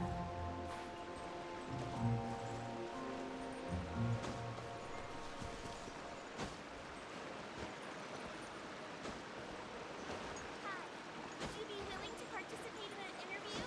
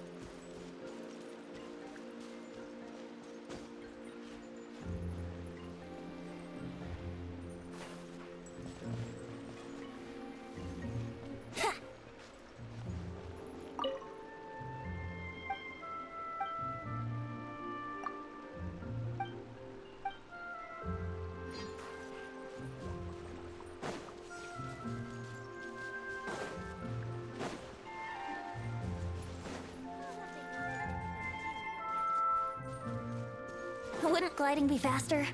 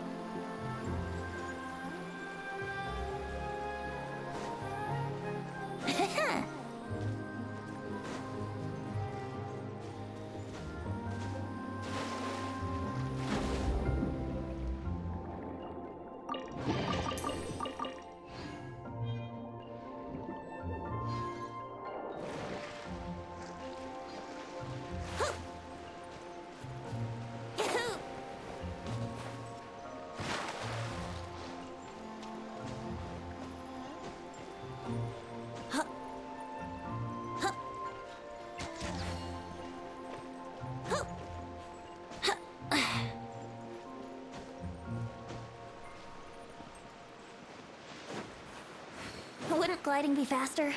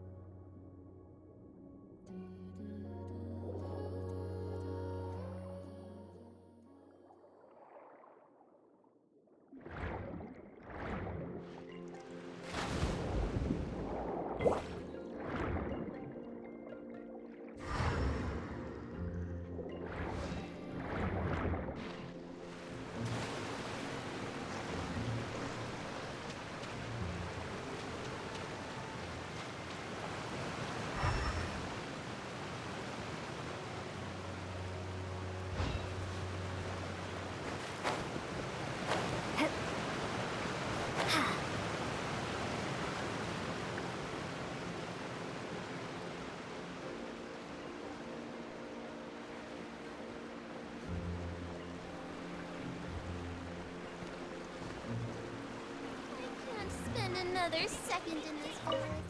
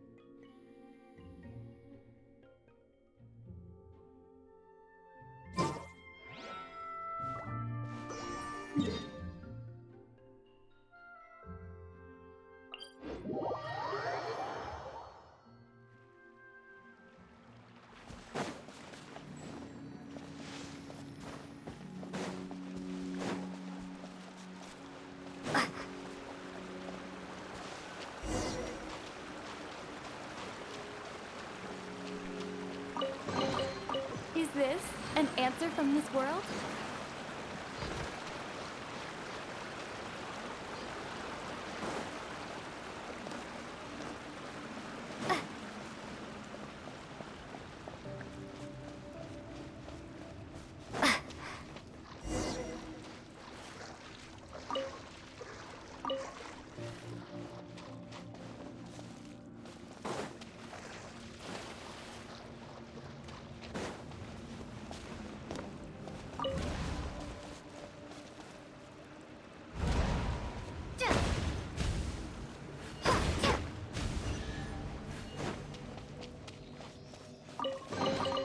I'll keep this close.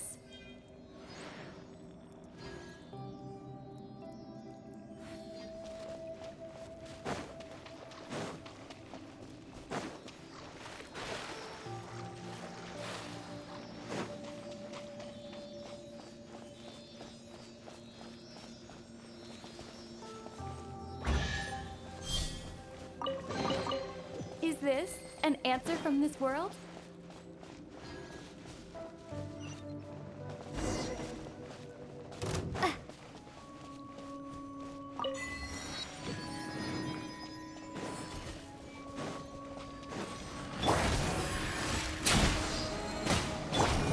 Freeze to the core!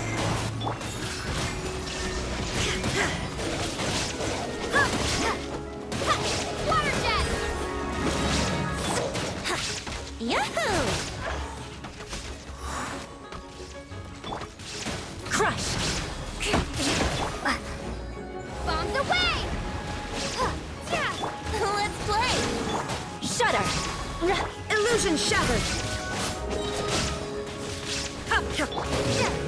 Water jet! Inazuma shines eternal! Beg for mercy!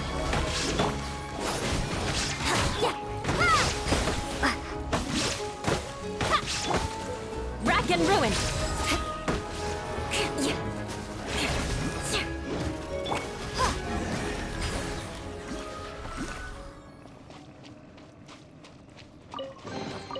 I'll keep this close.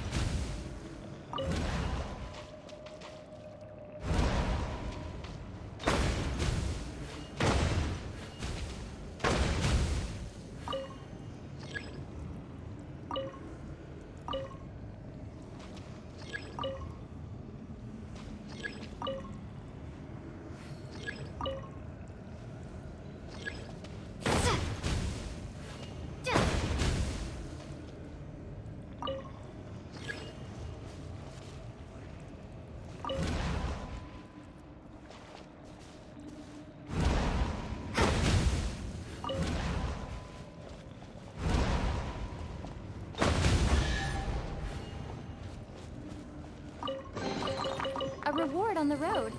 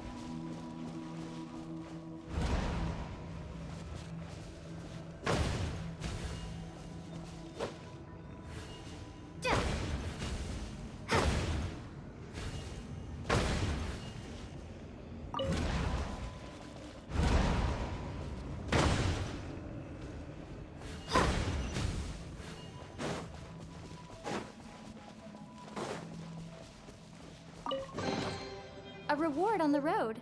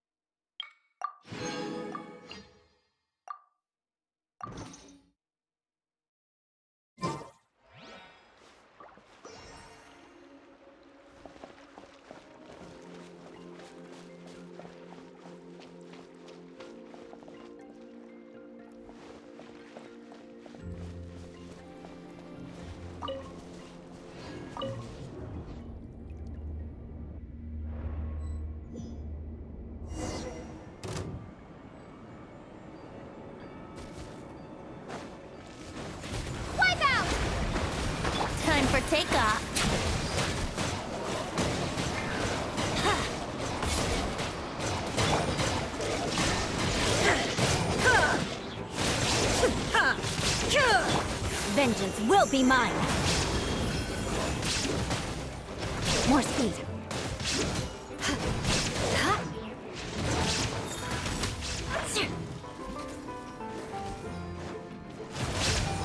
Crush! There is no escape! Yahoo!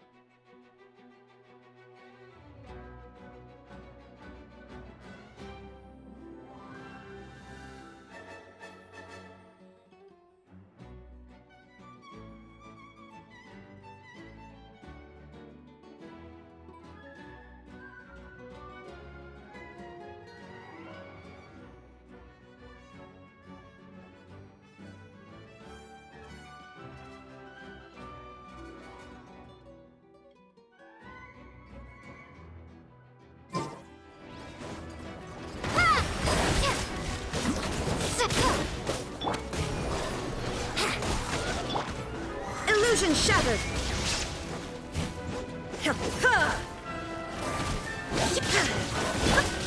yourself. Wouldn't gliding be faster?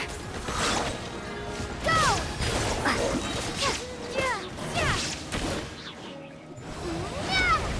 Yahoo! Think you can get away? Now you shall perish!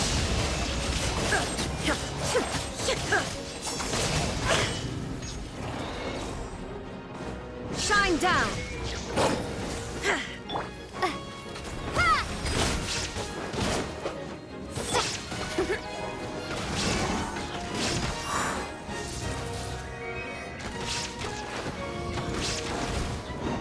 Brace yourself.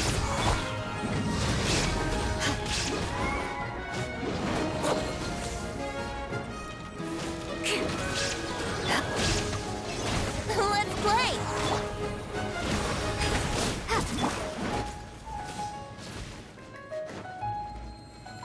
Shudder! Yahoo!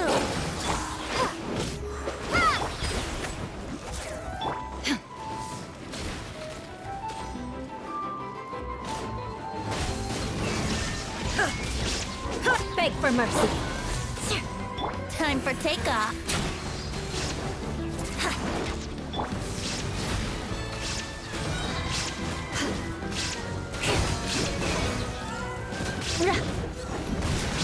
Flood of frost.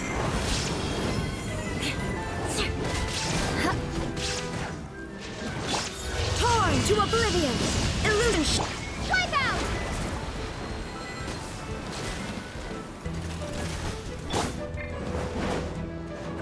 Crush! Brace yourselves!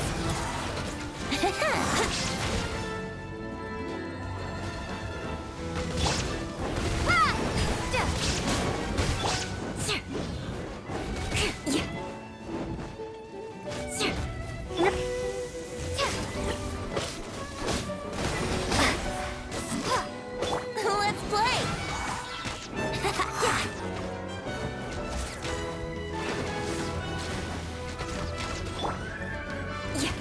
Shudder!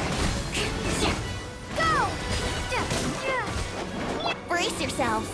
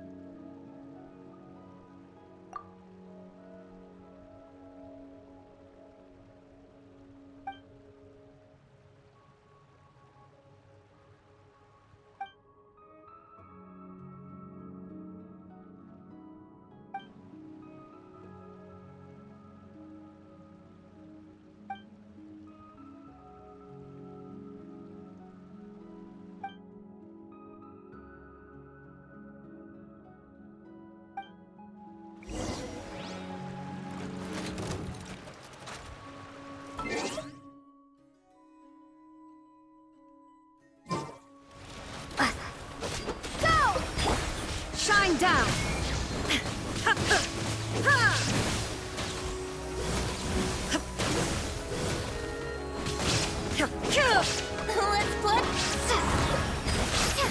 Crush!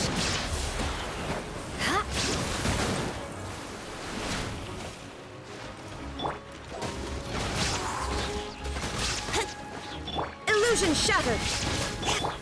Water jet! Here we go! Think you can get away? Bombs away! Oh.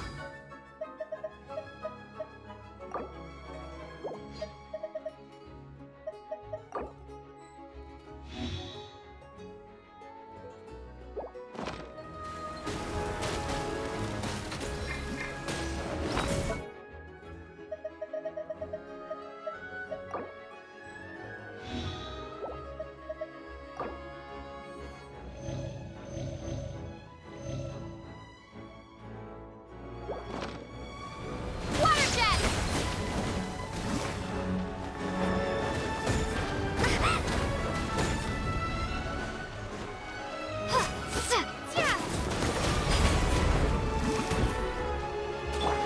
Brace yourselves.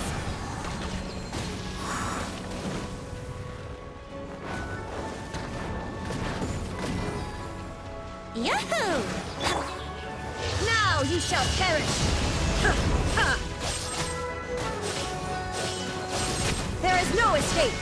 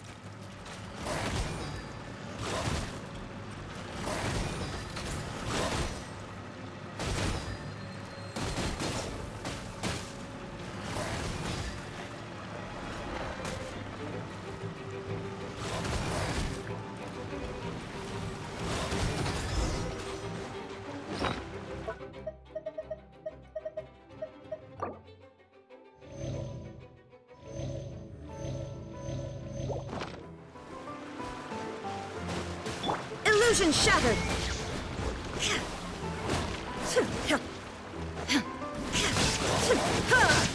Beg for mercy!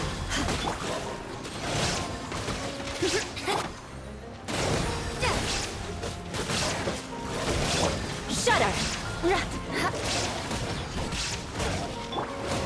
Would gliding be faster? Shine down!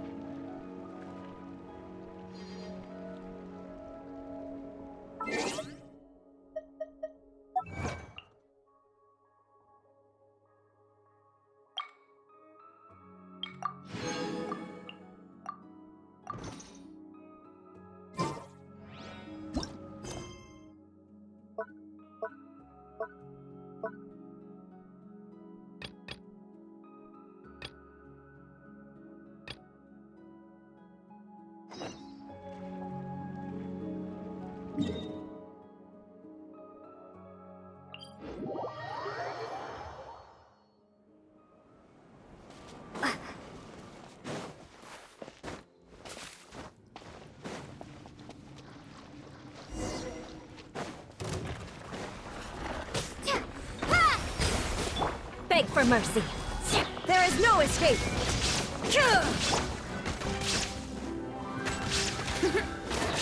Brace yourselves. Go! Shudder. Let's play! Water jet! Here we go. Eye for an eye.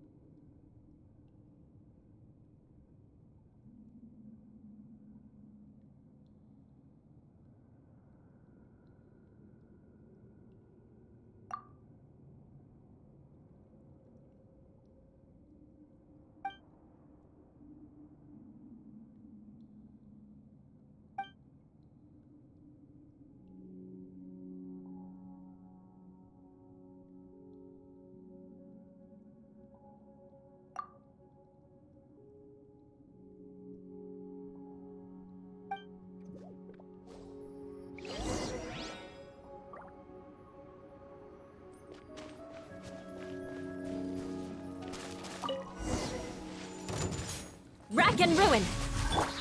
Shine duck. Let's play! That was uncalled for. Water jet! Crush.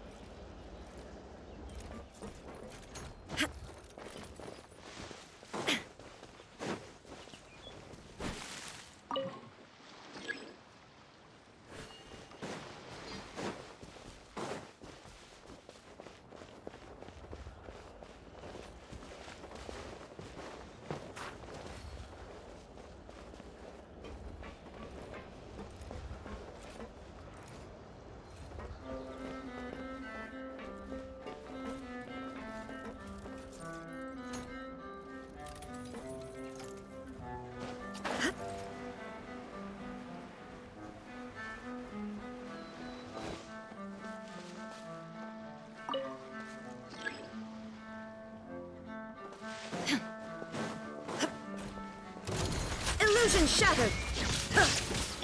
Beg for mercy! Freeze to the core! Eye for an eye! Inazuma shines eternal!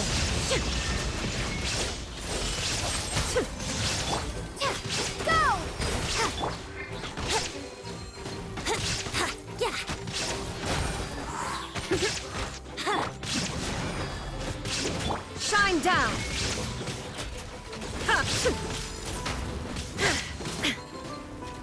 Yahoo!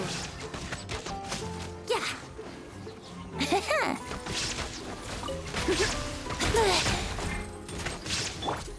Water jet! Shudder!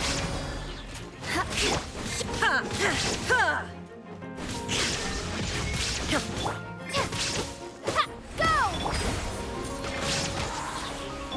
I condemn you!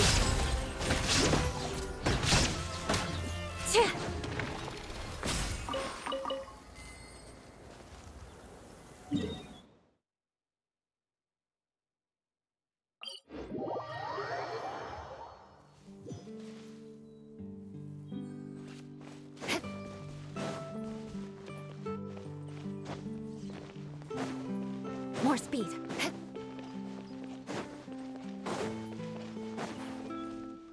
More speed.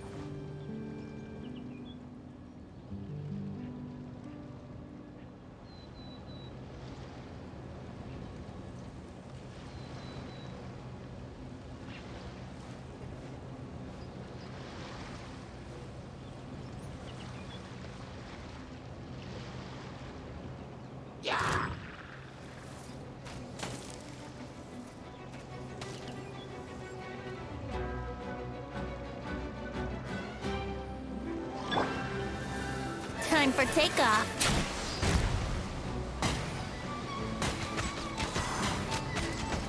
Brace yourselves.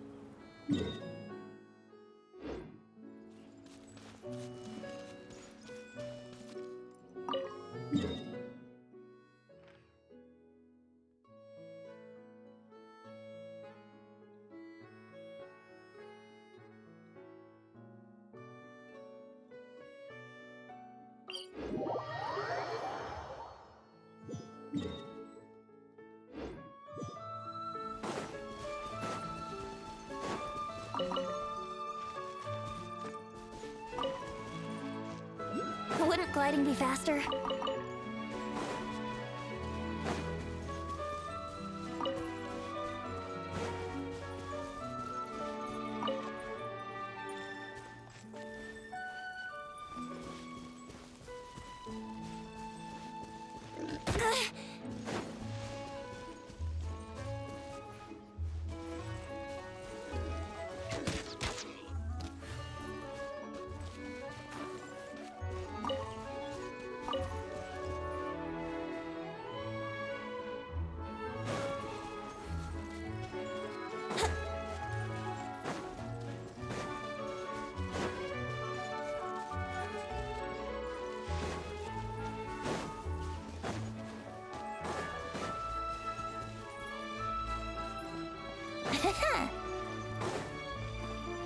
Wouldn't gliding be faster?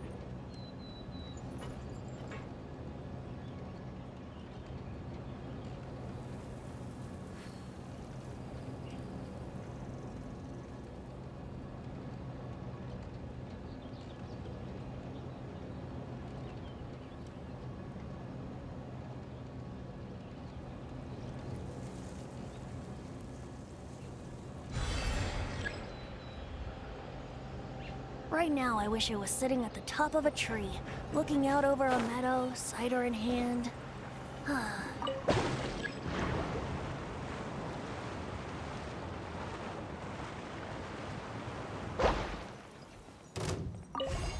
play! Wipe out!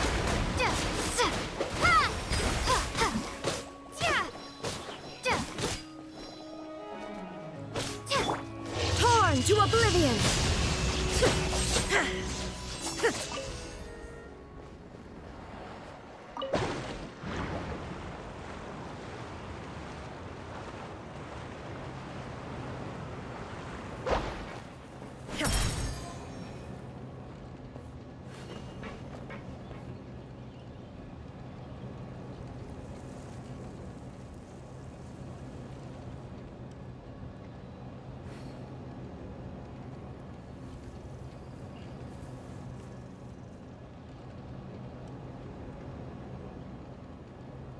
The world remains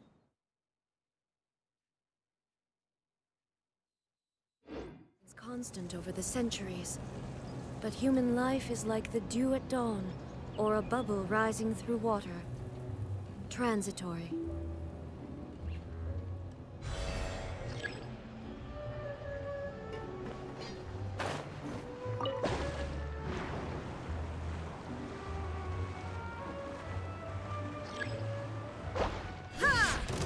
There is no escape!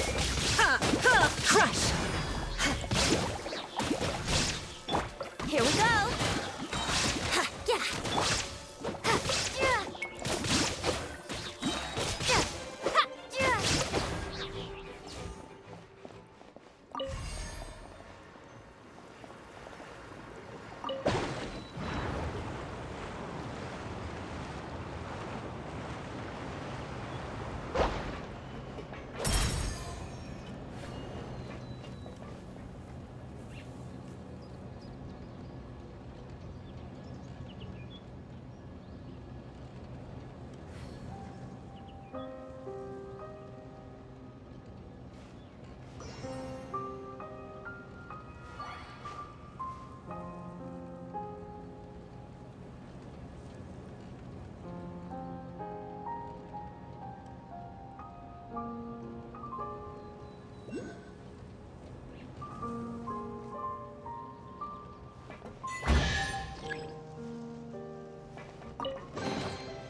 reward on the road.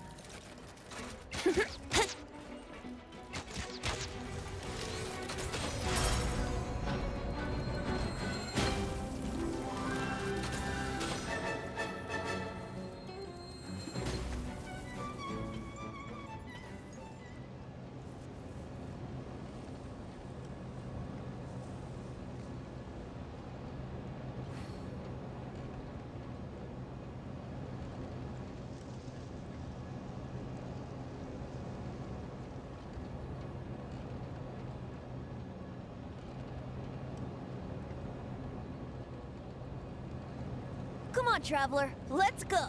The world is full of lost ballads just waiting to be rediscovered. Yeah. Yeah.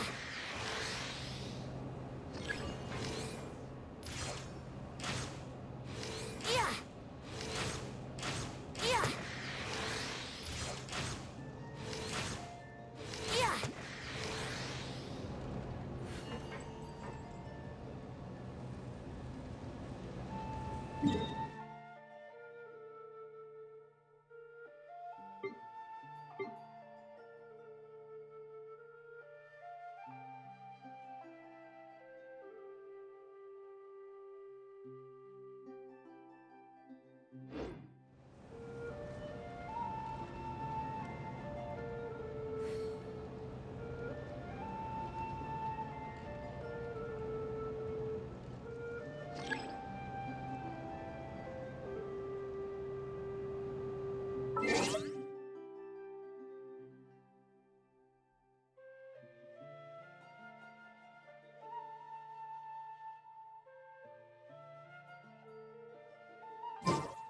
Right now, I wish I was sitting at the top of a tree, looking out over a meadow.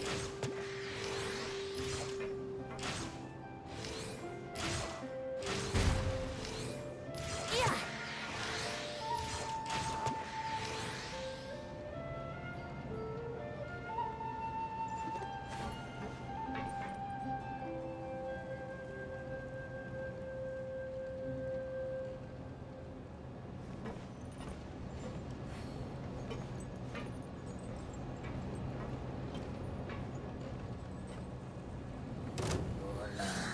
Yeah.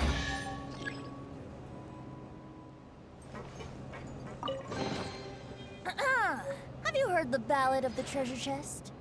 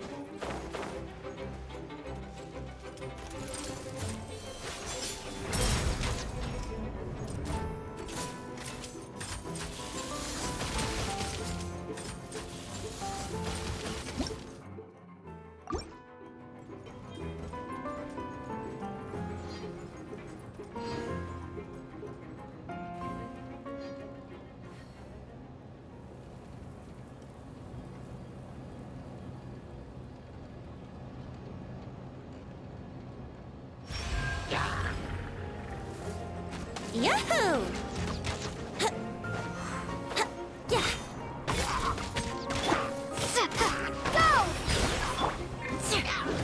Go! Beg for mercy.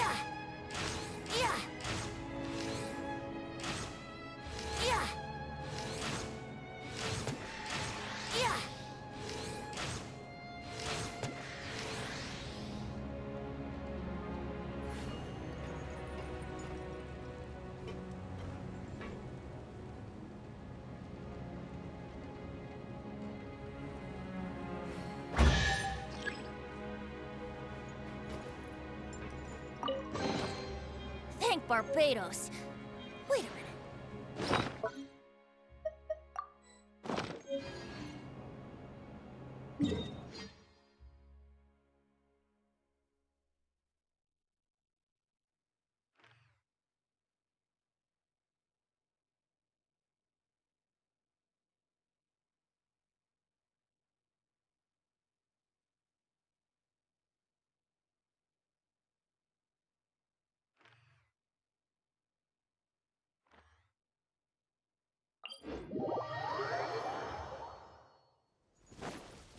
Wouldn't gliding be faster?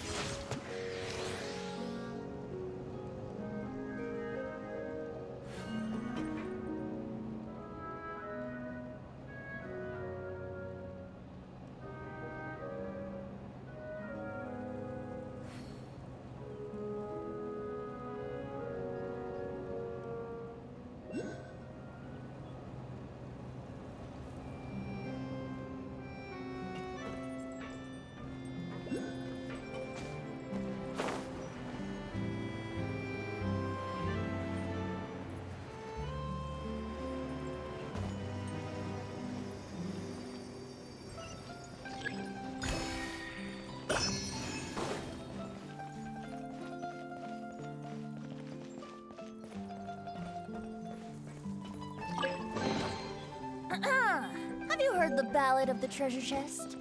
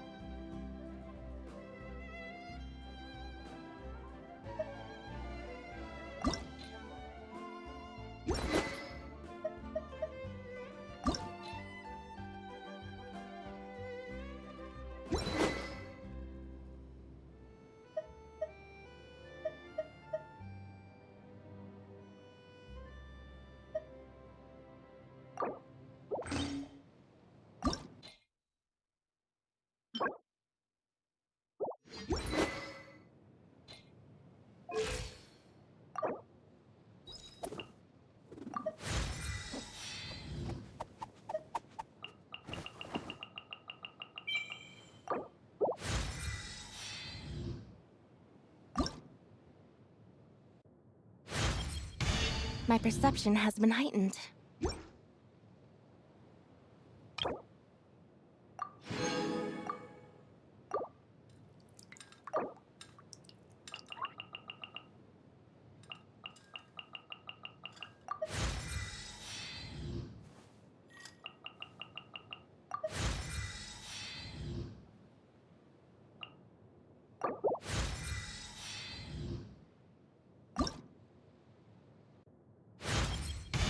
My processing speed.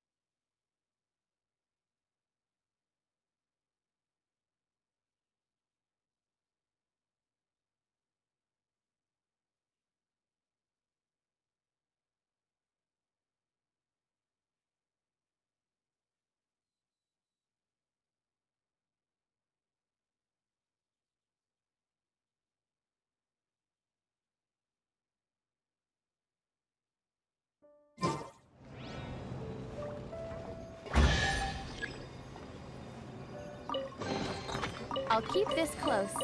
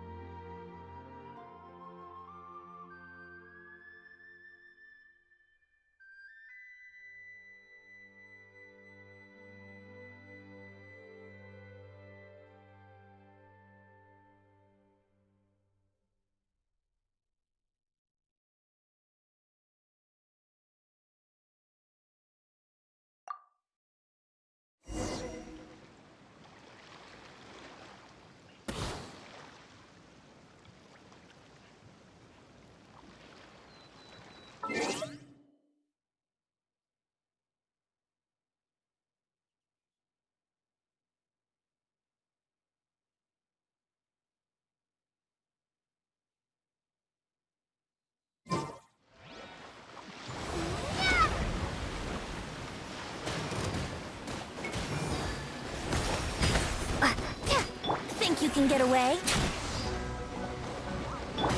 Vengeance will be mine!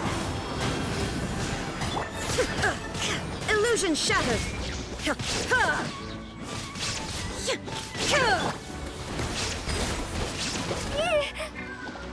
Brace yourself!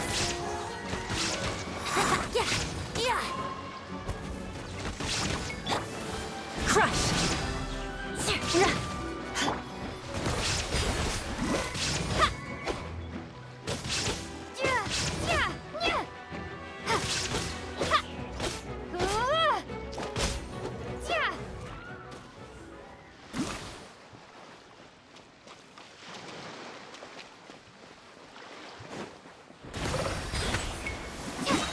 Bombs away!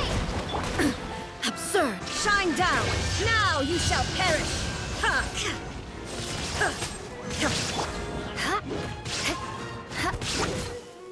Shudder!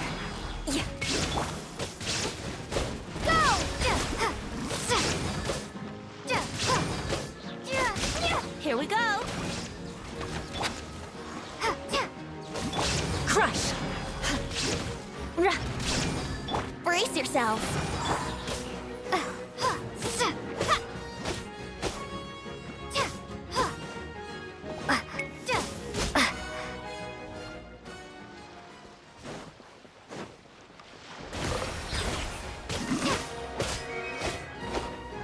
Let's play!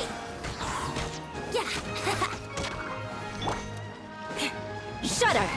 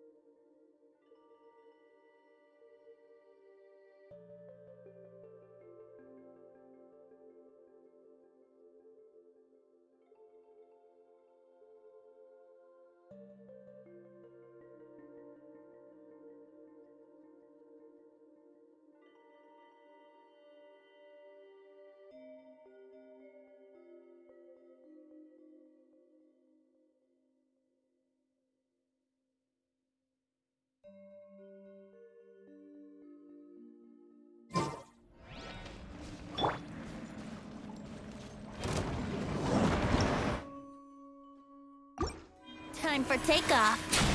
Brace yourselves. Flood of frost! Rack and ruin! Wipe out! There is no escape! Crush! Go!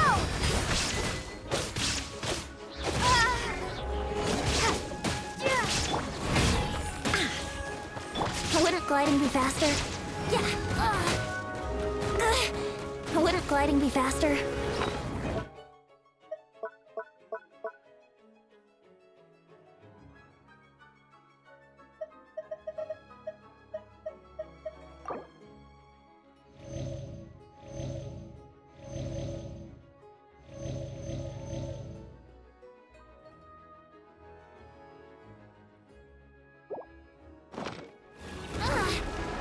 Here we go.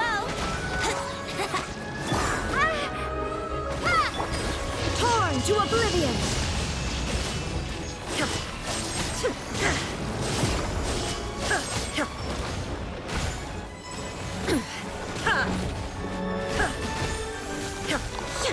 Shine duck. Think you can get away?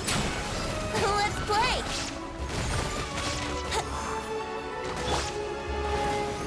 Beg for mercy! Go!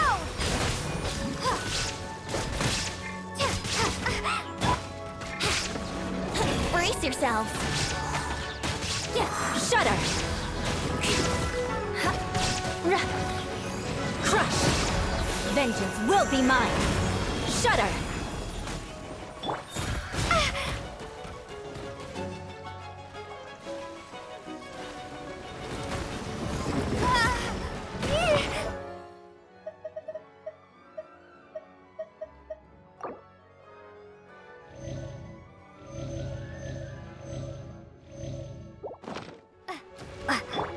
Illusion shattered!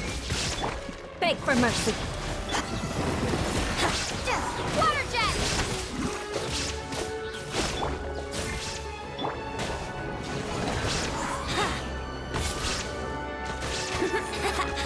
Time for takeoff. Bombs away! Water jet! There is no escape!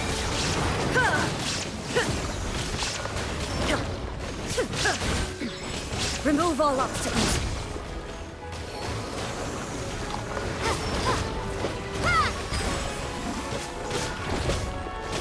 Let's play!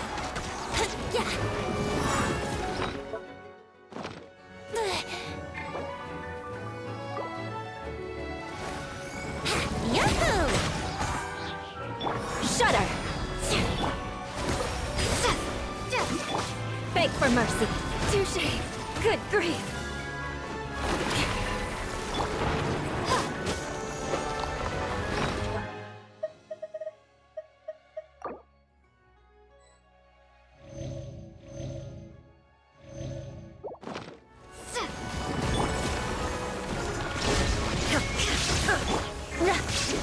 I condemn you!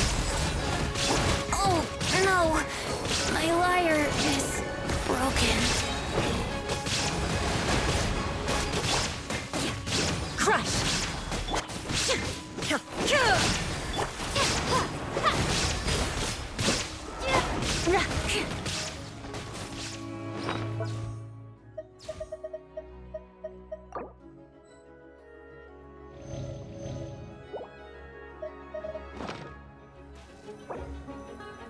More speed.